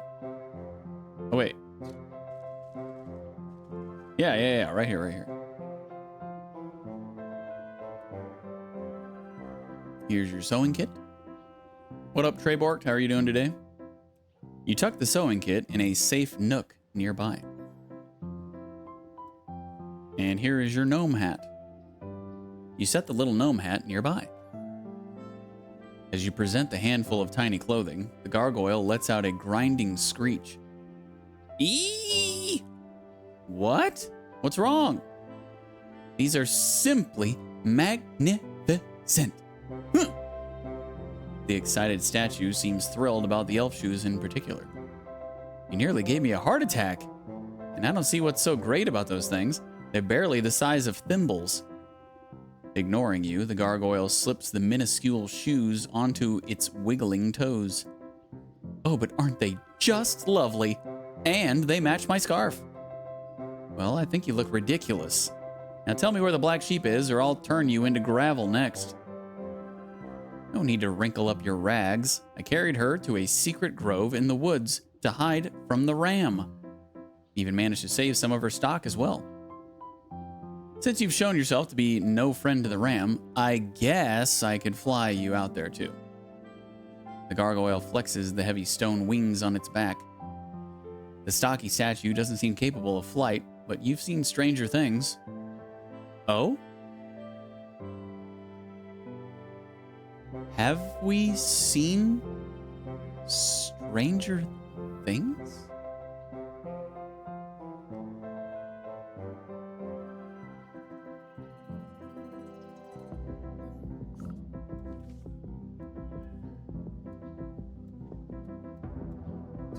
Crap.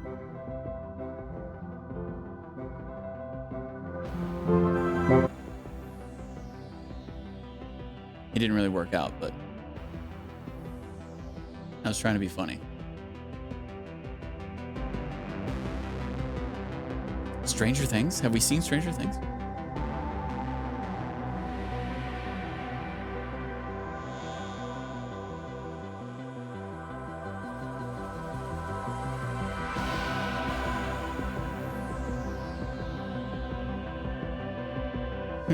I guess we have.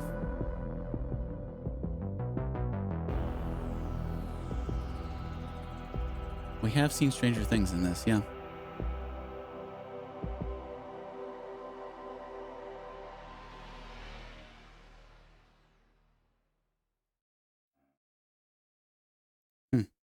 Anyway,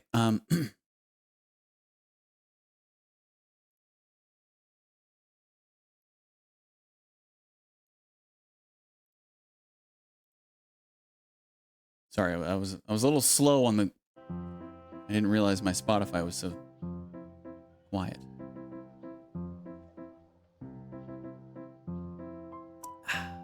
I'm okay. I'm still kinda glad I fixed my PC. Okay. I'm still kinda glad you fixed your PC too, man. Some weird bug thing just airstriked my hand. Dove straight down. Gotta be careful out there, dude. Did somebody message me on Discord? Why do I have a notification on Discord? Oh, it was Treybarked, of course. What is this?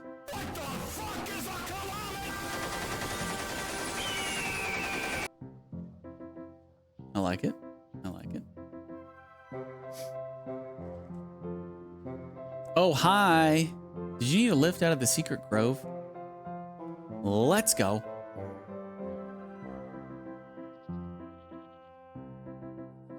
Where? Oh, there's the black sheep.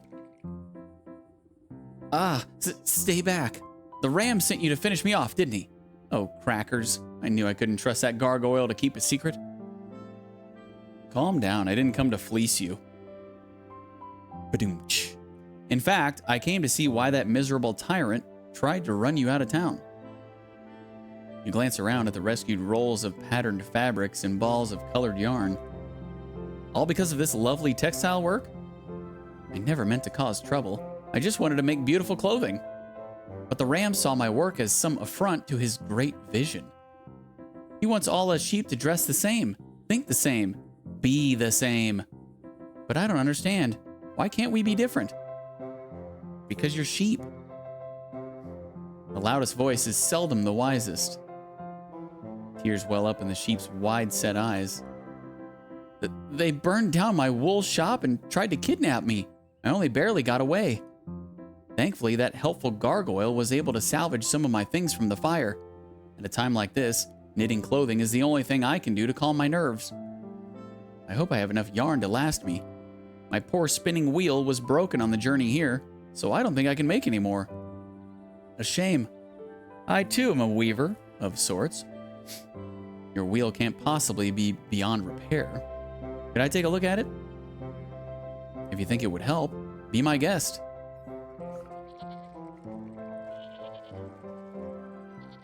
I can whip up a spell to restore this in no time. The restorative idol, of course. Necromantic charm. 2 of these.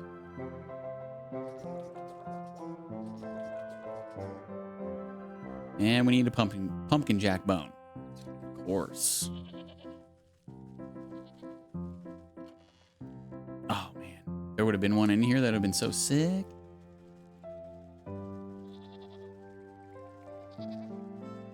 Okay. Let's go to the fields, my favorite area in the game.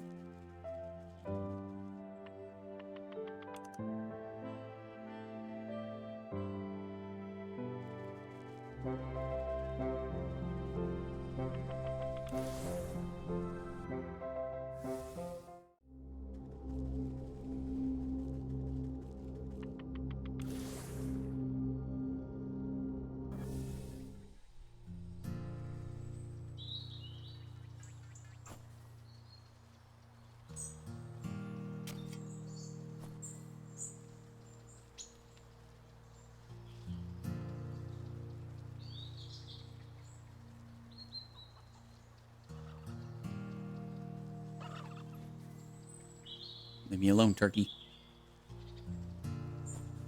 Turkey. More like jerky. Snag vine, of course. That's what we need. See? See? Good thing I got more skeeter snoots. Because we need sewing kits. I'm always thinking. Do you have a favorite monster / creature?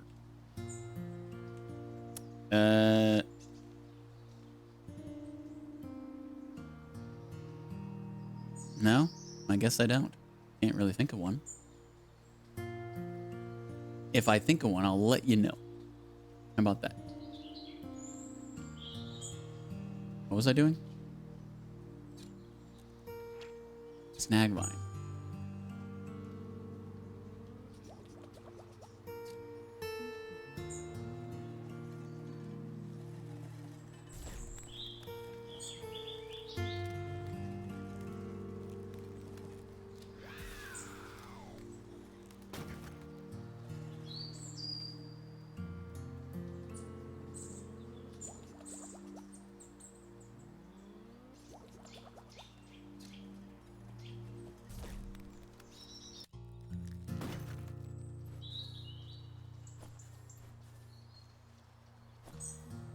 Where's that third one? Oh, there he is. I guess I do like the pumpkin jacks. They're pretty cool. I don't know if they're my favorite, but they're pretty cool.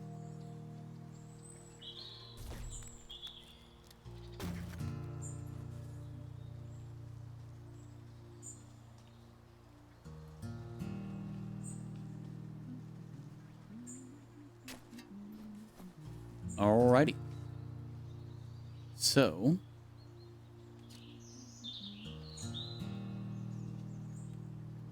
let's do a necromantic charm. And then a restorative idol. This place is so peaceful compared to the rest of the game. I don't know. The entire game, even like the swamp and stuff, is kind of peaceful. You got giant skeeters trying to kill you, but other than that, it's pretty peaceful. The music really and the art style and the coloring just kind of just sets the tone for the entire game. It's so chill. It's so chill.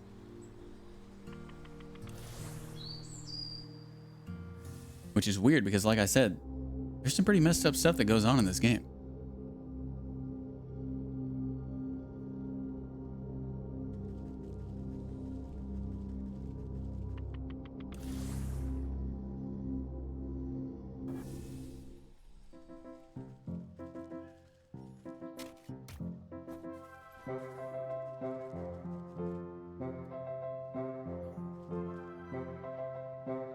Is it too chill?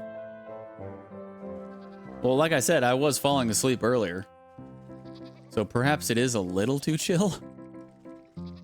But yeah, I saw some mimics. I said that earlier, but I guess you were AFK. Yeah, we've killed some mimics by inserting our skeleton key into them.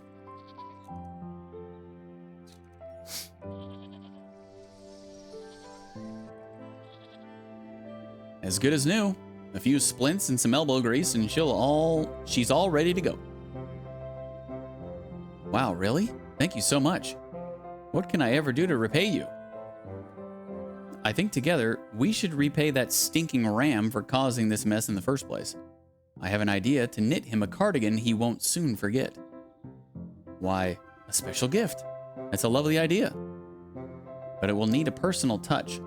Some wool collected from those dim-witted followers of his should do the trick. The ram guards his flock like an ogre. You won't be able to get a single hair off them with him watching. That is a problem. Oh, unless you find his missionaries.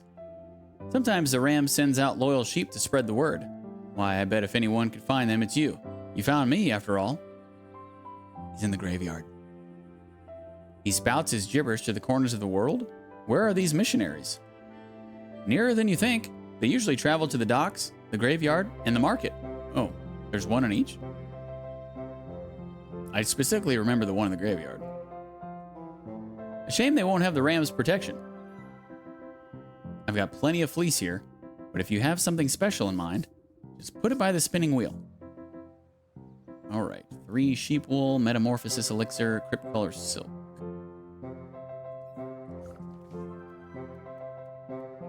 Metamorphosis elixir complete.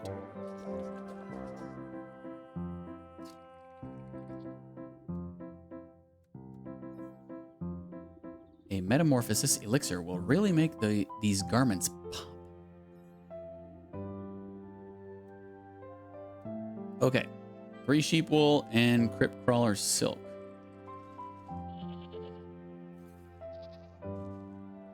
I don't remember what we need to kill the spiders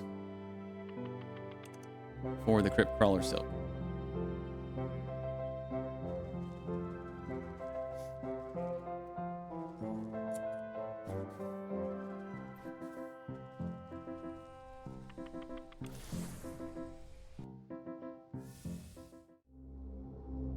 The funny thing is the other game I played that was Baba Yaga related, called Yaga, kind of had a similar art style to this.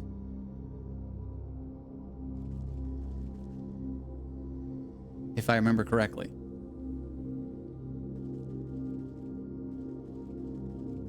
Wait, where am I going? Graveyard.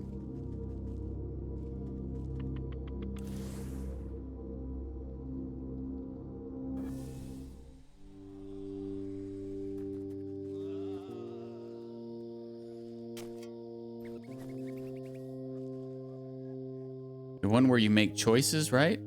I don't remember making choices.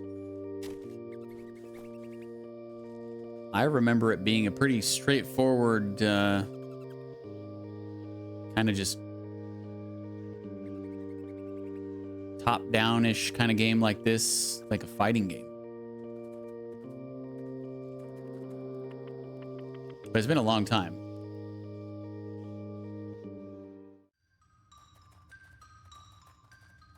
I don't remember choices, but...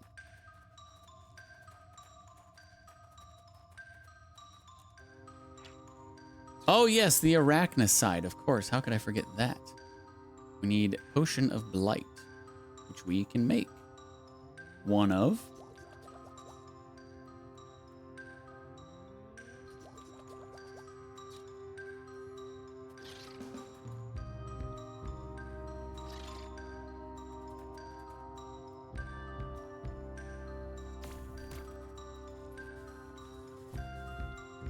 Okay. Got the silk. Now we just need to get the wool.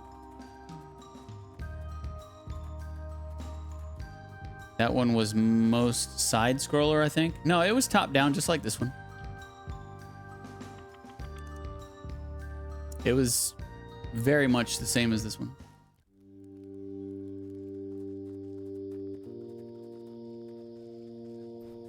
That I do remember. You don't like the crypt? Why not?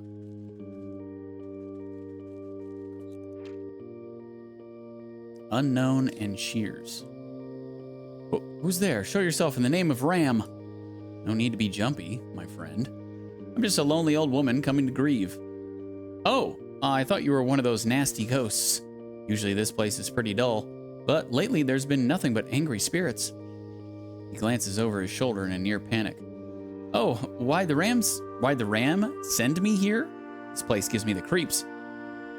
You scratch your cauldron in thought as the sheep jumps at a nearby patch of mist. Looks like all I need to do is give this chap a good fright. His wool will be mine for the picking. A nice chattering companion should scare him straight. Oh, the spiders, of course.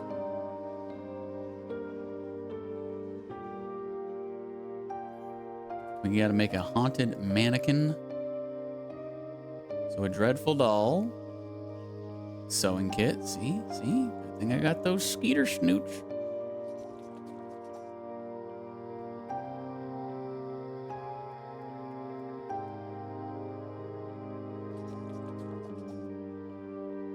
Oh, mummified head. And a ghostly ectoplasm.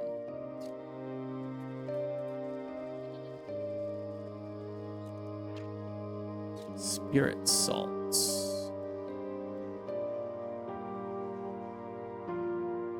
Ah, crap.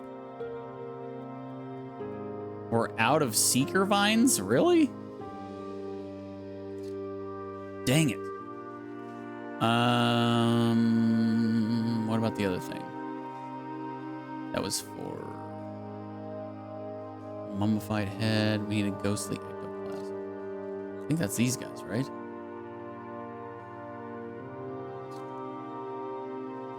Or is it the other ones?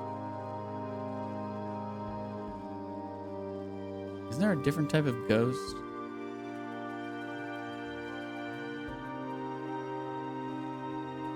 Maybe not.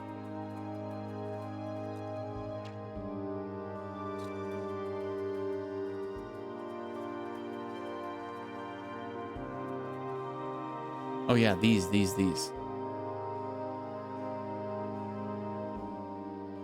think it's this one.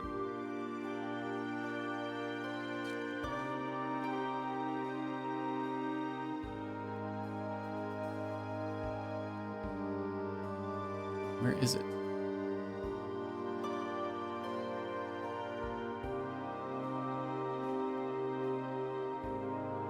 Wickerwork and bat wings.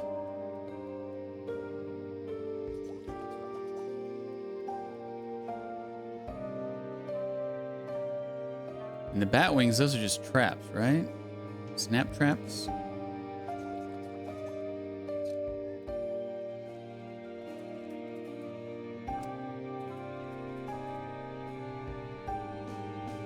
I'm so excited. I took time off work to go to a bird show this Sunday. I can't wait. Ooh. A bird show, huh?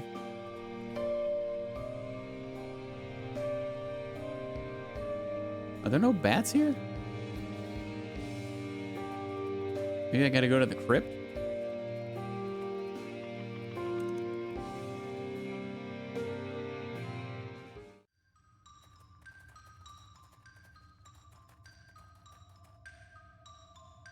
I thought there were bats here.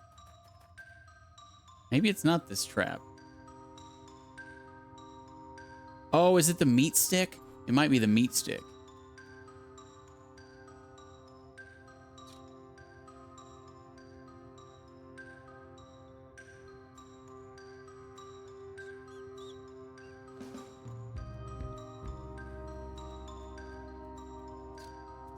I think it's the meat stick. You have to attract the bats like you do birds. You use the snap trap for the birds.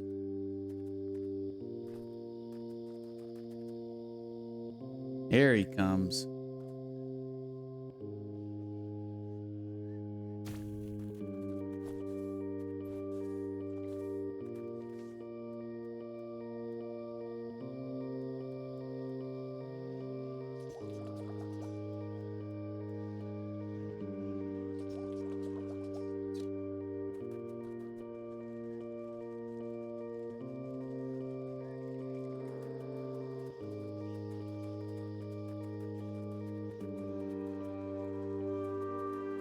I'm going the wrong way.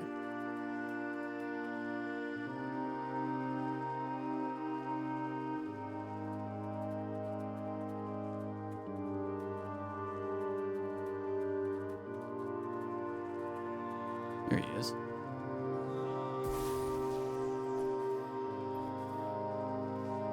Okie doke. Yeah.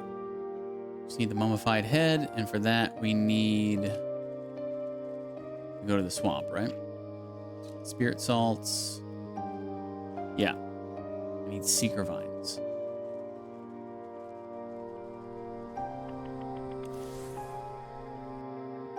Did you turn off the effect sounds? No, I just turned them down very low because some of them were just ridiculously loud.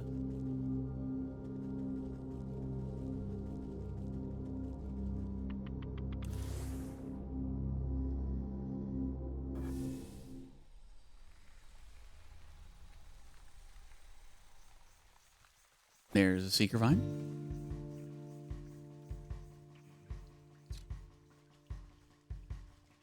There's another.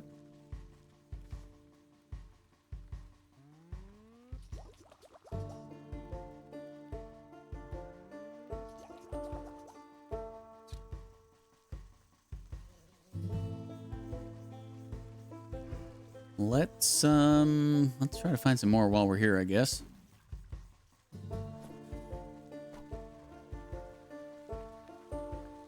Remember the wailing ghosts were so freaking loud? Yeah, there's like a handful of things that are just really loud if you're close to them.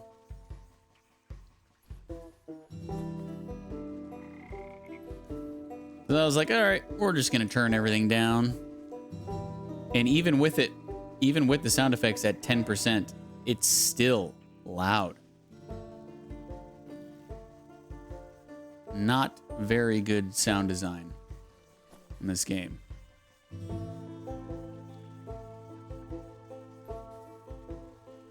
Oh, I need some of these too while we're here.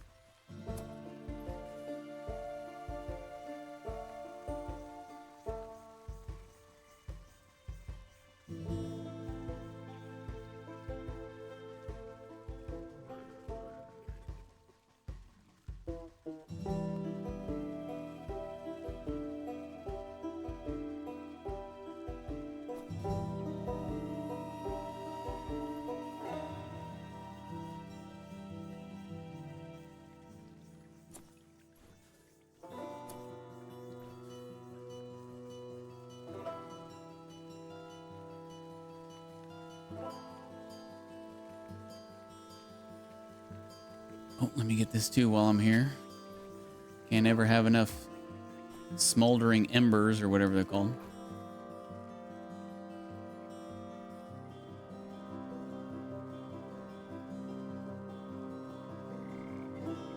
Also, embalming salts, same deal. Can't have too many.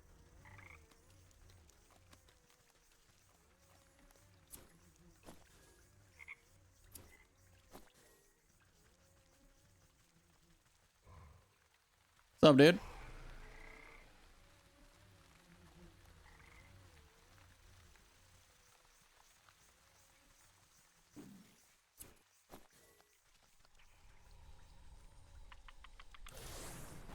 What? Are you serious? He got a hit off on me while I'm freaking loading. Bruh.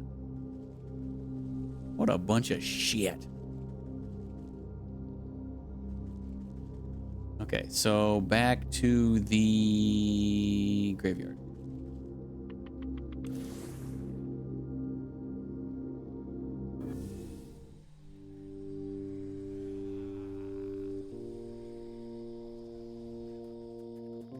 Okay.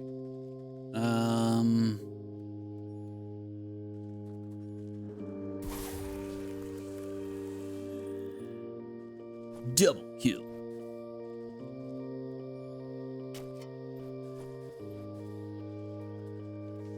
Alrighty. Haunted mannequin. Crafted. So I ended up going to Build-A-Bear for their Bluey collab, and I caved and got both Bluey and Bingo. Nice. I'm glad you're enjoying that show. It is pretty good.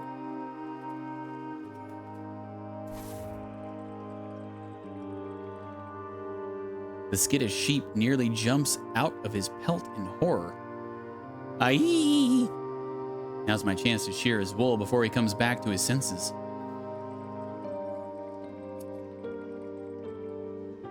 You quickly snip a handful of wool from his quaking body. Forget this. I don't care how angry the ram gets. I'm going back to the flock. You can only ever get one snippet of hair off of anything. Okay. Dockets. Docks and market. Left, not dockets.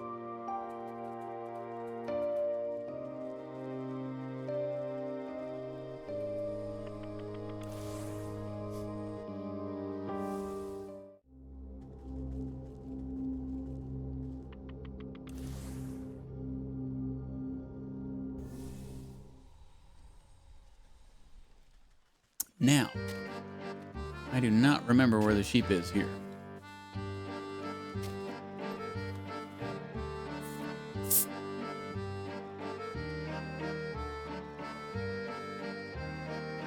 Is he on the map?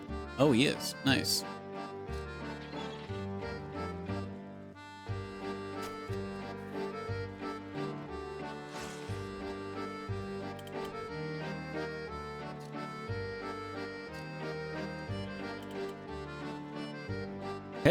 Hey you! Know what stinks around here?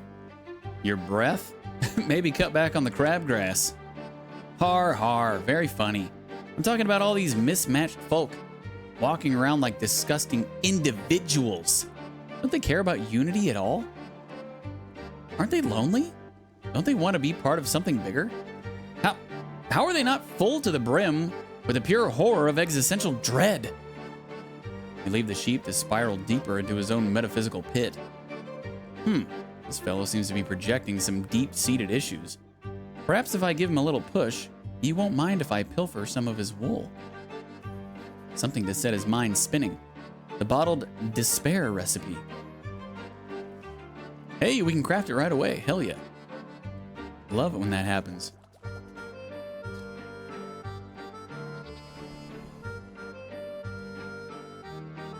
The sheep's eyes glaze over as he looks deep into his soul and sees only nothingness.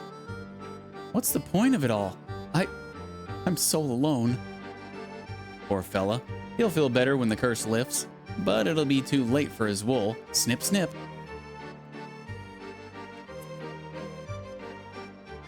You collect a clump of wool and pat the sheep on his fluffy head. There. Things aren't always so bad. Why don't you run off home to your flock? You're right. Maybe I'm not so alone after all. The sheep wipes a dewy tear from his face and lopes off towards the village. All right, to the market.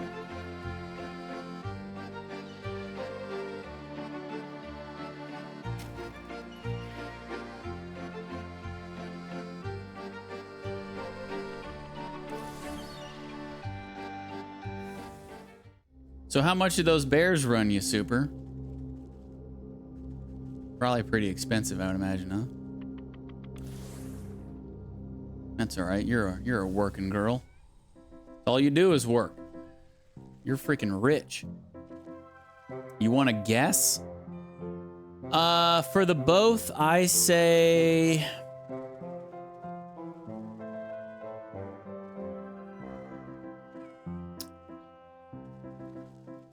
Well, this is...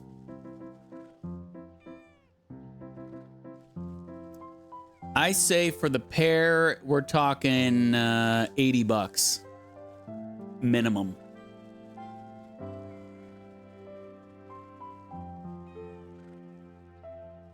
But I wouldn't be surprised if it's over 100.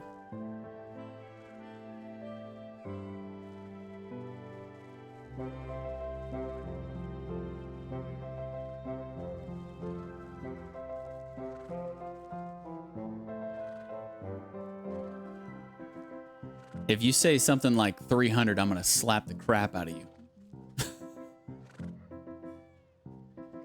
I will e-slap you into oblivion.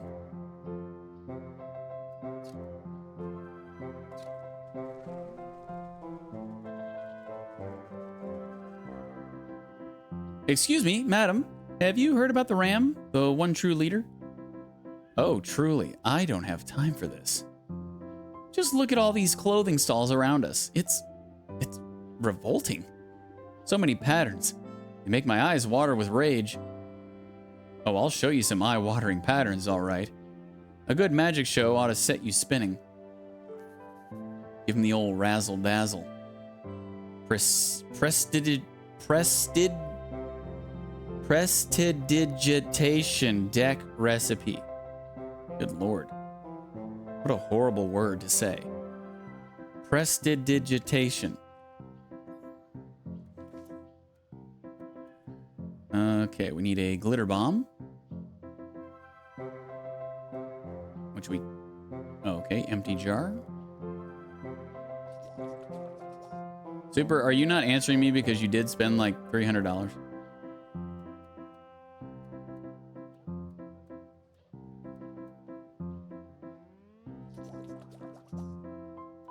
I was just kidding. I'm not going to e-slap you.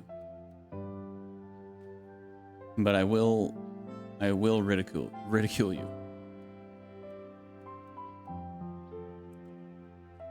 What was I doing? Oh, yes. A shiny lure. And, of course, we need fireflies.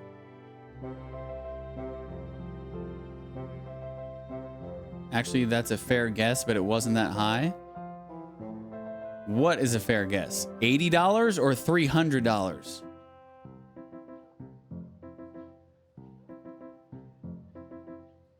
Just their skin by themselves is $32?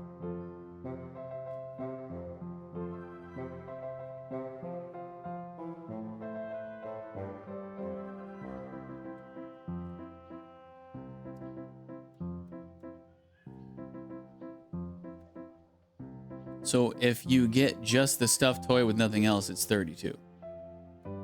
Okay. But that's not what I asked, Super. Did you put every accessory and every piece of clothing on it in the entire store? I got them with voice boxes each, so that was +8.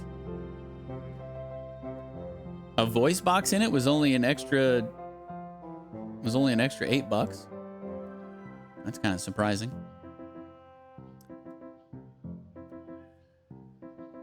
So I guess that was pretty close. Pretty close. $80. Do I know Build-A-Bear or what? All right, we got to go to the forest and get some fireflies.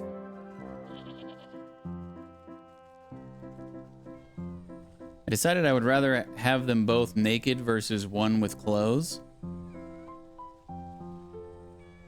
Well, yeah, you can't just get one of them with clothes. You either got to go full out or just have them naked.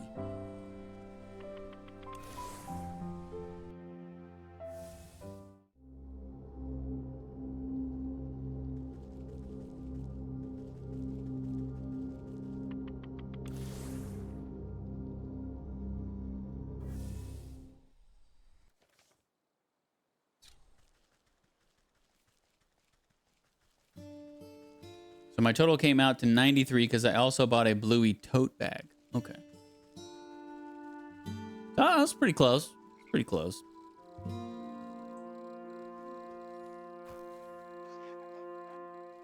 As soon as $80 came out of my mouth, I was like, it's going to be more than that. But yeah, it's not that much over.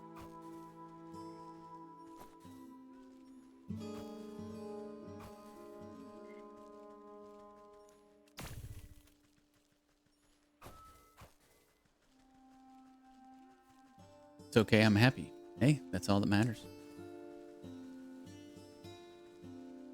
That's all I care about, Super, is your happiness.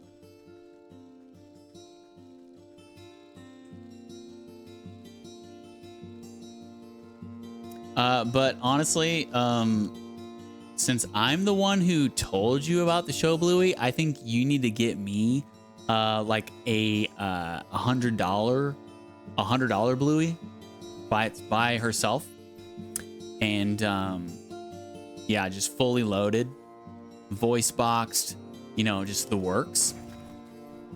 And yeah, you can just go ahead and send that to me whenever you're ready. Okay, thanks.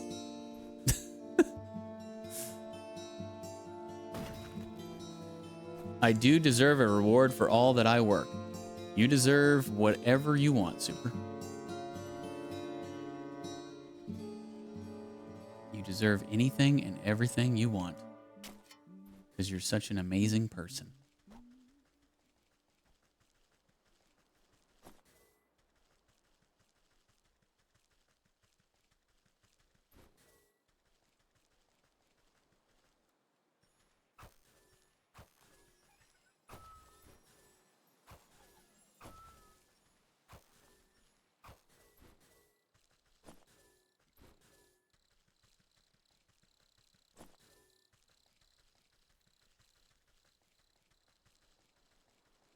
Okay, I think we're good on the fireflies. Shiny lure. And the deck.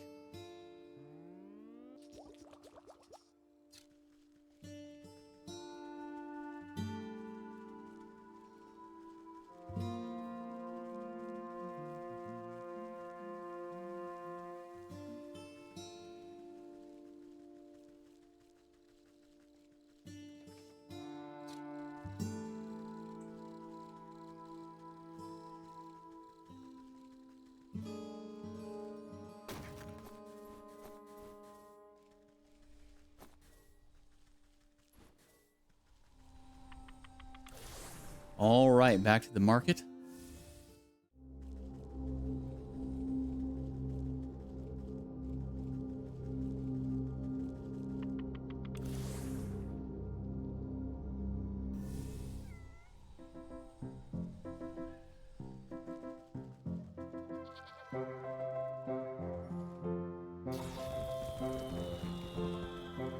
Razzle dazzle.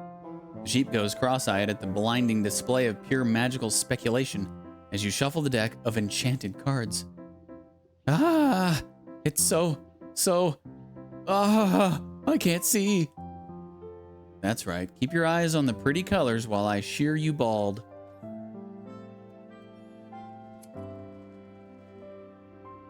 Before the sheep can recover his eyesight, you snip a healthy patch of wool from his backside. Ack! I can still see the colors even when I close my eyes. Out of my way. I can't preach like this. I've got to get back to the flock.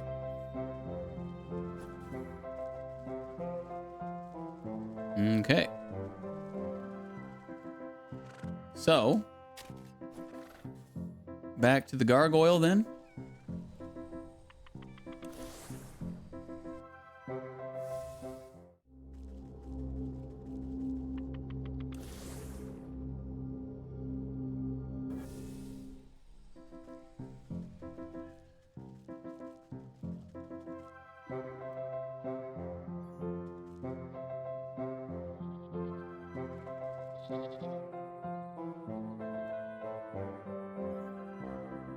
The 3 lots of wool taken from the ram's flock are most eager to please any hand that guides them.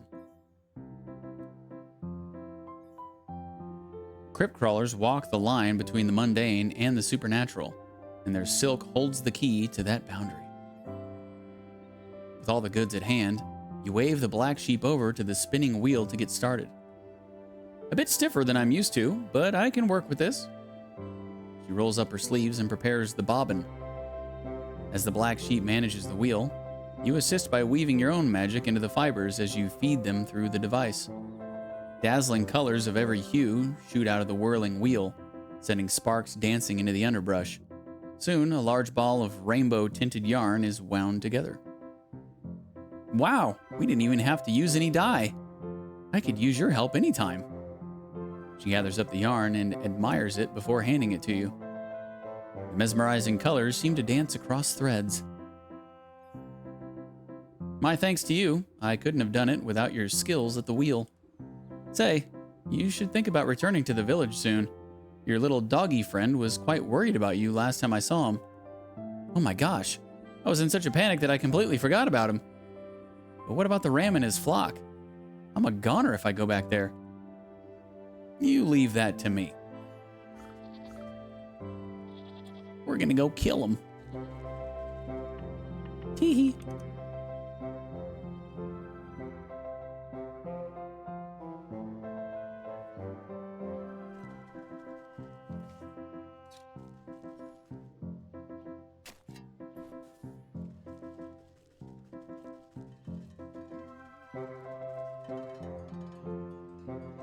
Color is the path to division, and division is the bedfellow of damnation.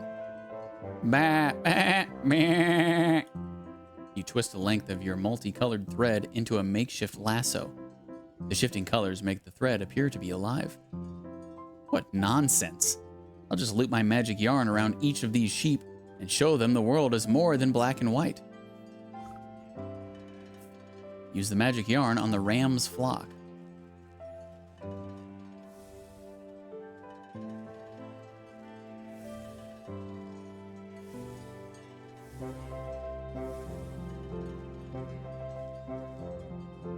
Stopping in the middle of his sermon, the ram notices that his flock is no longer paying attention to him. The flock turns away from the ram's ravings, fully enraptured by the colorful thread. Hey, what are you fools doing? This is the black sheep's work? Wow, we just assumed it was ugly because the ram said so. No, you idiots, it's wrong. Have you forgotten everything I've taught you? Ha ha, look at all these wild colors. I never knew wool could be so neat. Stop looking at the colors.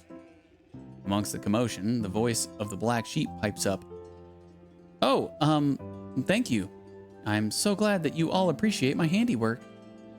Are you kidding? This is the most amazing wool we've ever seen. Where can we get some more? Stop. Listen to me. Oh, wow. Look at all these customers. We need to get that shop of yours up and running again. You're right.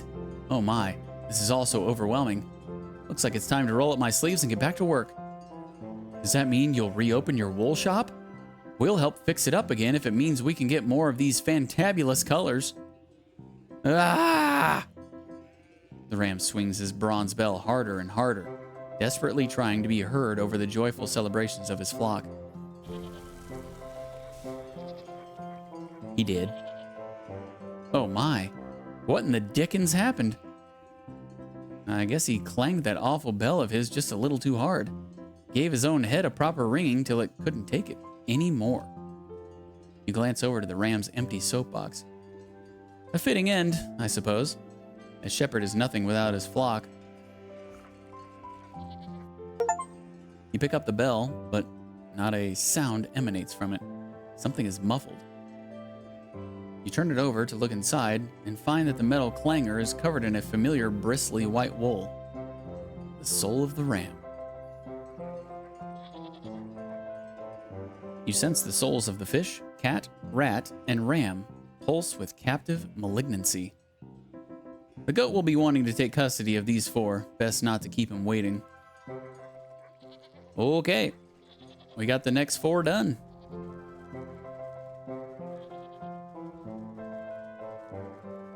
To the goat.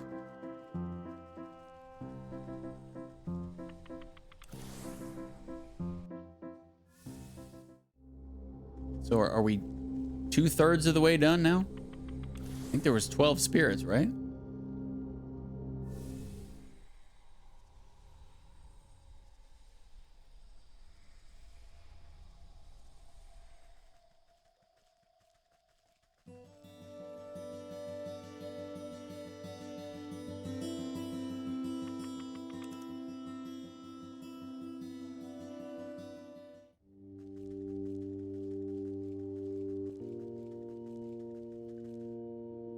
The goat snorts with delight at your approach.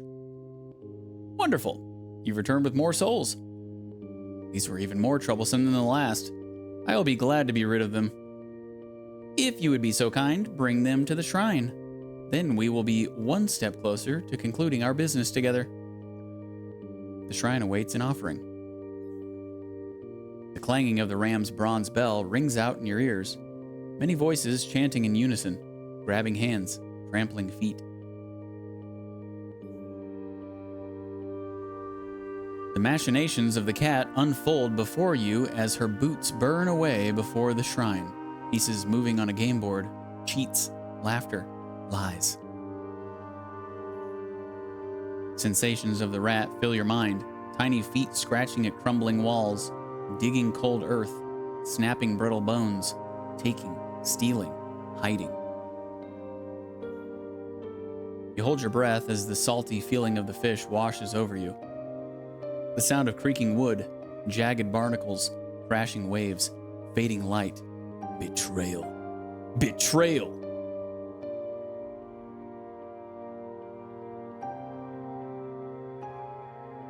Betrayal.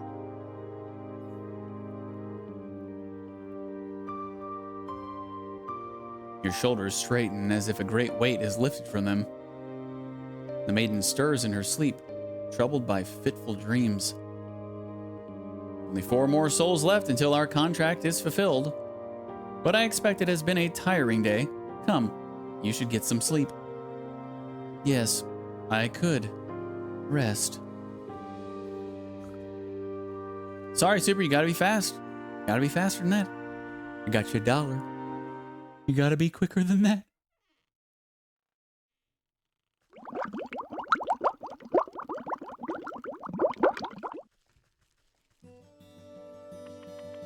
You can do it again. It's okay. It's okay. You can do it. You step out into the morning mist and find the goat with a mouthful of grass. Betrayal. Terrible tasting stuff. I don't understand this creature's appetite.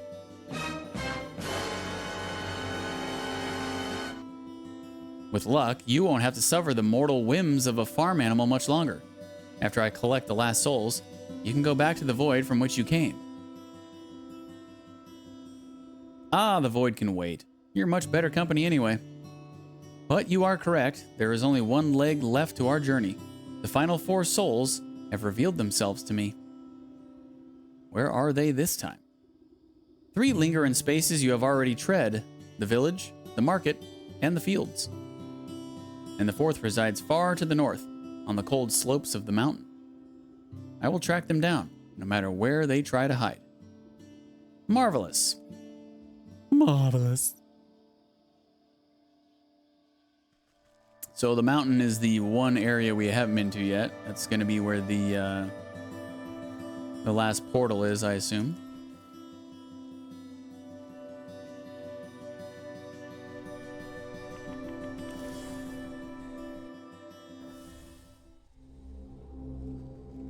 Right here, but we haven't found the portal yet, so let's go to the market.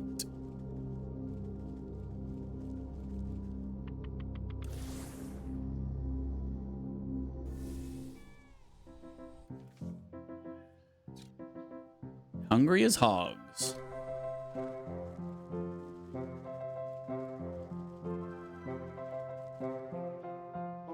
Alms?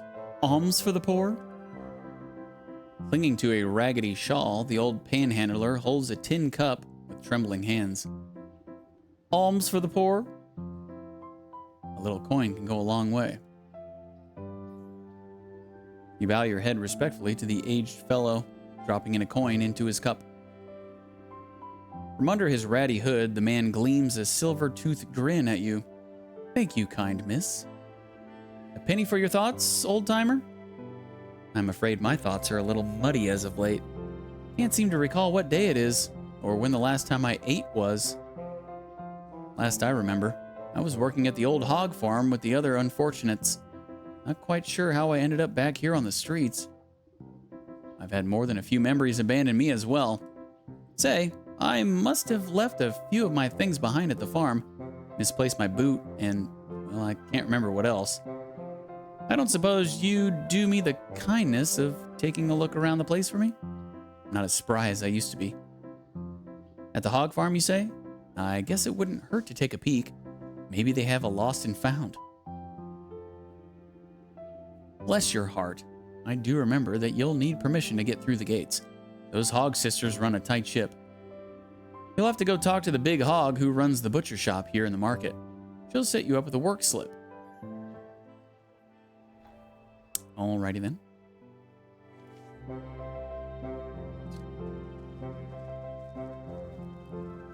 Chopping block.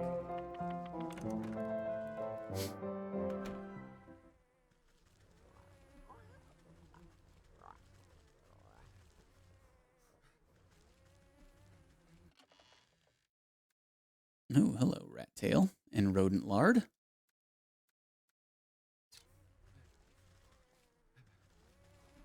Kind of surprised I didn't need a skeleton key to open that. Chopping through a hock of meat with a gigantic cleaver, the surly-looking swine merely grunts at you when you approach. Excuse me, I heard that you were the one to talk to about getting a work slip. That what you heard? Well, you heard wrong. We got enough good-for-nothing workers. Now buzz off. You glance at the halo of flies buzzing around the pig's scalp. Listen, there must be some way to get a slip. Well, I am running low on ingredients to make the summer sausage, and none of these nincompoops can hold two thoughts in their heads. Tell you what, you get me the things I need, and I'll give you your precious work slip. A unique sausage, to be sure. Sweet, we've got 2 of the 3. We might even be able to craft a roast beef straight out the gate. Let's see. Which spice? Oh, yeah. Oh, yeah. Oh, yeah. You love it when this happens. Everything done immediately. You plop the sweet-smelling hawk down onto a relatively clean section of countertop. The pig grunts in acknowledgement. You push the basket of eggs toward the hog. She holds each one up to a candle flame and oinks in apparent satisfaction. Your fishy catch still flops about, gasping for water, but the hog puts a stop to that with her hefty cleaver. Head up the market and go northeast and give this to my sis at the gate. The smell of hot dung ought to guide you to the spot. I can hardly contain myself. Well, go contain yourself at the hog farm, for I lose my temper. She slaps a work slip down on the table. The crumpled ticket is flecked with blood and butchered meat.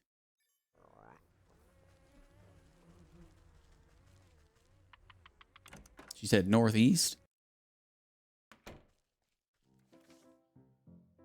Mm-hmm.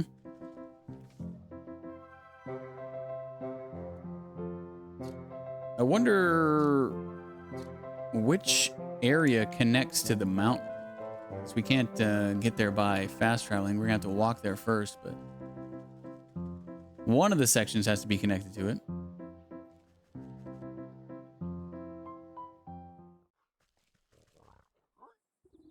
Whoa there. No one gets into our hog farm without a work slip. And if you want to work for us, you got to fit the demographic.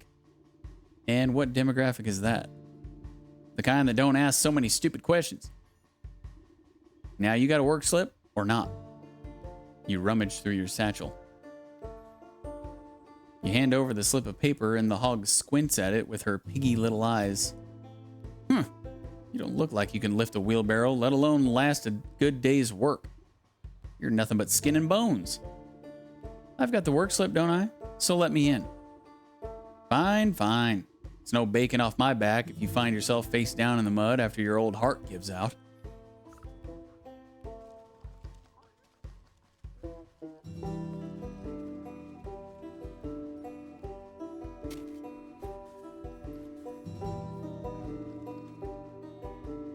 This particular pig looks a bit green in the face, and the odors emanating from it are somehow even worse than the local bouquet.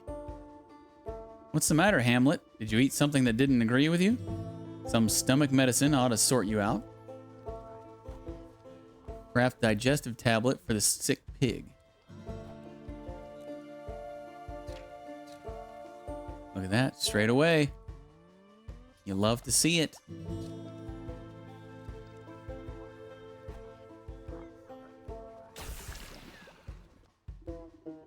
Not the pickiest eater.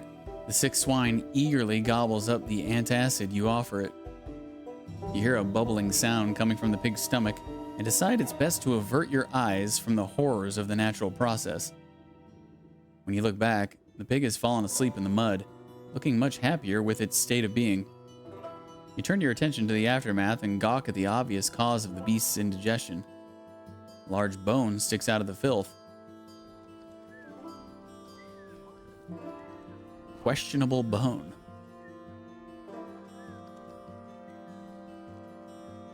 So that's 1 out of 3 on the beggar's belongings.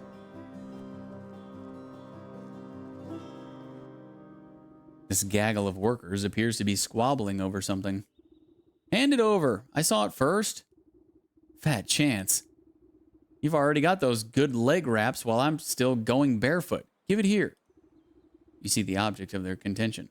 A dirty old boot. Ah, that must be my friend's forgotten piece of footwear. The workers ignore you and continue fighting over their pathetic prize. Surely there must be a way to make everybody happy. Elf shoes, man. Growth potion.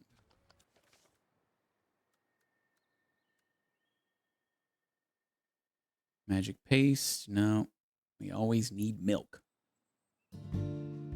Okay.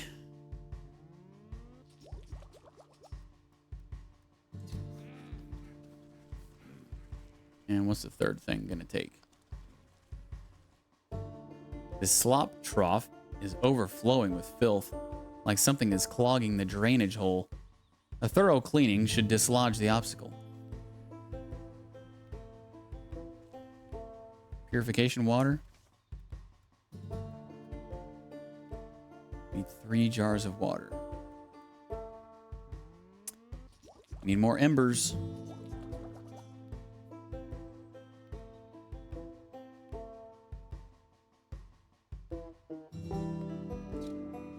Okay. Let's go to the village.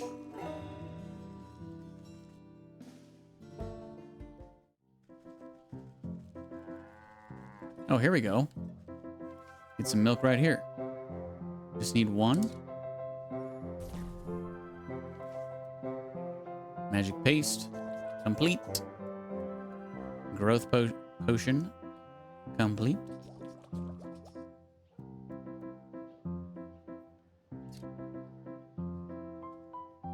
I don't remember what we need for the elf shoes. Shiny lure.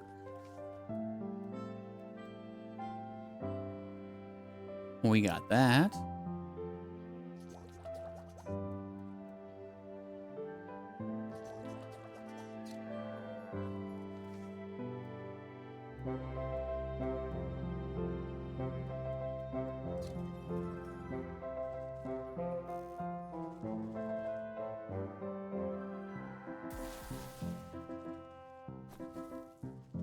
Okay, got 1.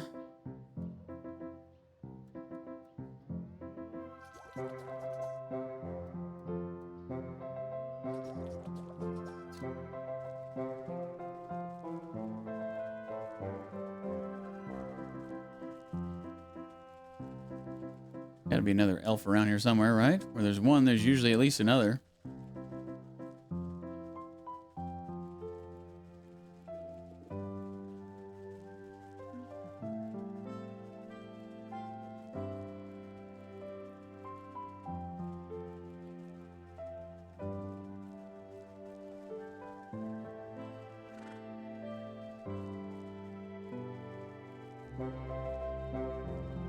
Ooh, need this.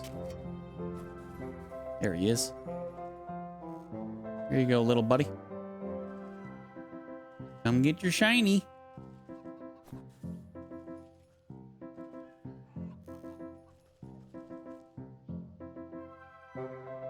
Yeah, there you go. Oh, come on. I'm getting bad RNG here. You can get 2 shoes, I'm pretty sure. I think I've gotten 2 before.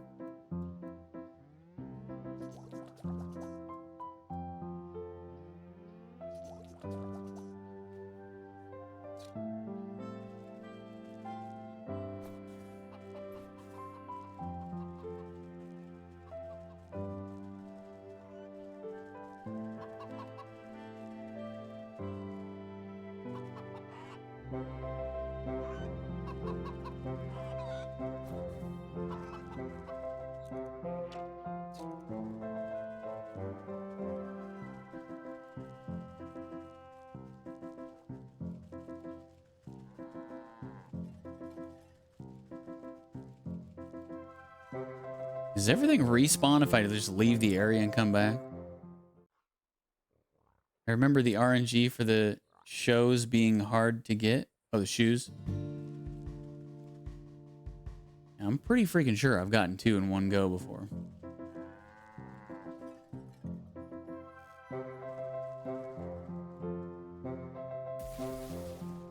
Not this time, though. I don't know. Maybe I'm wrong about that. I don't know. There's definitely some things that there are RNG, though, for sure. Or you can get sometimes 2, sometimes 1.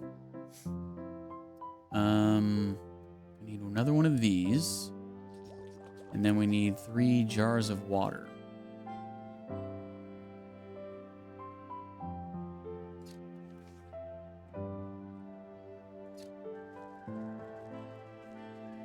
And I don't think there's a well here.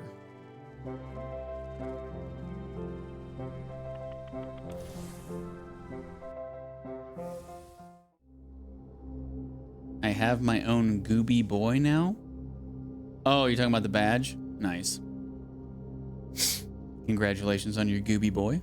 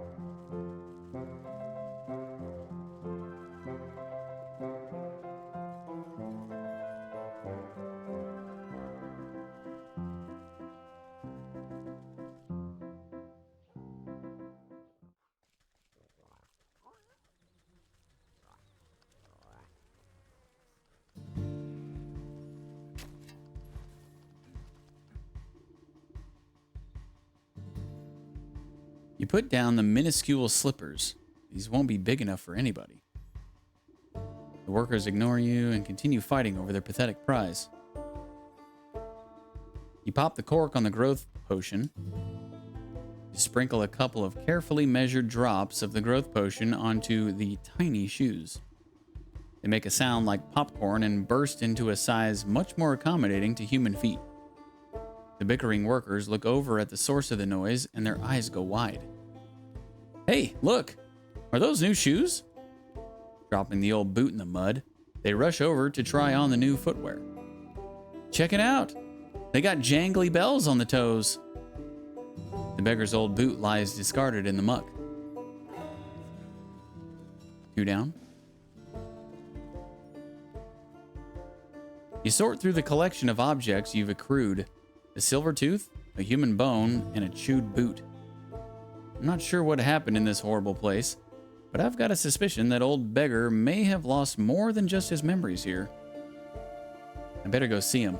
He'll be missing his boot at the very least. You flush out the disgusting container, eventually getting to the root of the drainage problem. Something small and metallic plops out into the muck. Huh. That's odd. I doubt any of the pigs around here have had much dental work done. You sort through the collection of objects you've accrued. Blah, blah, blah, blah, blah, blah, blah. This... It bugged out and played that before I actually got the thing in the last item. Deej was saying something about you having a new job in a magical flute factory or something. I can't remember the exact deets.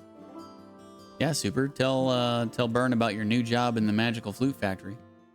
I don't think that was the exact thing I told him, but maybe he's right.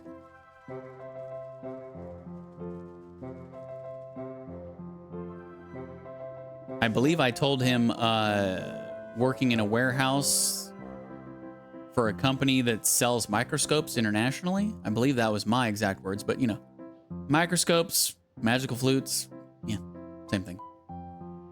Ah, you've returned. Did you have any luck finding what was it I lost again? He placed the collected remains in front of the man. Do any of these look familiar to you? Oh, that's my favorite boot. I was wondering where that got off to. But what are these? The man runs his fingers over the bone and silver tooth with creeping realization crossing his face. His skin begins to take on an ephemeral pallor. My God, he's a ghost. Am I dead? It would certainly appear that way. Don't feel too bad. These sorts of things have a way of sneaking up on us. But I remember now. I was up at the hog farm, but I was too old, too weak to work. The sisters, they said I was useless. They threw me in the feed trough. And then, all those hungry pigs. Oh no, no. How could they do this to me? All my life, I was starving. I had to beg for table scraps. And then they fed me to the pigs? Very sorry things ended this way. We ought to hold a feast to honor your life properly. A feast? I've never had a feast. Where would we get the food? And who would come? Everyone I know is slaving away for those horrible sows.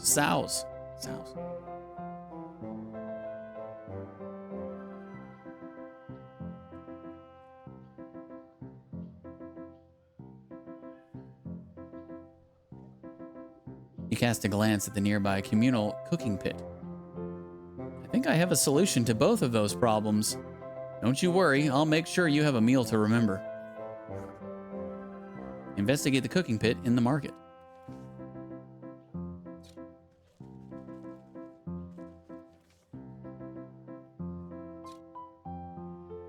The cooking pit?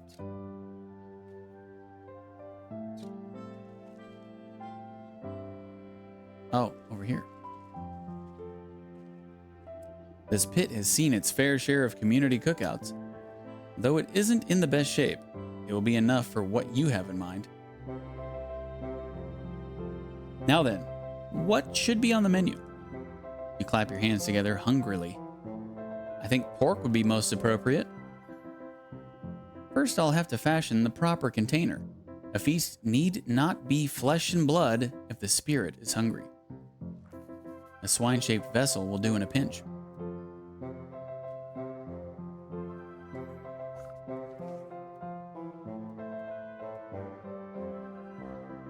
Four wickerwork and a haunted mannequin.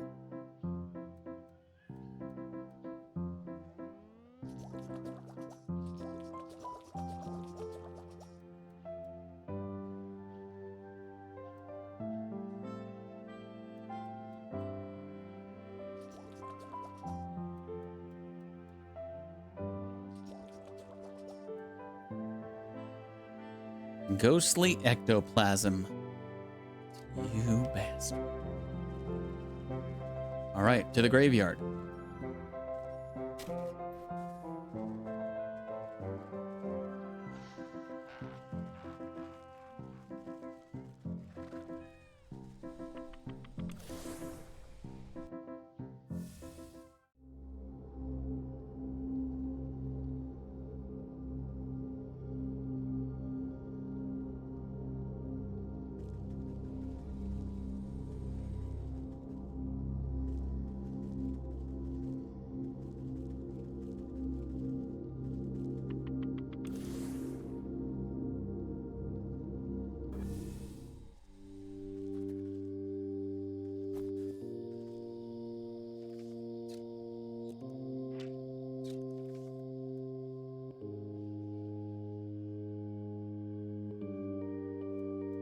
Bat wings.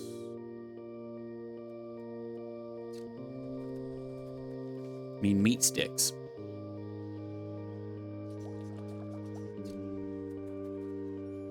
Here, baddies.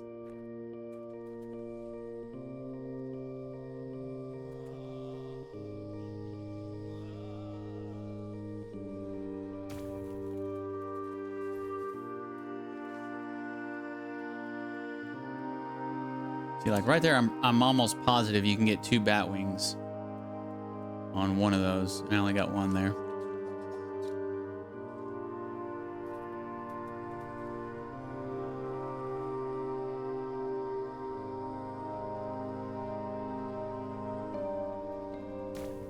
See, yep, there. Got 2 that time. Okay. Exorcism charm, please. And get exorcised. Ghostly ectoplasm, thank you very much.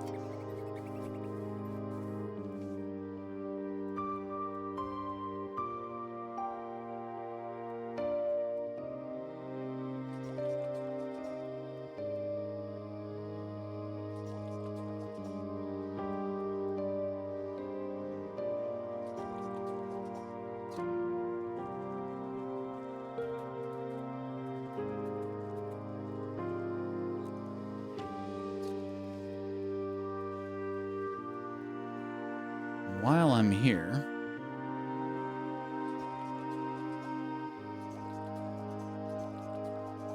let me just get about 3 more of these.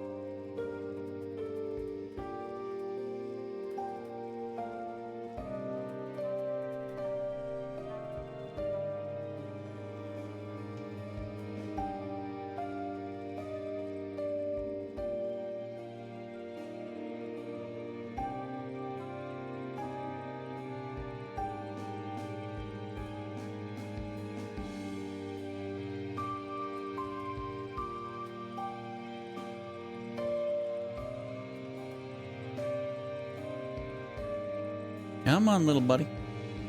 Follow me. No, don't stop. Come on. We're almost there.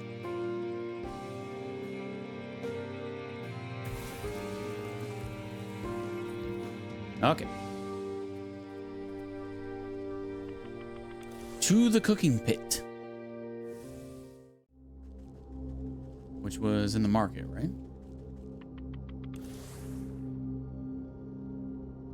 Working 2 jobs is a bit rough, but I can't complain about the money. Yeah.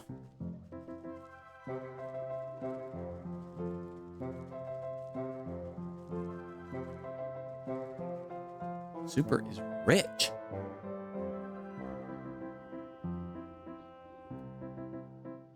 What up, Flame? How are you doing today? You set the tiny false creature amongst the ashes of the cooking pit. It wriggles and squeals with impotent hunger. Now to fatten up this little piggy. I'll start with the smallest pig sister, but I'll need to collect something special to bind her spirit. Only an item with a deep personal connection will do. Small pig's switch.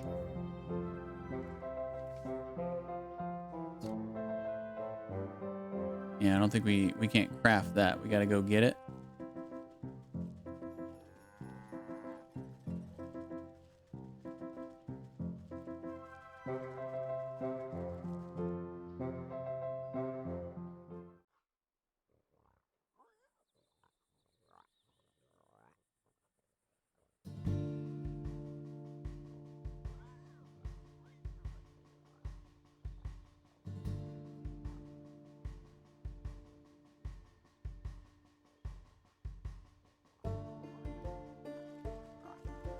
I'm doing pretty good, Flame. Just, you know, just fetching some stuff and crafting some stuff.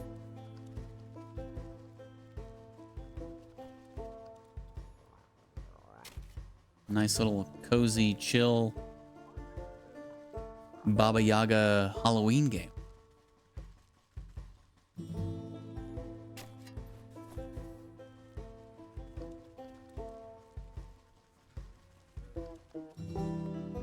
Which pig am I supposed to be talking to here?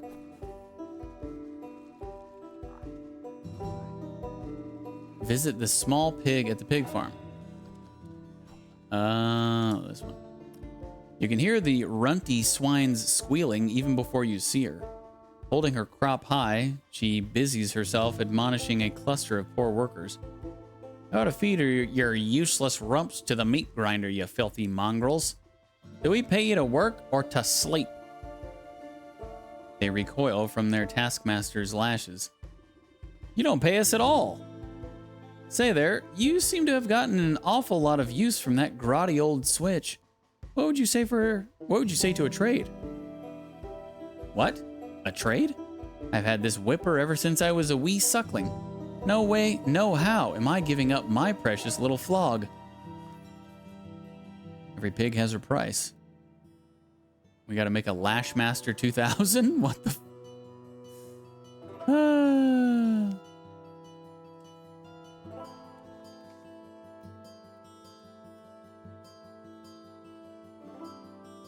Dang, we need 2 more rat tails and a skeeter snoot.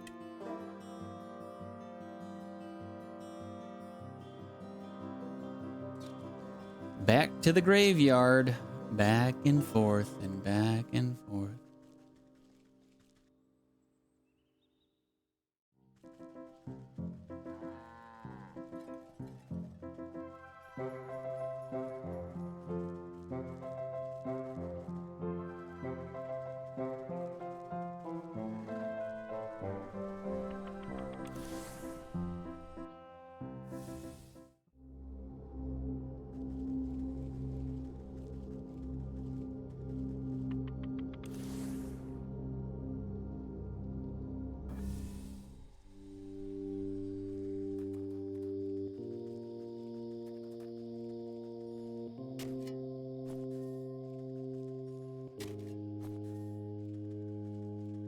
Don't the rats show up from digging up stuff in the ground?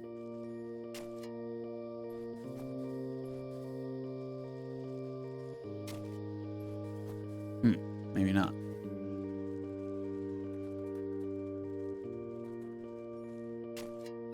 Oh, yeah, they do. There he is. Then we just need a snap trap. There you go, little buddy.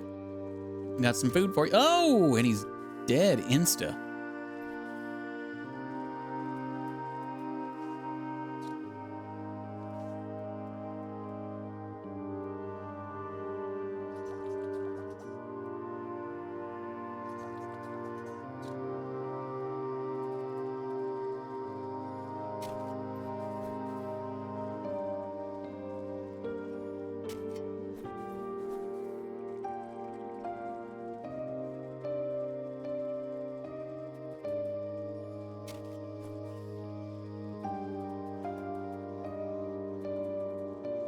Do I even need to dig up the rats? Can I just put a trap down and maybe they'll spawn?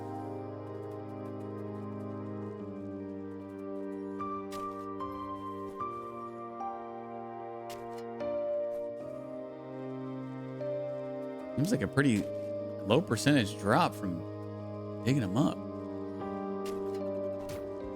Ow! Uh-oh, we are super low on forest herbs.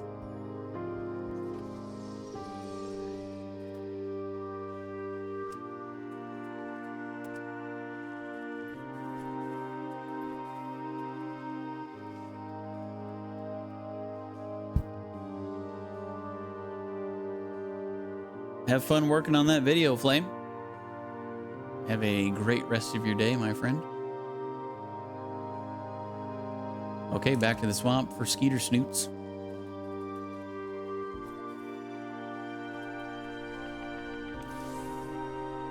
skeeter snoots? You guys like skeeter snoots?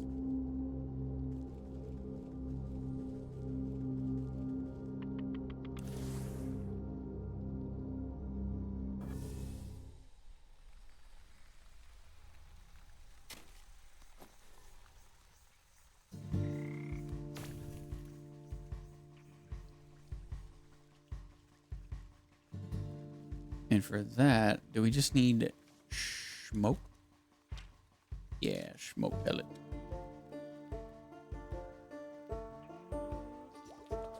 Last forest herb. Let's round them up. Let's get them both. Come on, boys. Come on, boys. Come on, but there it is. Double kill.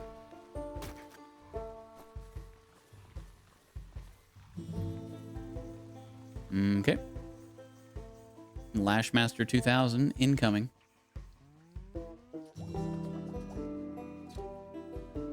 Back to the pig farm.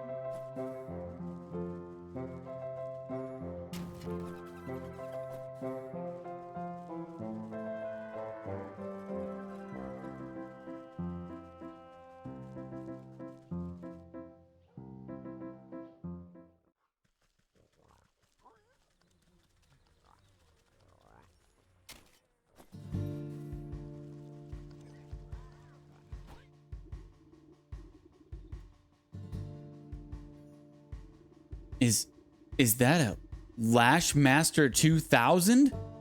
With extra stinging barbs and a rawhide non-slip grip? The one and only. I thought you were doing such an excellent job keeping these poor exploited souls under your hoof that you deserved a reward. She snatches the whip out of your hands with glee, tossing her old straw lash in the mud without a second glance. Not even saying thank you, she scampers off to test out her newly acquired motivational tool on unsuspecting farm workers. With any luck, she won't have much time to put it to use.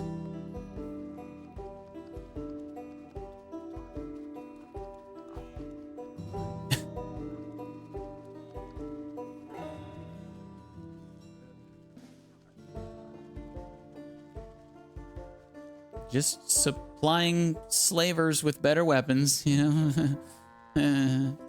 No big deal.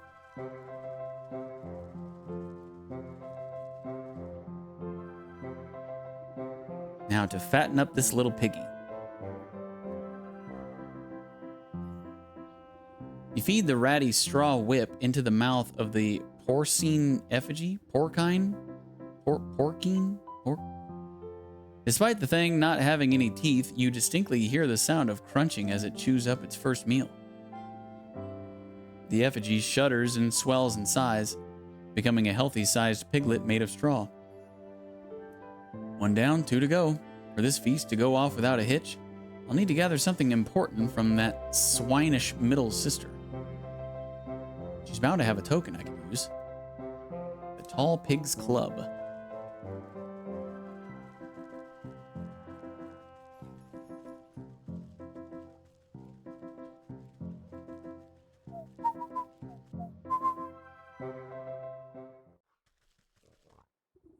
Hey you, you're the one who gave my little sister that souped up whipper, ain't ya? Well, I do twice as much work as that stinking twerp. This old beaten stick has served me well these long years, but if she gets an upgrade, then why shouldn't I?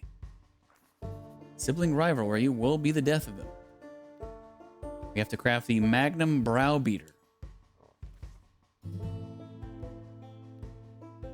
Wicked Gemstone? No. We need campfire embers and dog hair.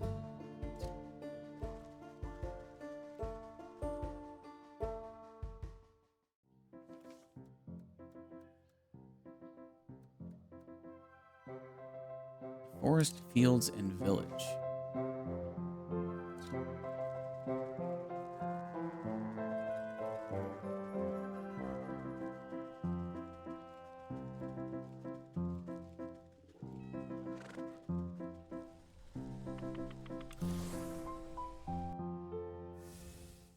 Porcin? I had to Google it. Oh, that's how you pronounce it? Porcin? Where I come from, we just call it bacon. Mmm. Love me some of that bacon.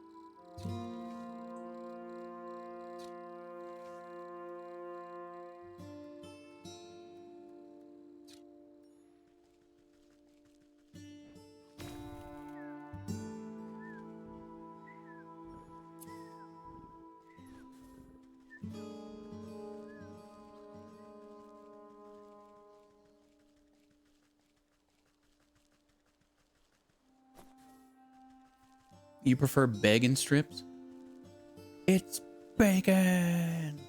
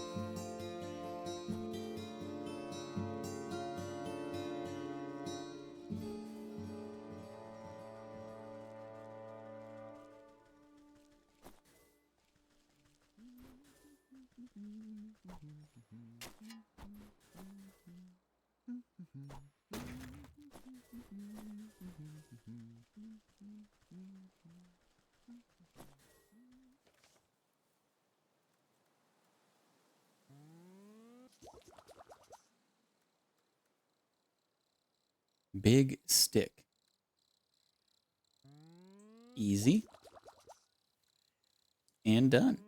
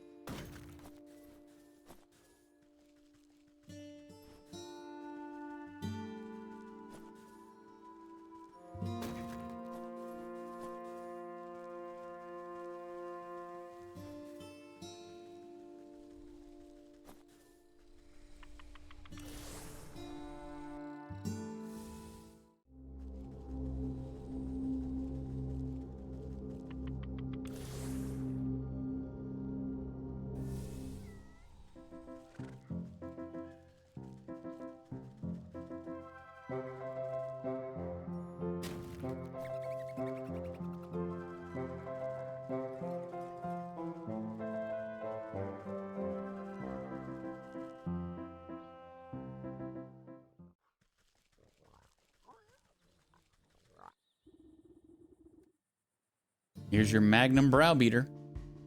The sow takes a few test swings with her new cudgel, making you duck for safety. Aha! Now that's more like it. Solid build. Perfect balance. You won't be needing that cracked old stick anymore. I'll just take it off your hands. Huh? Sure, whatever. It's as good as firewood now. She ignores you and goes looking for pine cones or small animals to take a swing at. Luckily, she's slow and her eyes are bad.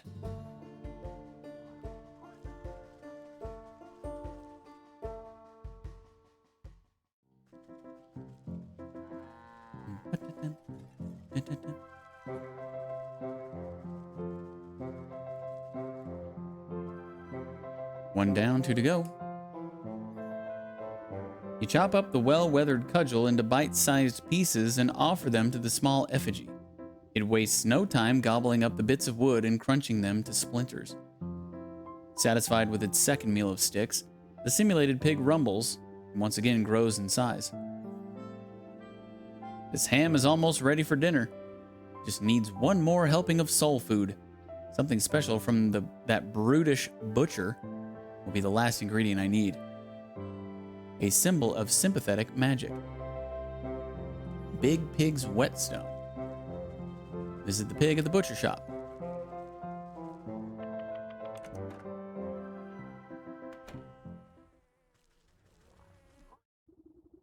You see the enormous swine hacking apart a haunch of meat with her cleaver.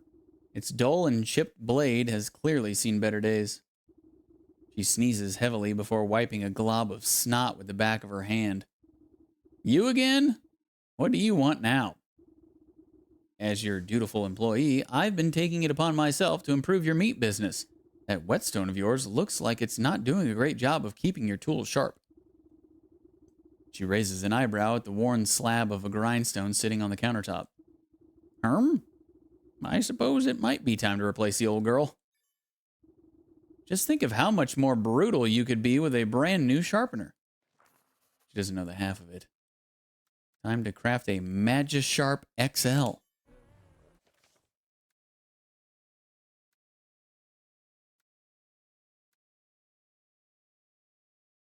We need a turkey gizzard stone. Dang it. And a lucky strop.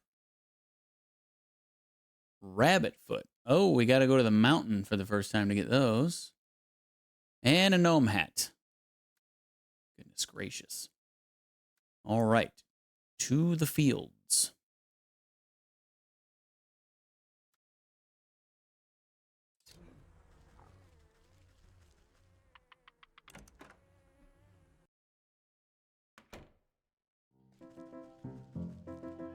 Boom, ba-da-da, doom, doom, da-da-da.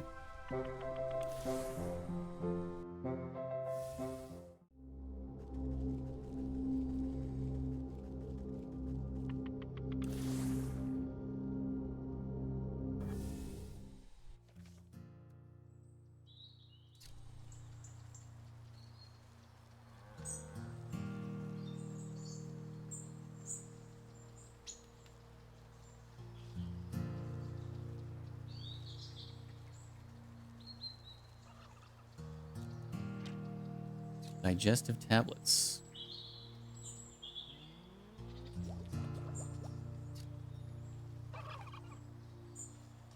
Here, eat this.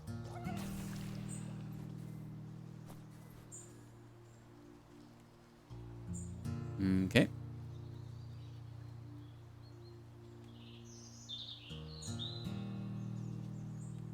And now the gnome hat.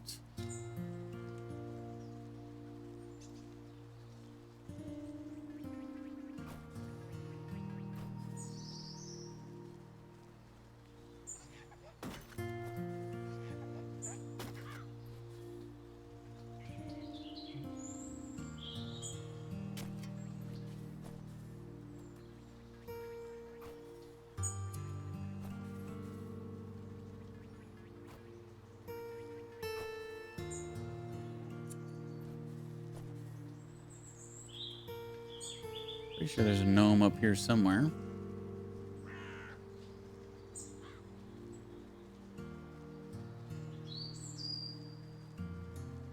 There he is.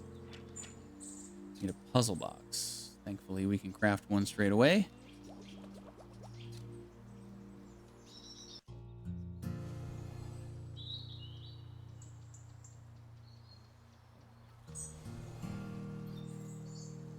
Okay, now to the mountain.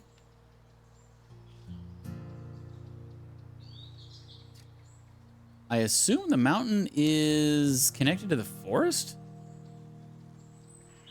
I haven't actually looked at the map every time I've been to the forest lately.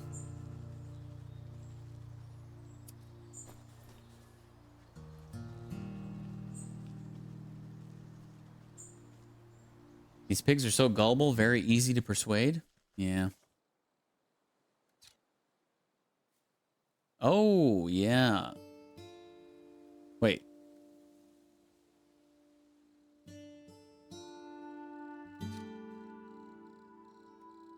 Yeah, that's the mountains. Why is there...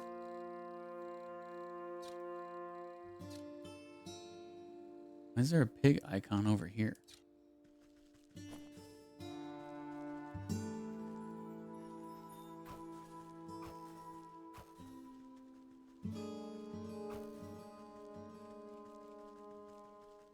Can't ever have too many fireflies.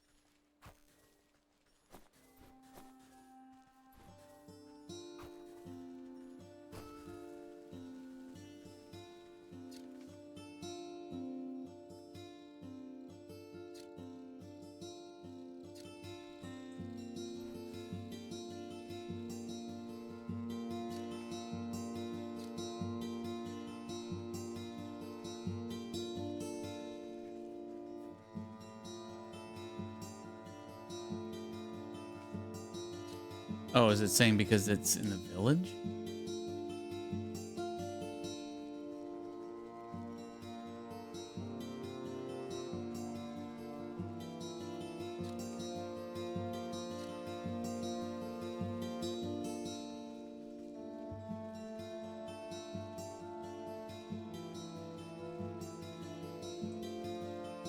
Okay.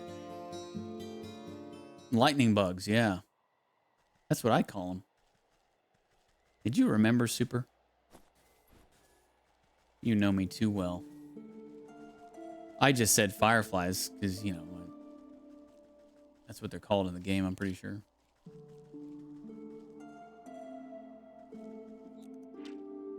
Snap trap to get this rabbit.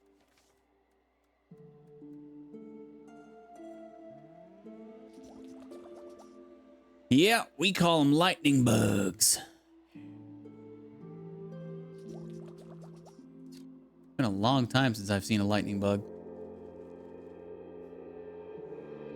They're actually not fireflies, they are fairy flies. Oh, well, excuse me. Oh, 2 for 1. That was sick. A cardinal. Oh no, am I gonna have to kill a cardinal? But I love cardinals.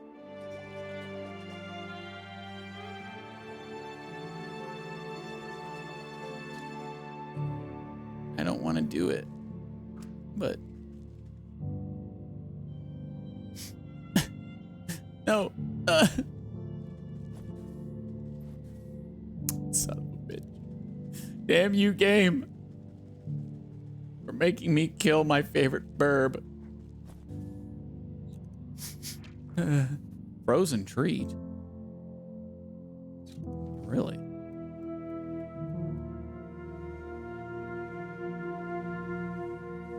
Frostling snow. Chilled mushroom.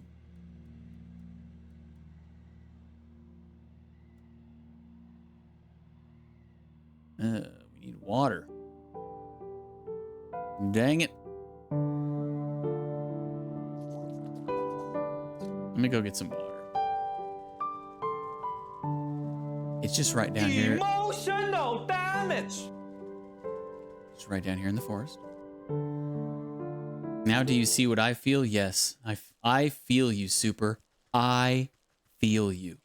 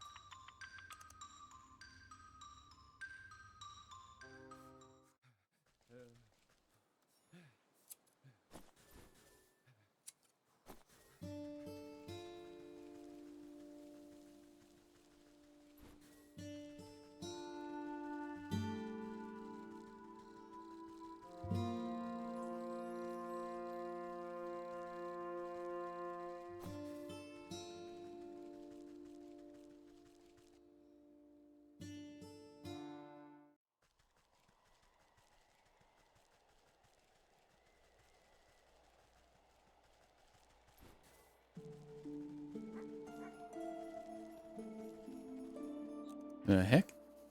Snow snare?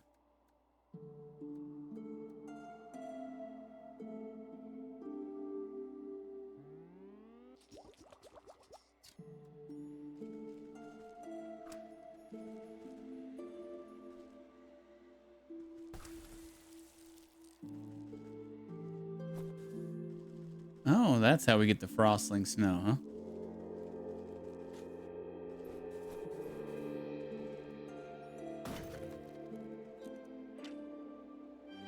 Crystal Newt. Need another ice berry.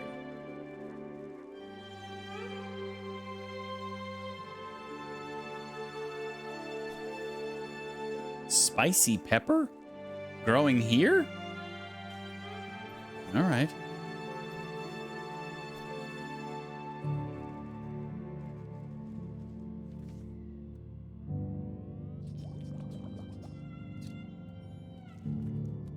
Here you go, little newt.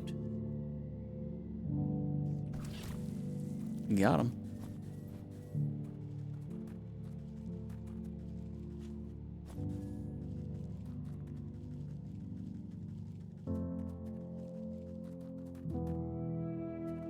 Oh, it connects to the village too, huh?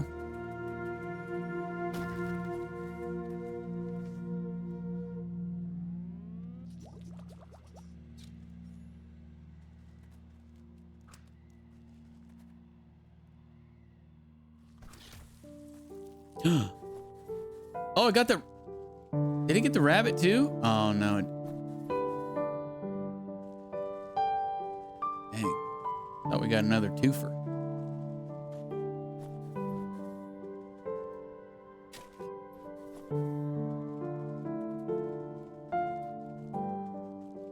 Fly away, Cardinal, before the game makes me kill you. Stop right there. The court isn't accepting peasant complaints at the moment. Who are you calling a peasant? Well, whatever you are, you're not on the list. The stag is holding a very prestigious banquet. If you want to air your grievances to one of the royals, you might have better luck with the buck.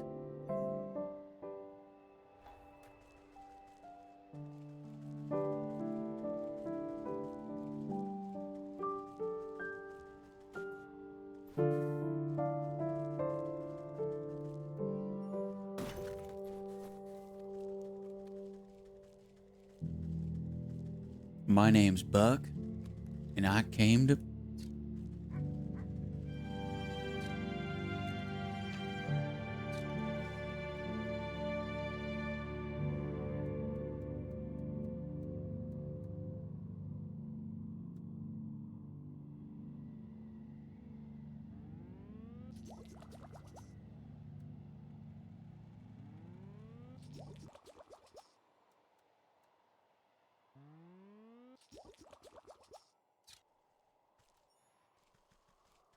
Oh, what if I get both these dogs at the same time?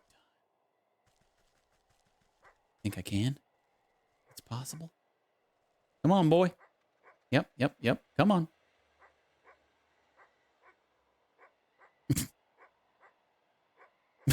I think he's stuck in a loop.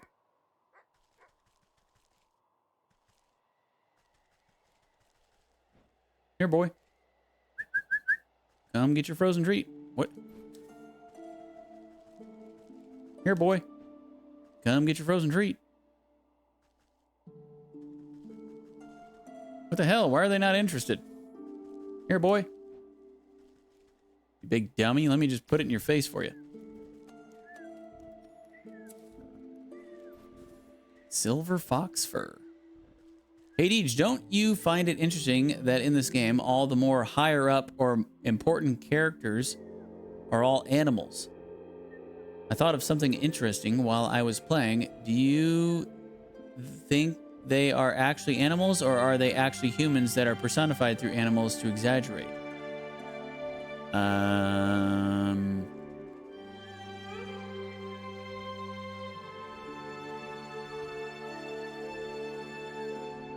They're probably just animals.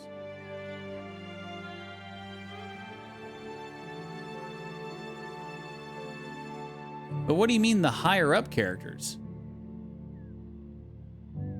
They've all been animals. Every one of the... Yeah, all the bosses have been animals, haven't they? There are humans too? There are? Are you sure?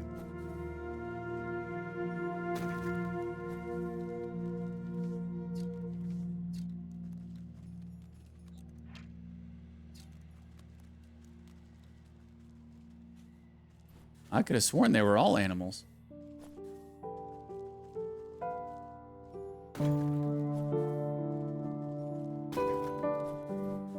I guess the lady in the sleeping coffin in the very beginning is a human. But yeah, but she's not a boss.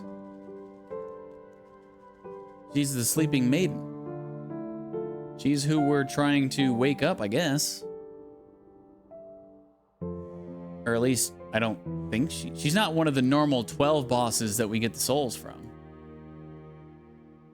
Up the slopes of the mountain, you spot a camp of dangerous-looking fur trappers sharpening their spears. No need to bother them just yet. Well, okay.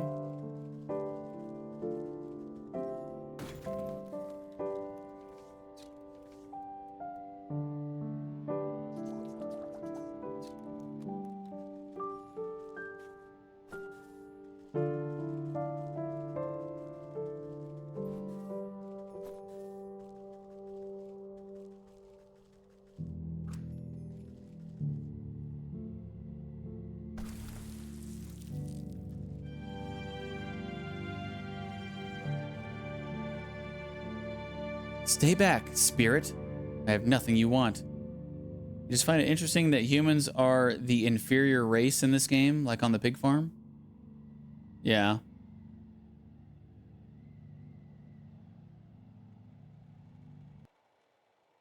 Yeah. Yeah, I feel you. Keep your wits about you, boy. I'm just an old woman. Oh, so you are. My apologies. One can never be too careful traveling about the mountainside. Plenty of tricksters like to disguise themselves and play pranks on me. I meant no disrespect. None taken. What are you doing out in the cold anyway? I've come to collect ice berries for my brother's coronation. He's going to be crowned king of the whole realm today. King? According to whom? Well, according to him, I suppose? He is the eldest, after all. He says it's his destiny. Some days, I'm not so sure, though. I feel like I should be doing more than just tending to the castle's gardens.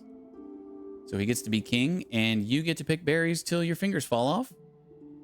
It's not so bad. I like the crisp air and fresh snow. There's something magical about the wilderness. Ah, but listen to me, Prattlon. I still need to collect the ice berries my brother requested. He's very particular when it comes to, well, anything really. A job shared is done twice as quickly. Let me help you before the frost bites. Why, thank you. I'm getting a bit chilly. I only need a few more ice berries. Collect ice berries on the mountain for the buck.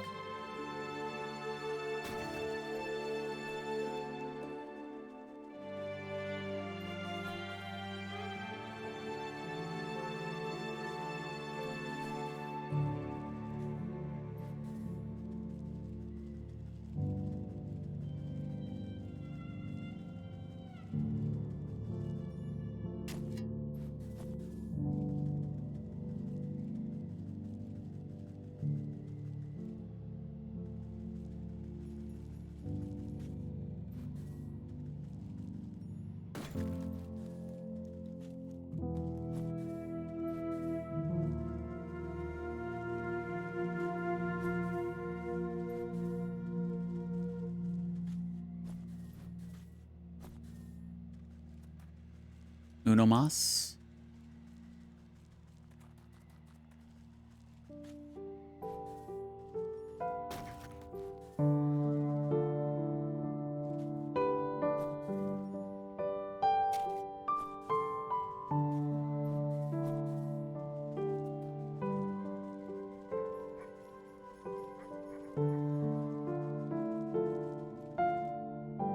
Any luck finding those ice berries? You rifle through your satchel. Ah, just look at the wonderful bounty you've gathered. He gladly takes the berries from you and places them in his pack. It was no problem at all. The stroll through the brisk air was quite refreshing. If only my brother cared as much for the beauty of this place. He's always been content staying amidst the nobles of his court. I should like to meet this brother of yours. He sounds like quite the ruler. Well, why didn't you say so? I'd be happy to invite you into the castle. The buck slips his arm out towards you in a gentlemanly fashion. You take it with your gnarled claws and nod. Let's be off then, shall we? The prince isn't accepting peasant complaints. Scat, you old crow. How dare you speak to my guest with that tone? Apologies, sir. I didn't know she was your guest. Don't apologize to me. I'm not the one you disrespected. Right. I'm sorry, miss. What I meant to say was, welcome to the court of the magnificent and benevolent stag. Louder, and with more pomp, please. I hereby welcome thee, lady of the swamp. Lady of the swamp, to celebrate with us on this most auspicious day, the bequeathing of the kingdom to he whose antlers reach the hithermost clouds and shine with justice, and will do just fine. Carry on guarding. Right. The buck turns to you and nods to his pack. I've got to prepare these berries for the ceremony and do some final pruning in the hedge maze. I'll meet you inside. On your way, then.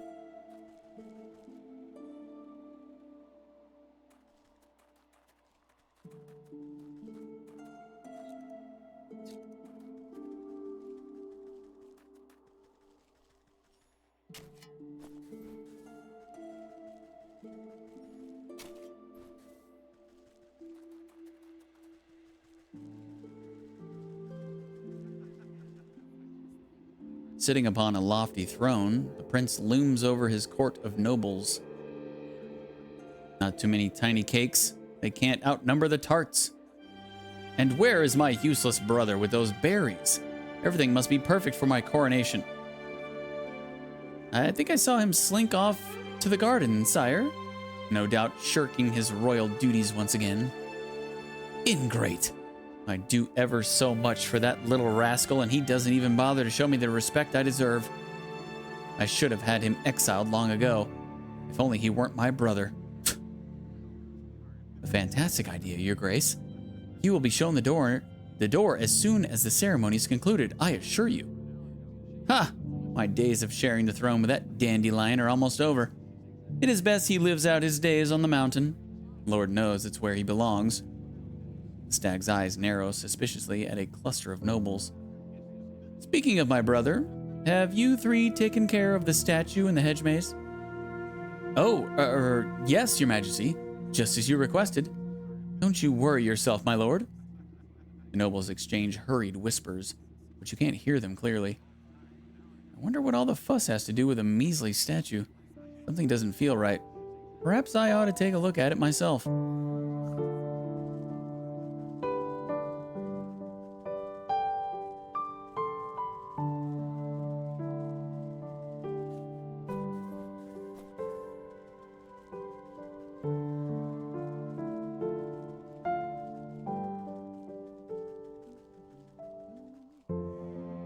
Don't mind me, just taking care of some last-minute pruning.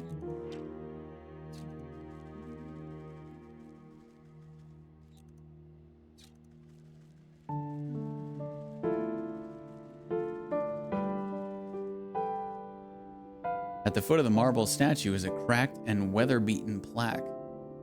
You wipe snow from the engraved slab and find that large chunks have been hewn away from it. Only a few words are still legible. Stag. Rightful heir and ruler. Revealed. The choice of words is quite convenient for our royal aspirant. I wonder what the rest of the story has to say about the matter. You pick a tuft of colorful fur caught on the statue's raised hoof. It looks to be from a very expensive piece of clothing.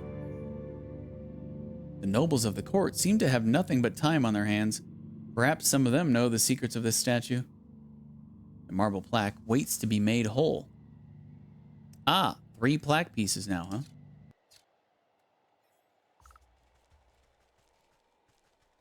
Earlier it was 3 pieces of shattered mirror. Now it's 3 plaque pieces.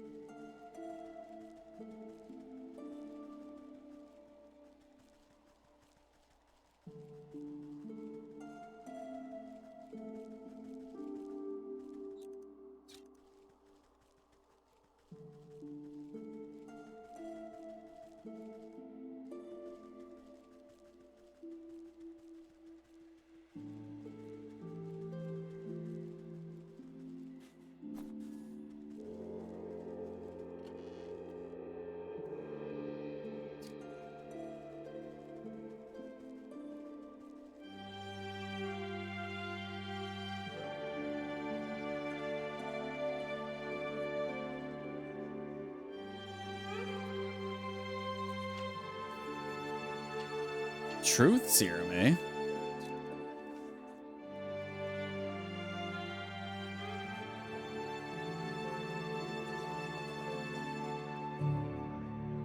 You need a crow's foot from the fields.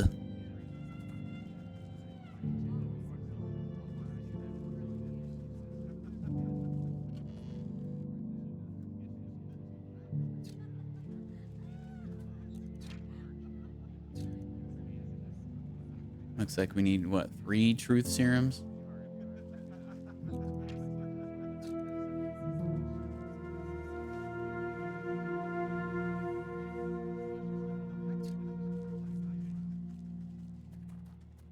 Alright, I guess we're going to the fields. Where is the,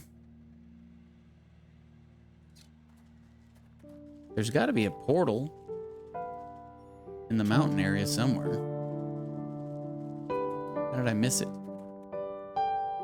I never miss anything in video games. You guys know that. It's got to be on the map. Yeah. Off-putting snowman.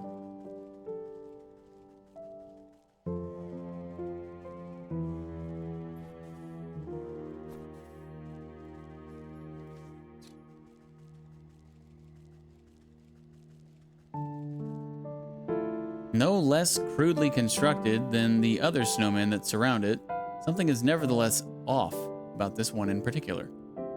Whether it's the too many limbs, the stitched mouth, or the trio of antlers, it irresistibly beckons your touch. And as soon as your fingertips touch its cold surface, it falls completely to pieces.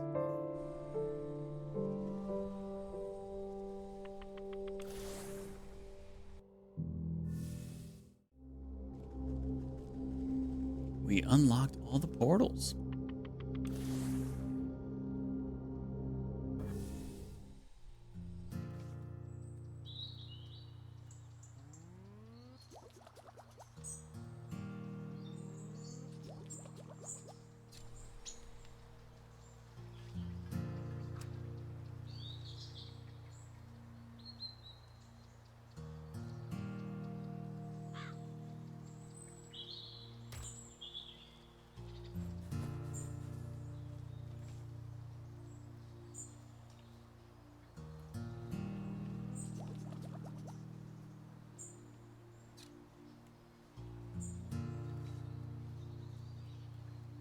Might as well just do the other ones while I'm here. I'm pretty sure I'm going to need 3.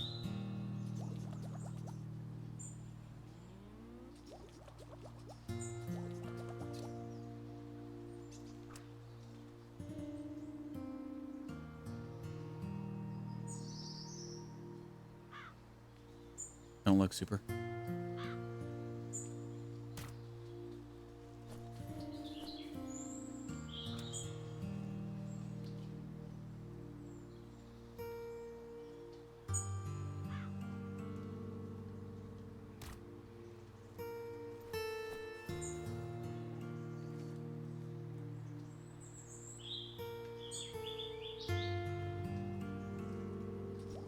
Ooh, just enough.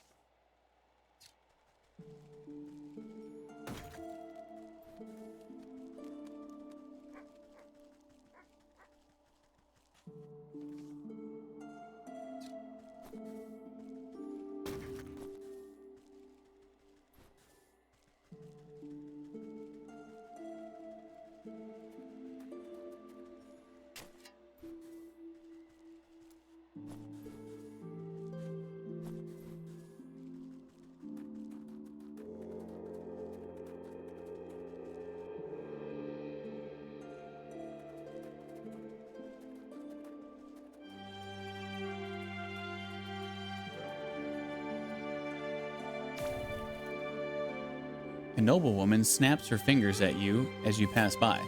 You there, freshen up my wine. Nodding politely, you dip your syringe into her glass and squeeze out a good amount of purple liquid. She sips it with her nose high in the air. There's a broken plaque in the hedge maze. What do you know about it? The plaque? It's the last time I help out the stag. I'll tell you that much. He was whining about a prophecy or some such nonsense. Told me to get rid of a piece of that plaque for him. I tore my finest winter muff trying to get to grips with the damnable thing. So I left it under the big tree in the middle of the hedge maze. You snap your fingers and the noblewoman makes a disappointed frown. She pulls up her collar in a huff and rejoins the party as if nothing had happened.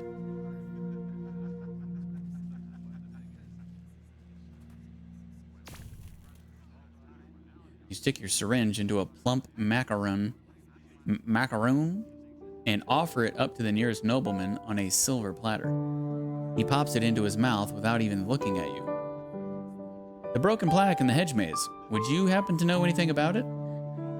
The noble's eyes flutter and they speak as if conversing with themselves. Can you believe the audacity of the stag? He broke it. He should have been the one disposing the pieces. Well, I couldn't be bothered to do such menial labor. Can you imagine? Huh. So anyways, I just tossed my piece into the southeast corner of the maze. Next time, he should get some of the servants to do his dirty work. You snap your finger at the noble. He sneers at you for a moment before returning to his wine as if nothing had happened.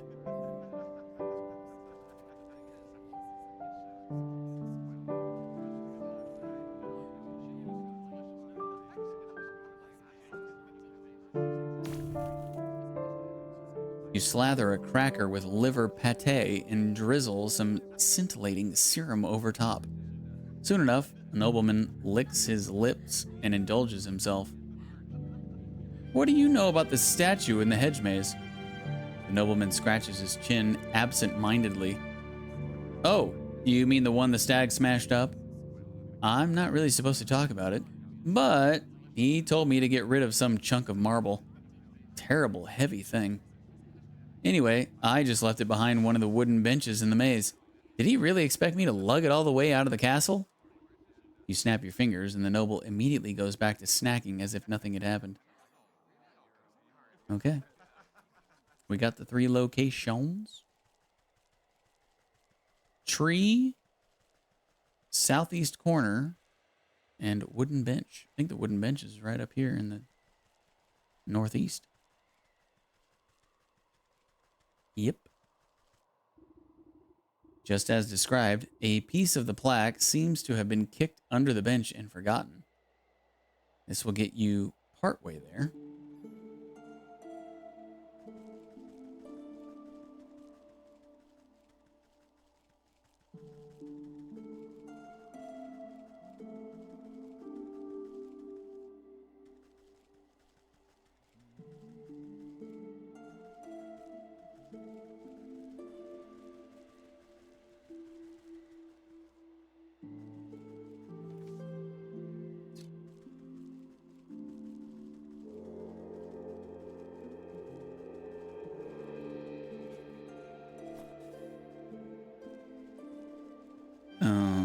Southeast.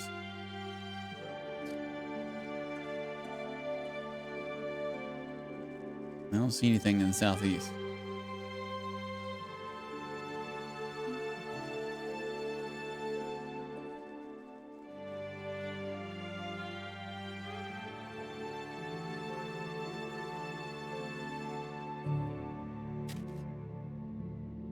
Ah. Not the southest eastest point, but southeast-ish. Buried beneath a heaping of snow, you finally manage to find a hunk of stone. 1 of 3. Okay, now the tree at the center.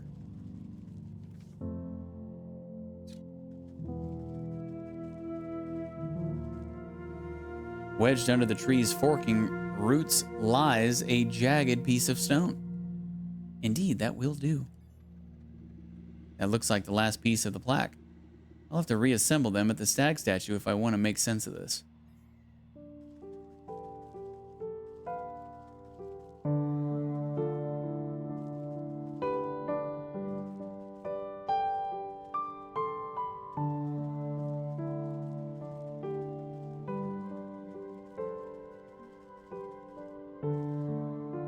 The nobles of the court seem to have nothing but time on their hands. Yada, yada, yada. We already said that.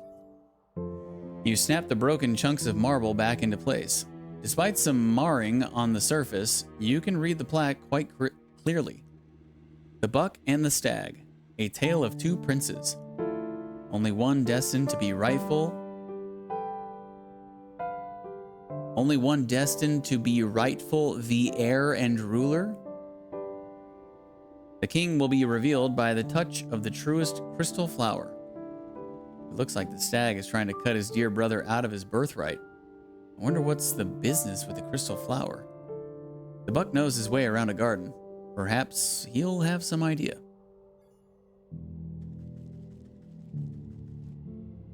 Flicking his ears, the young gardener puts his pruning shears down at your approach. Hello again. Lovely day for a walk in the hedge maze.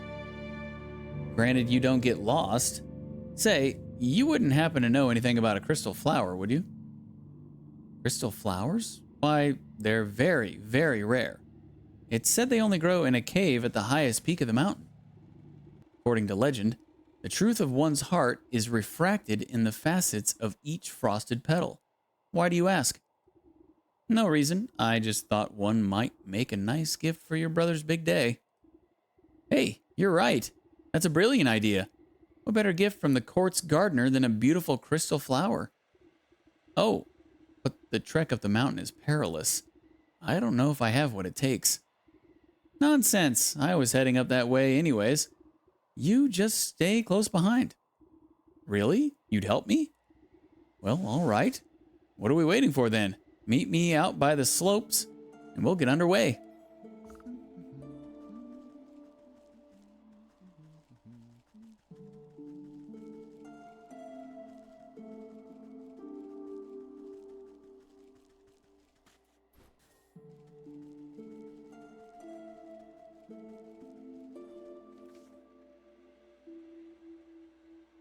Oh, that must be where the area that it wouldn't let me go to before.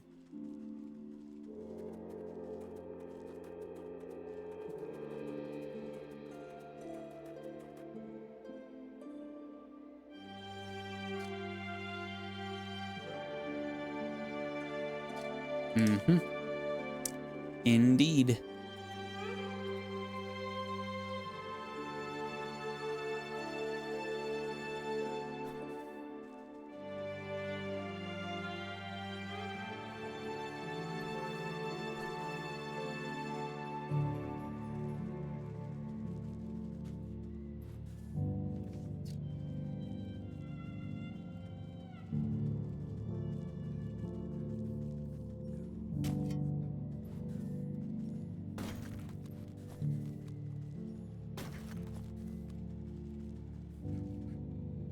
You see the buck hiding behind a bush, anxiously watching something up ahead. What's the matter? Did you get cold feet already? Shh, I'll hear you. Look.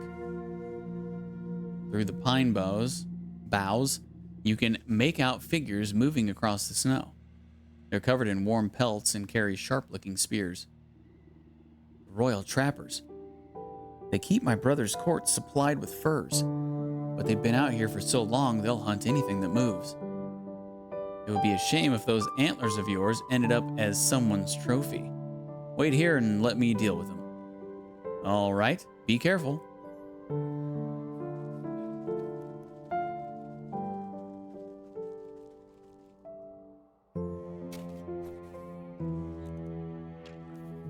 Touch of cold.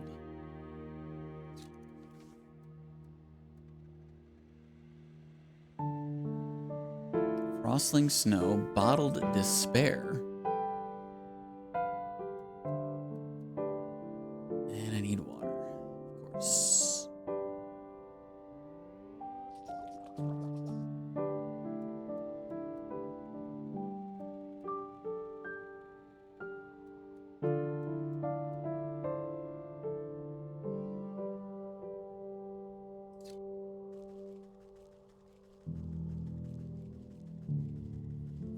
I'll be back.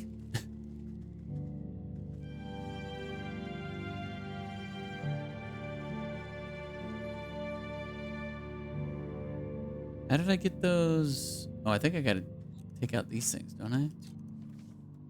To get the frostling snow.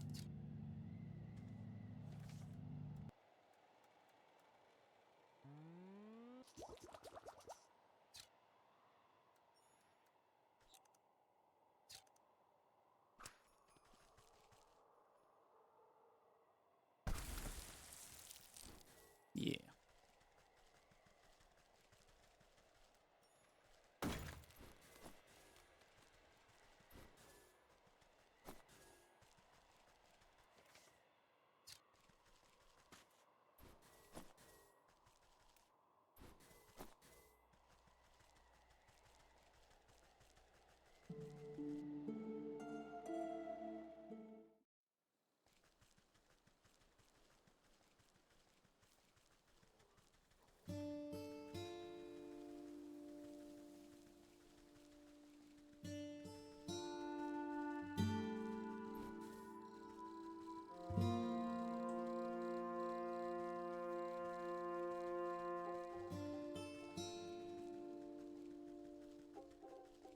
I don't remember where those trees are.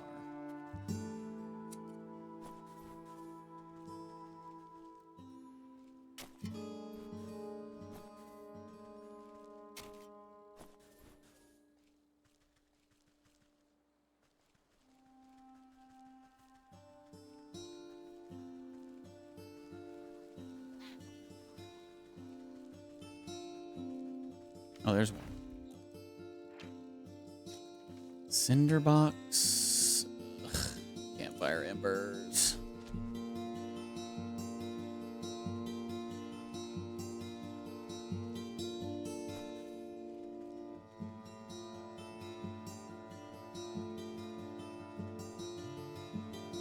Oh. Oh, I totally forgot about this area that's got a lot of them now.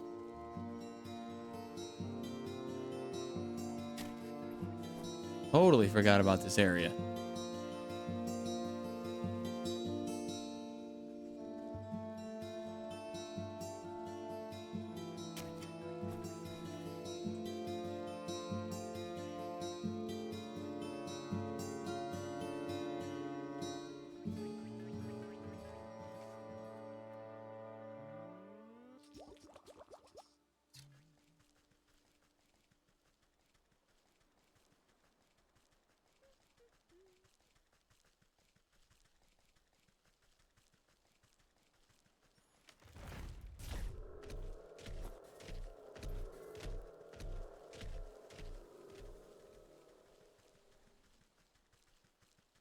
Okay, now to get some water.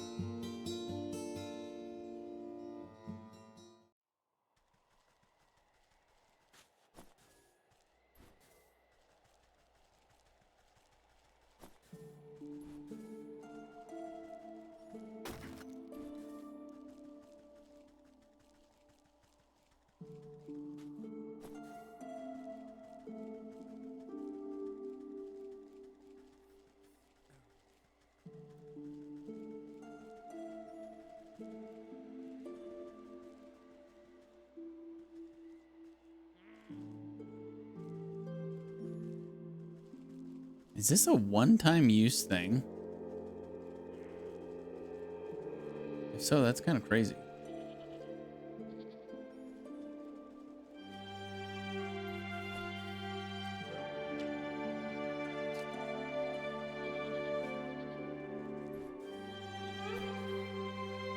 All right, I guess we're just supposed to chill the camp.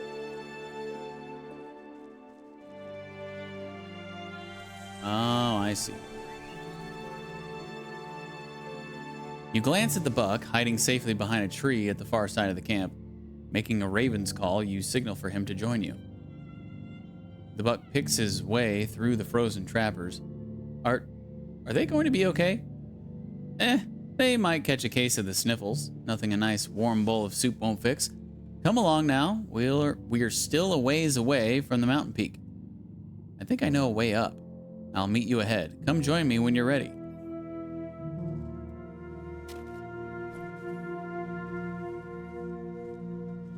We turned them into snowmen. Yeah, they'll be fine.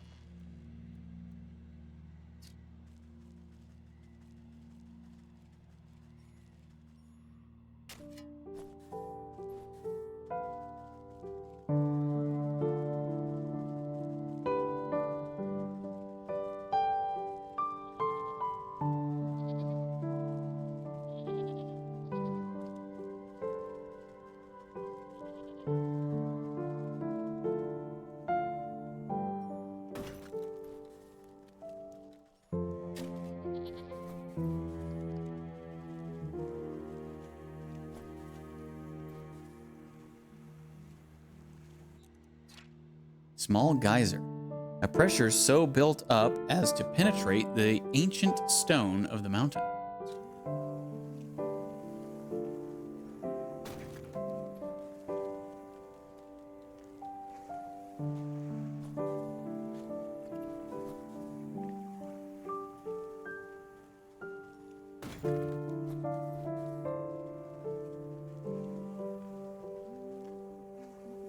Be careful.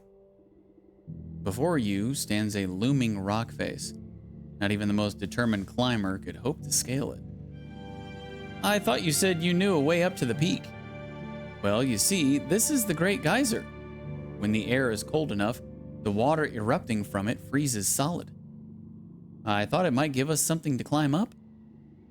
You look into the dry crater at the bottom of the sheer cliff. I don't see much erupting happening down there. It's been dormant for a few seasons now. I kinda hoped we'd get lucky. I don't trust any luck that I don't make myself. You take a moment to ponder your situation and eye the small geysers nearby, frequently spewing steam up into the frosty air. I suppose these other water spouts all draw from the same underground source. I think you're right. They started popping up shortly after the Great Geyser fell silent. Then I wager if we plug them all up, we'll be able to make the big one blow its top again. Plug them? With what? You turn your attention to the bleeding mountain goats digging for lichen nearby. Those frosty beasts look to be about the right diameter. Maybe I can coax some of them into position.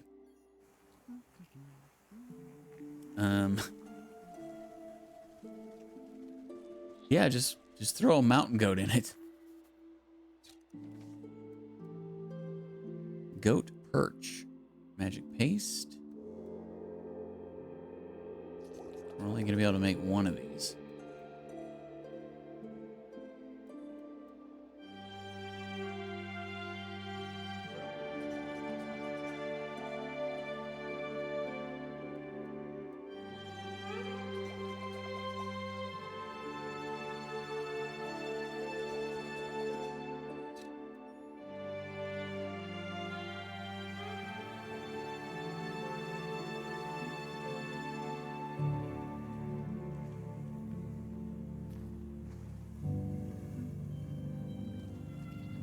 Wait, am I not supposed to put it?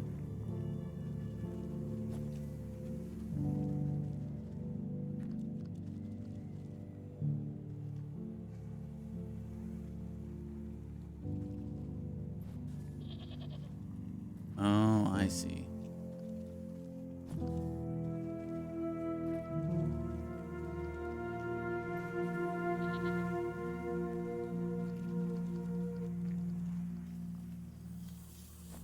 Sweet, so I only have to make one. Poor goats.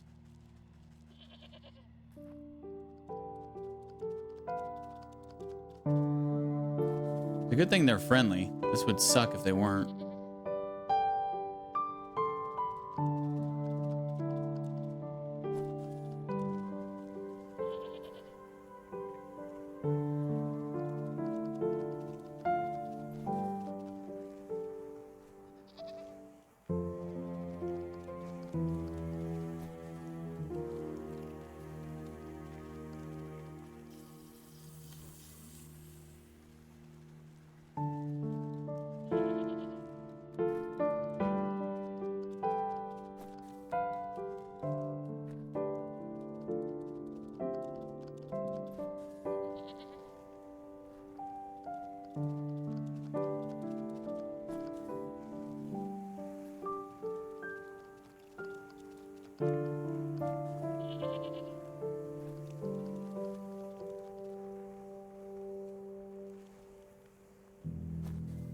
Get in there. What the? There you go. With the plump bodies of braying goats clogging up the small geysers, the earth beneath your feet begins to grumble. The mountain goat's eyes go wide as the pressure builds beneath them. With no other outlet, the steam rushes toward the only opening left. With a deafening boom, the long dormant geyser erupts, sending a great spear of water high into the air. As the deluge reaches its apex, ice crystals begin to form in the mist, twinkling as they hang in the air. Bit by bit, they begin to build on each other, forming larger and larger crystals until it forms a great column of ice, rising all the way up towards the mountain peak. Ha! I can't believe it worked. Last one at the top is a spotted fawn.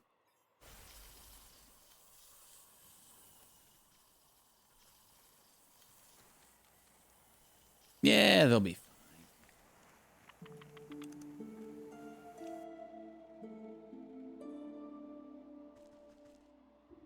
You stand at the mountain's peak, buffeted by wind and snow. Now then, where's this crystal cave you spoke of?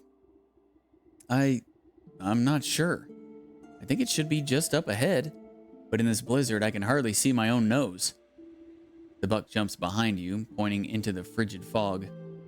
Wait, what was that? You squint into the galing winds, unable to see anything but white.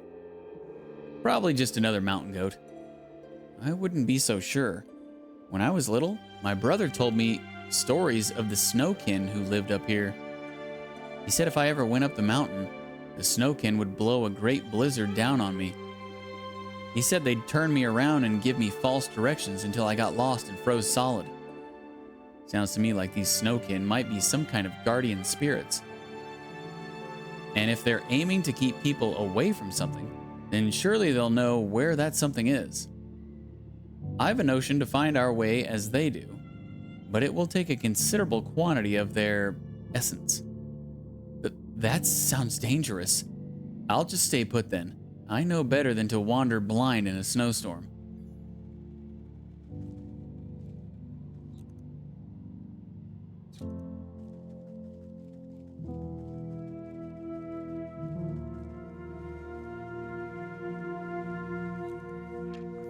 Melting pot. Cinder box.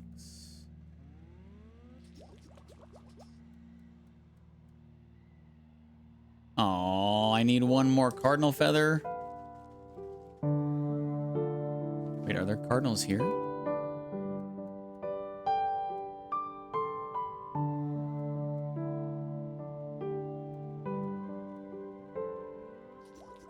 Or do I have to go back down?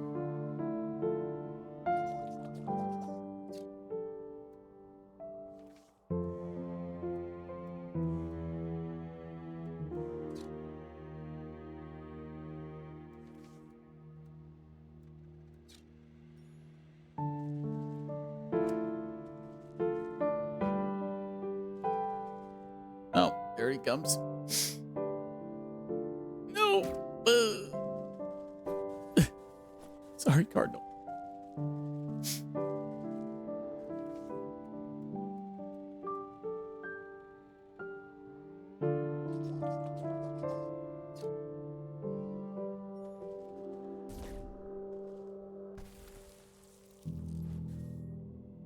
Snowkin heart. And we need 2 more? Really? Dang.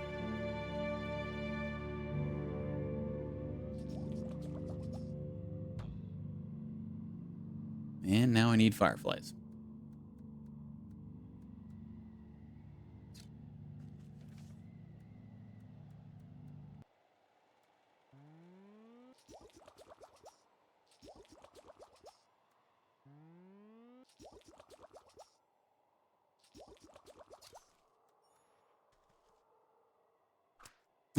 I can't look. My precious cardinals.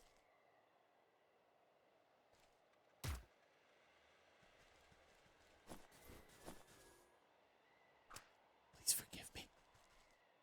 Here, we'll put it behind the mountain. So we don't have to watch.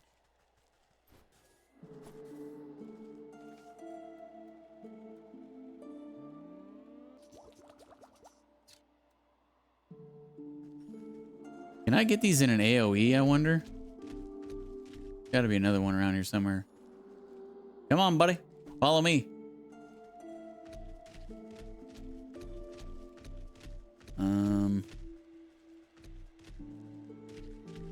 Oh, here we go.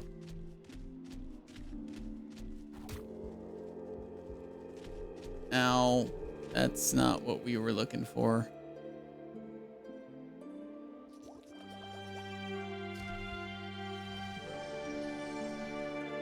Let's try this again. Come here, buddy. Oh, nice. Nice. Big brain plays.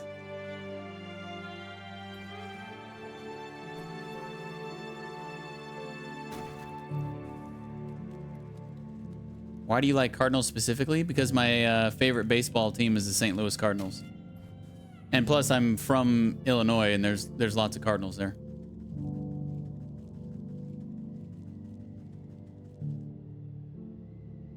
Look! See how this snow swirls in strange directions? Maybe the Snowkin know the path. You pile the mystical snow at the buck's feet and shield it from the howling winds. The flakes drift in the air like icy glitter. Oh, come on then. I'm getting chilly. You prod the snowdrift with a muttered invocation. Despite the chaotic storm, the snow crystals swirl into an icy ribbon and slowly trace a line up the mountain peak. There it goes.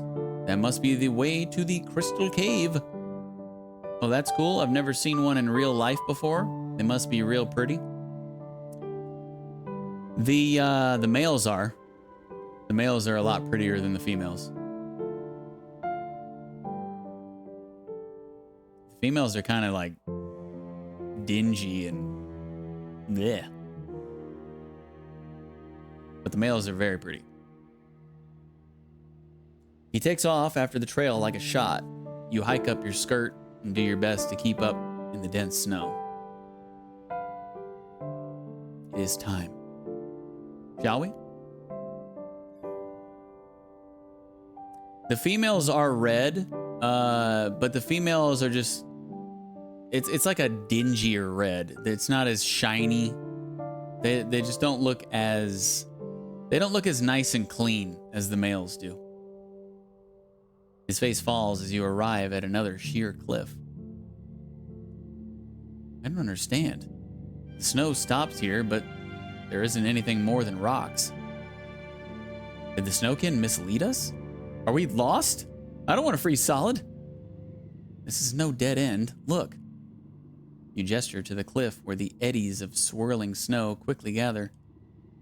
Within moments, the entire wall of rock is buried under fresh white powder. You reach out a clawed finger and touch the pure snow.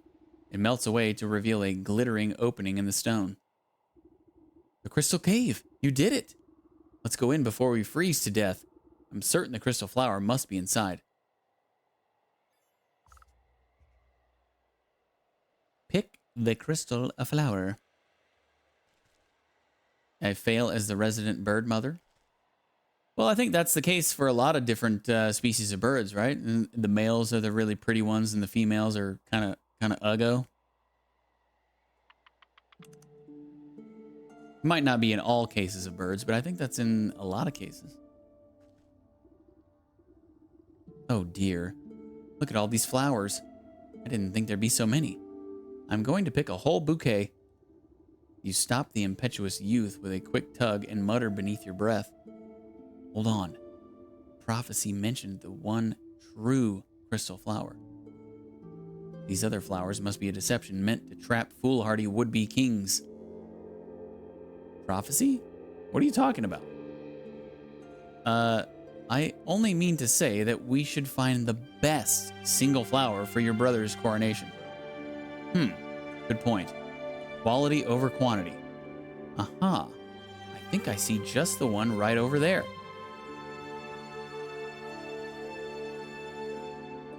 It's this one. It's perfect.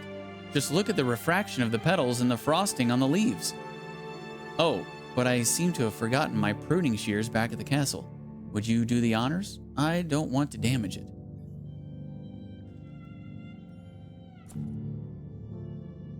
You snip the brittle stem of the flower, careful not to touch it directly. Prophecies can be nasty stuff to stick your fingers in. The buck holds the flower aloft, inhaling the blossom's magical aura. Wow, smells just like powdered snow on fresh pine trees. The moment is interrupted by the shrill cries of aristocrats clamoring against each other. I found them! Over here, my lord! Really? They followed us all the way up the freaking mountain? Highly doubtful. In a rush of colorful fabrics and fancy hats, you find yourself surrounded by nobles. The stag steps out from their midst, looking irate. After everything I've done for you, this is how you repay me, brother? The young prince blinks in confusion.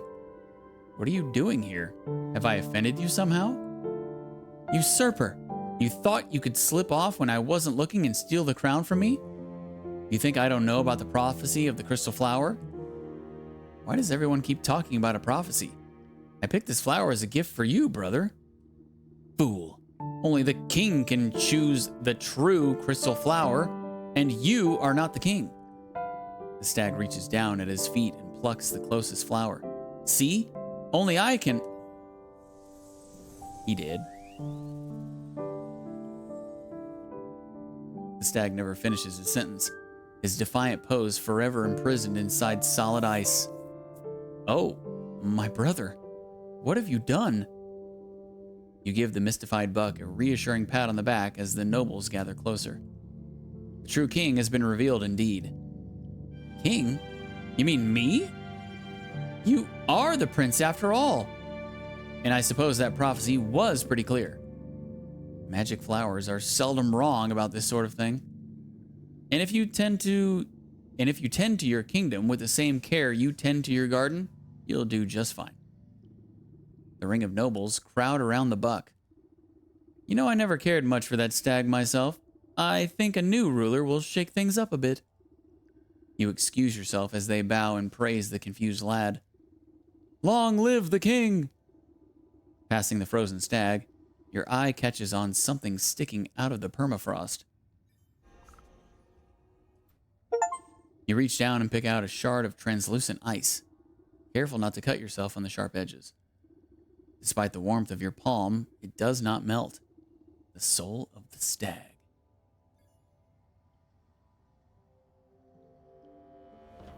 Alrighty then.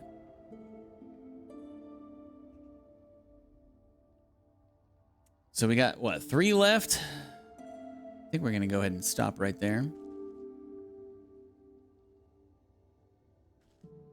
And we will finish this game tomorrow. Long live the king!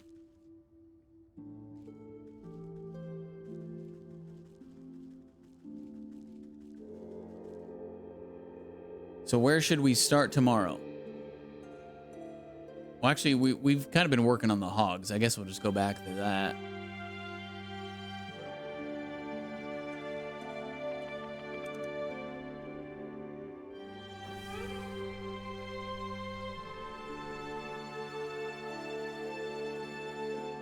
Yeah, that was a good story. That was a good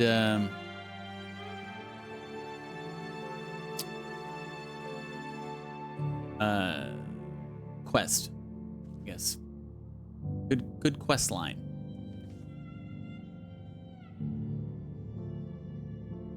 The stag didn't deserve it.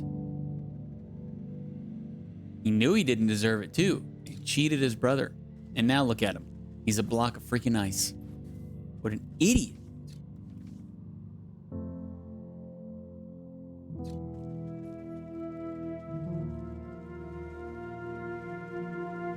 Just goes to show you guys, you gotta have integrity. Integrity first.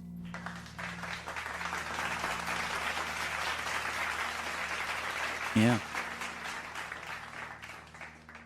I applaud to integrity as well. Block of crystal, ice, whatever. Crystal, ice, Christ, whatever. Green jacket, gold jacket, who gives a shit? All right, I'm just gonna make my way back to the market, I guess, and call it there. Actually, while I'm here, let me just get some water just in case. Feel like you always need water.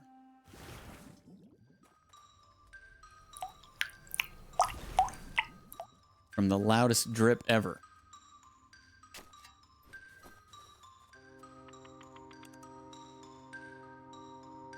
Bleep, bleep, bleep, bleep, bleep.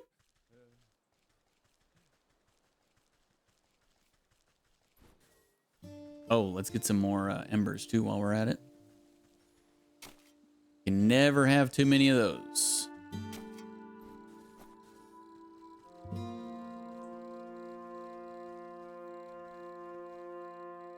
Dog, I'm gonna need you to, yeah, thanks. I love that sound, that doink, doink, doink, doink, doink, doink, doink. See ya.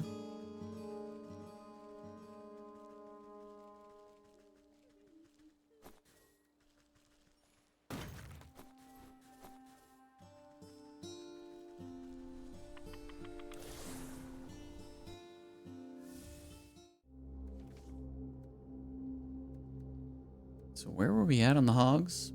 Prepare the pigs in effigy. Wait, are we done with this one too? Do I just need to do the actual... Oh no, I still gotta craft the Magus Sharp XL. That's right, I was going to the mountain to get the stuff for it. Need a lucky strop. And okay, yeah, I think we got everything actually. Perfect. All right, well, let's just go back to the market. See where we're at on this.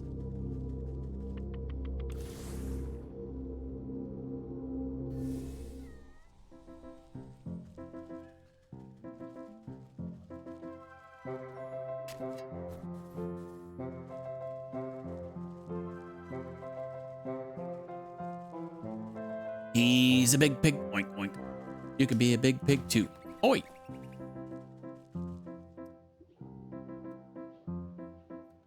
Oh, that's right. We gotta go exchange it, right?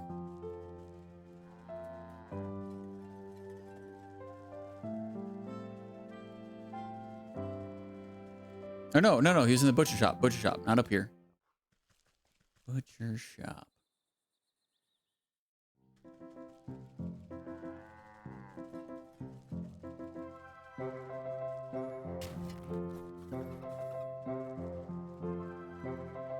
All right, super. Have a great night.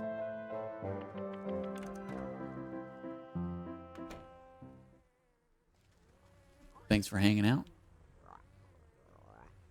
Nice Lion King reference. You're quite welcome. Just think of how much more brutal you could be with a brand new sharpener. Like the Magus Sharp XL. The sow slowly grinds the blade of her cleaver across the new whetstone, sending flecks of rust flying. She plucks a hair from her own chin and tests the keenness of the edge by splitting it in half. Ho ho, not bad at all. Go on, take this old stone and throw it in the trash bin. Is this just an old brick? No wonder it didn't sharpen anything. Using a brick as a whetstone? Are you mad?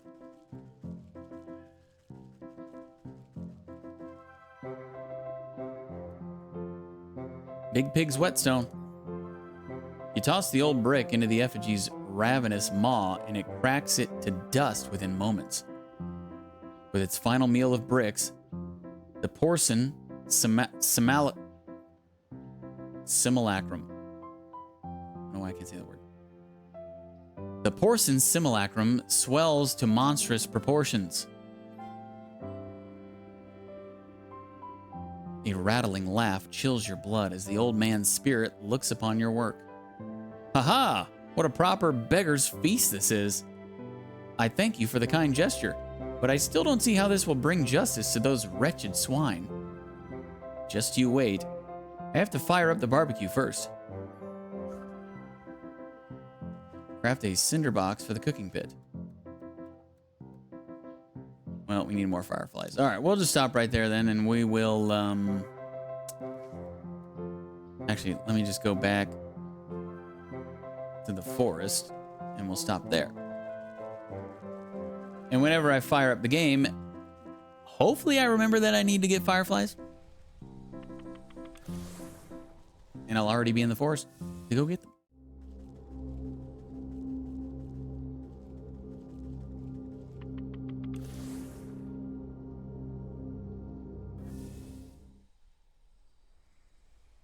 Alrighty then.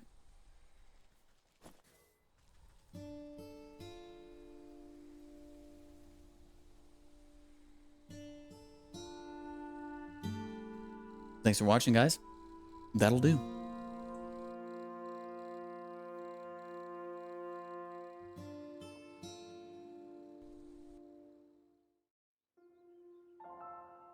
We will finish this game tomorrow.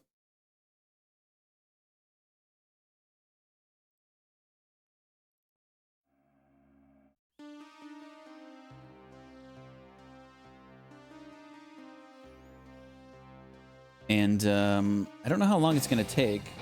If I have to predict, I'd probably say it'd probably take like, I don't know, 3 hours maybe? 2 or 3 hours? Tomorrow is Friday, right?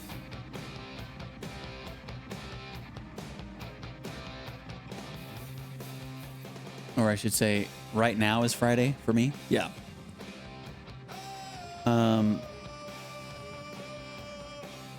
I'm not gonna go into I'm not gonna go into Pumpkin Jack tomorrow when we finish this, because we've got community games on Saturday and we're gonna start Pumpkin Jack on Sunday. So tomorrow we'll probably just, I don't know, play some community games if anybody wants to play some community games after I beat Wytchwood. And if not, I guess I can just play some TFT or something. So that'll be the plan for tomorrow. So if anybody's wanting to play anything tomorrow, be in the stream and let me know, and we can do that. Sound like a plan? Great. Have a good night, guys. See you tomorrow. Good night. Good luck. Happy All Hallows Deej, day 3 in the books. Let's go.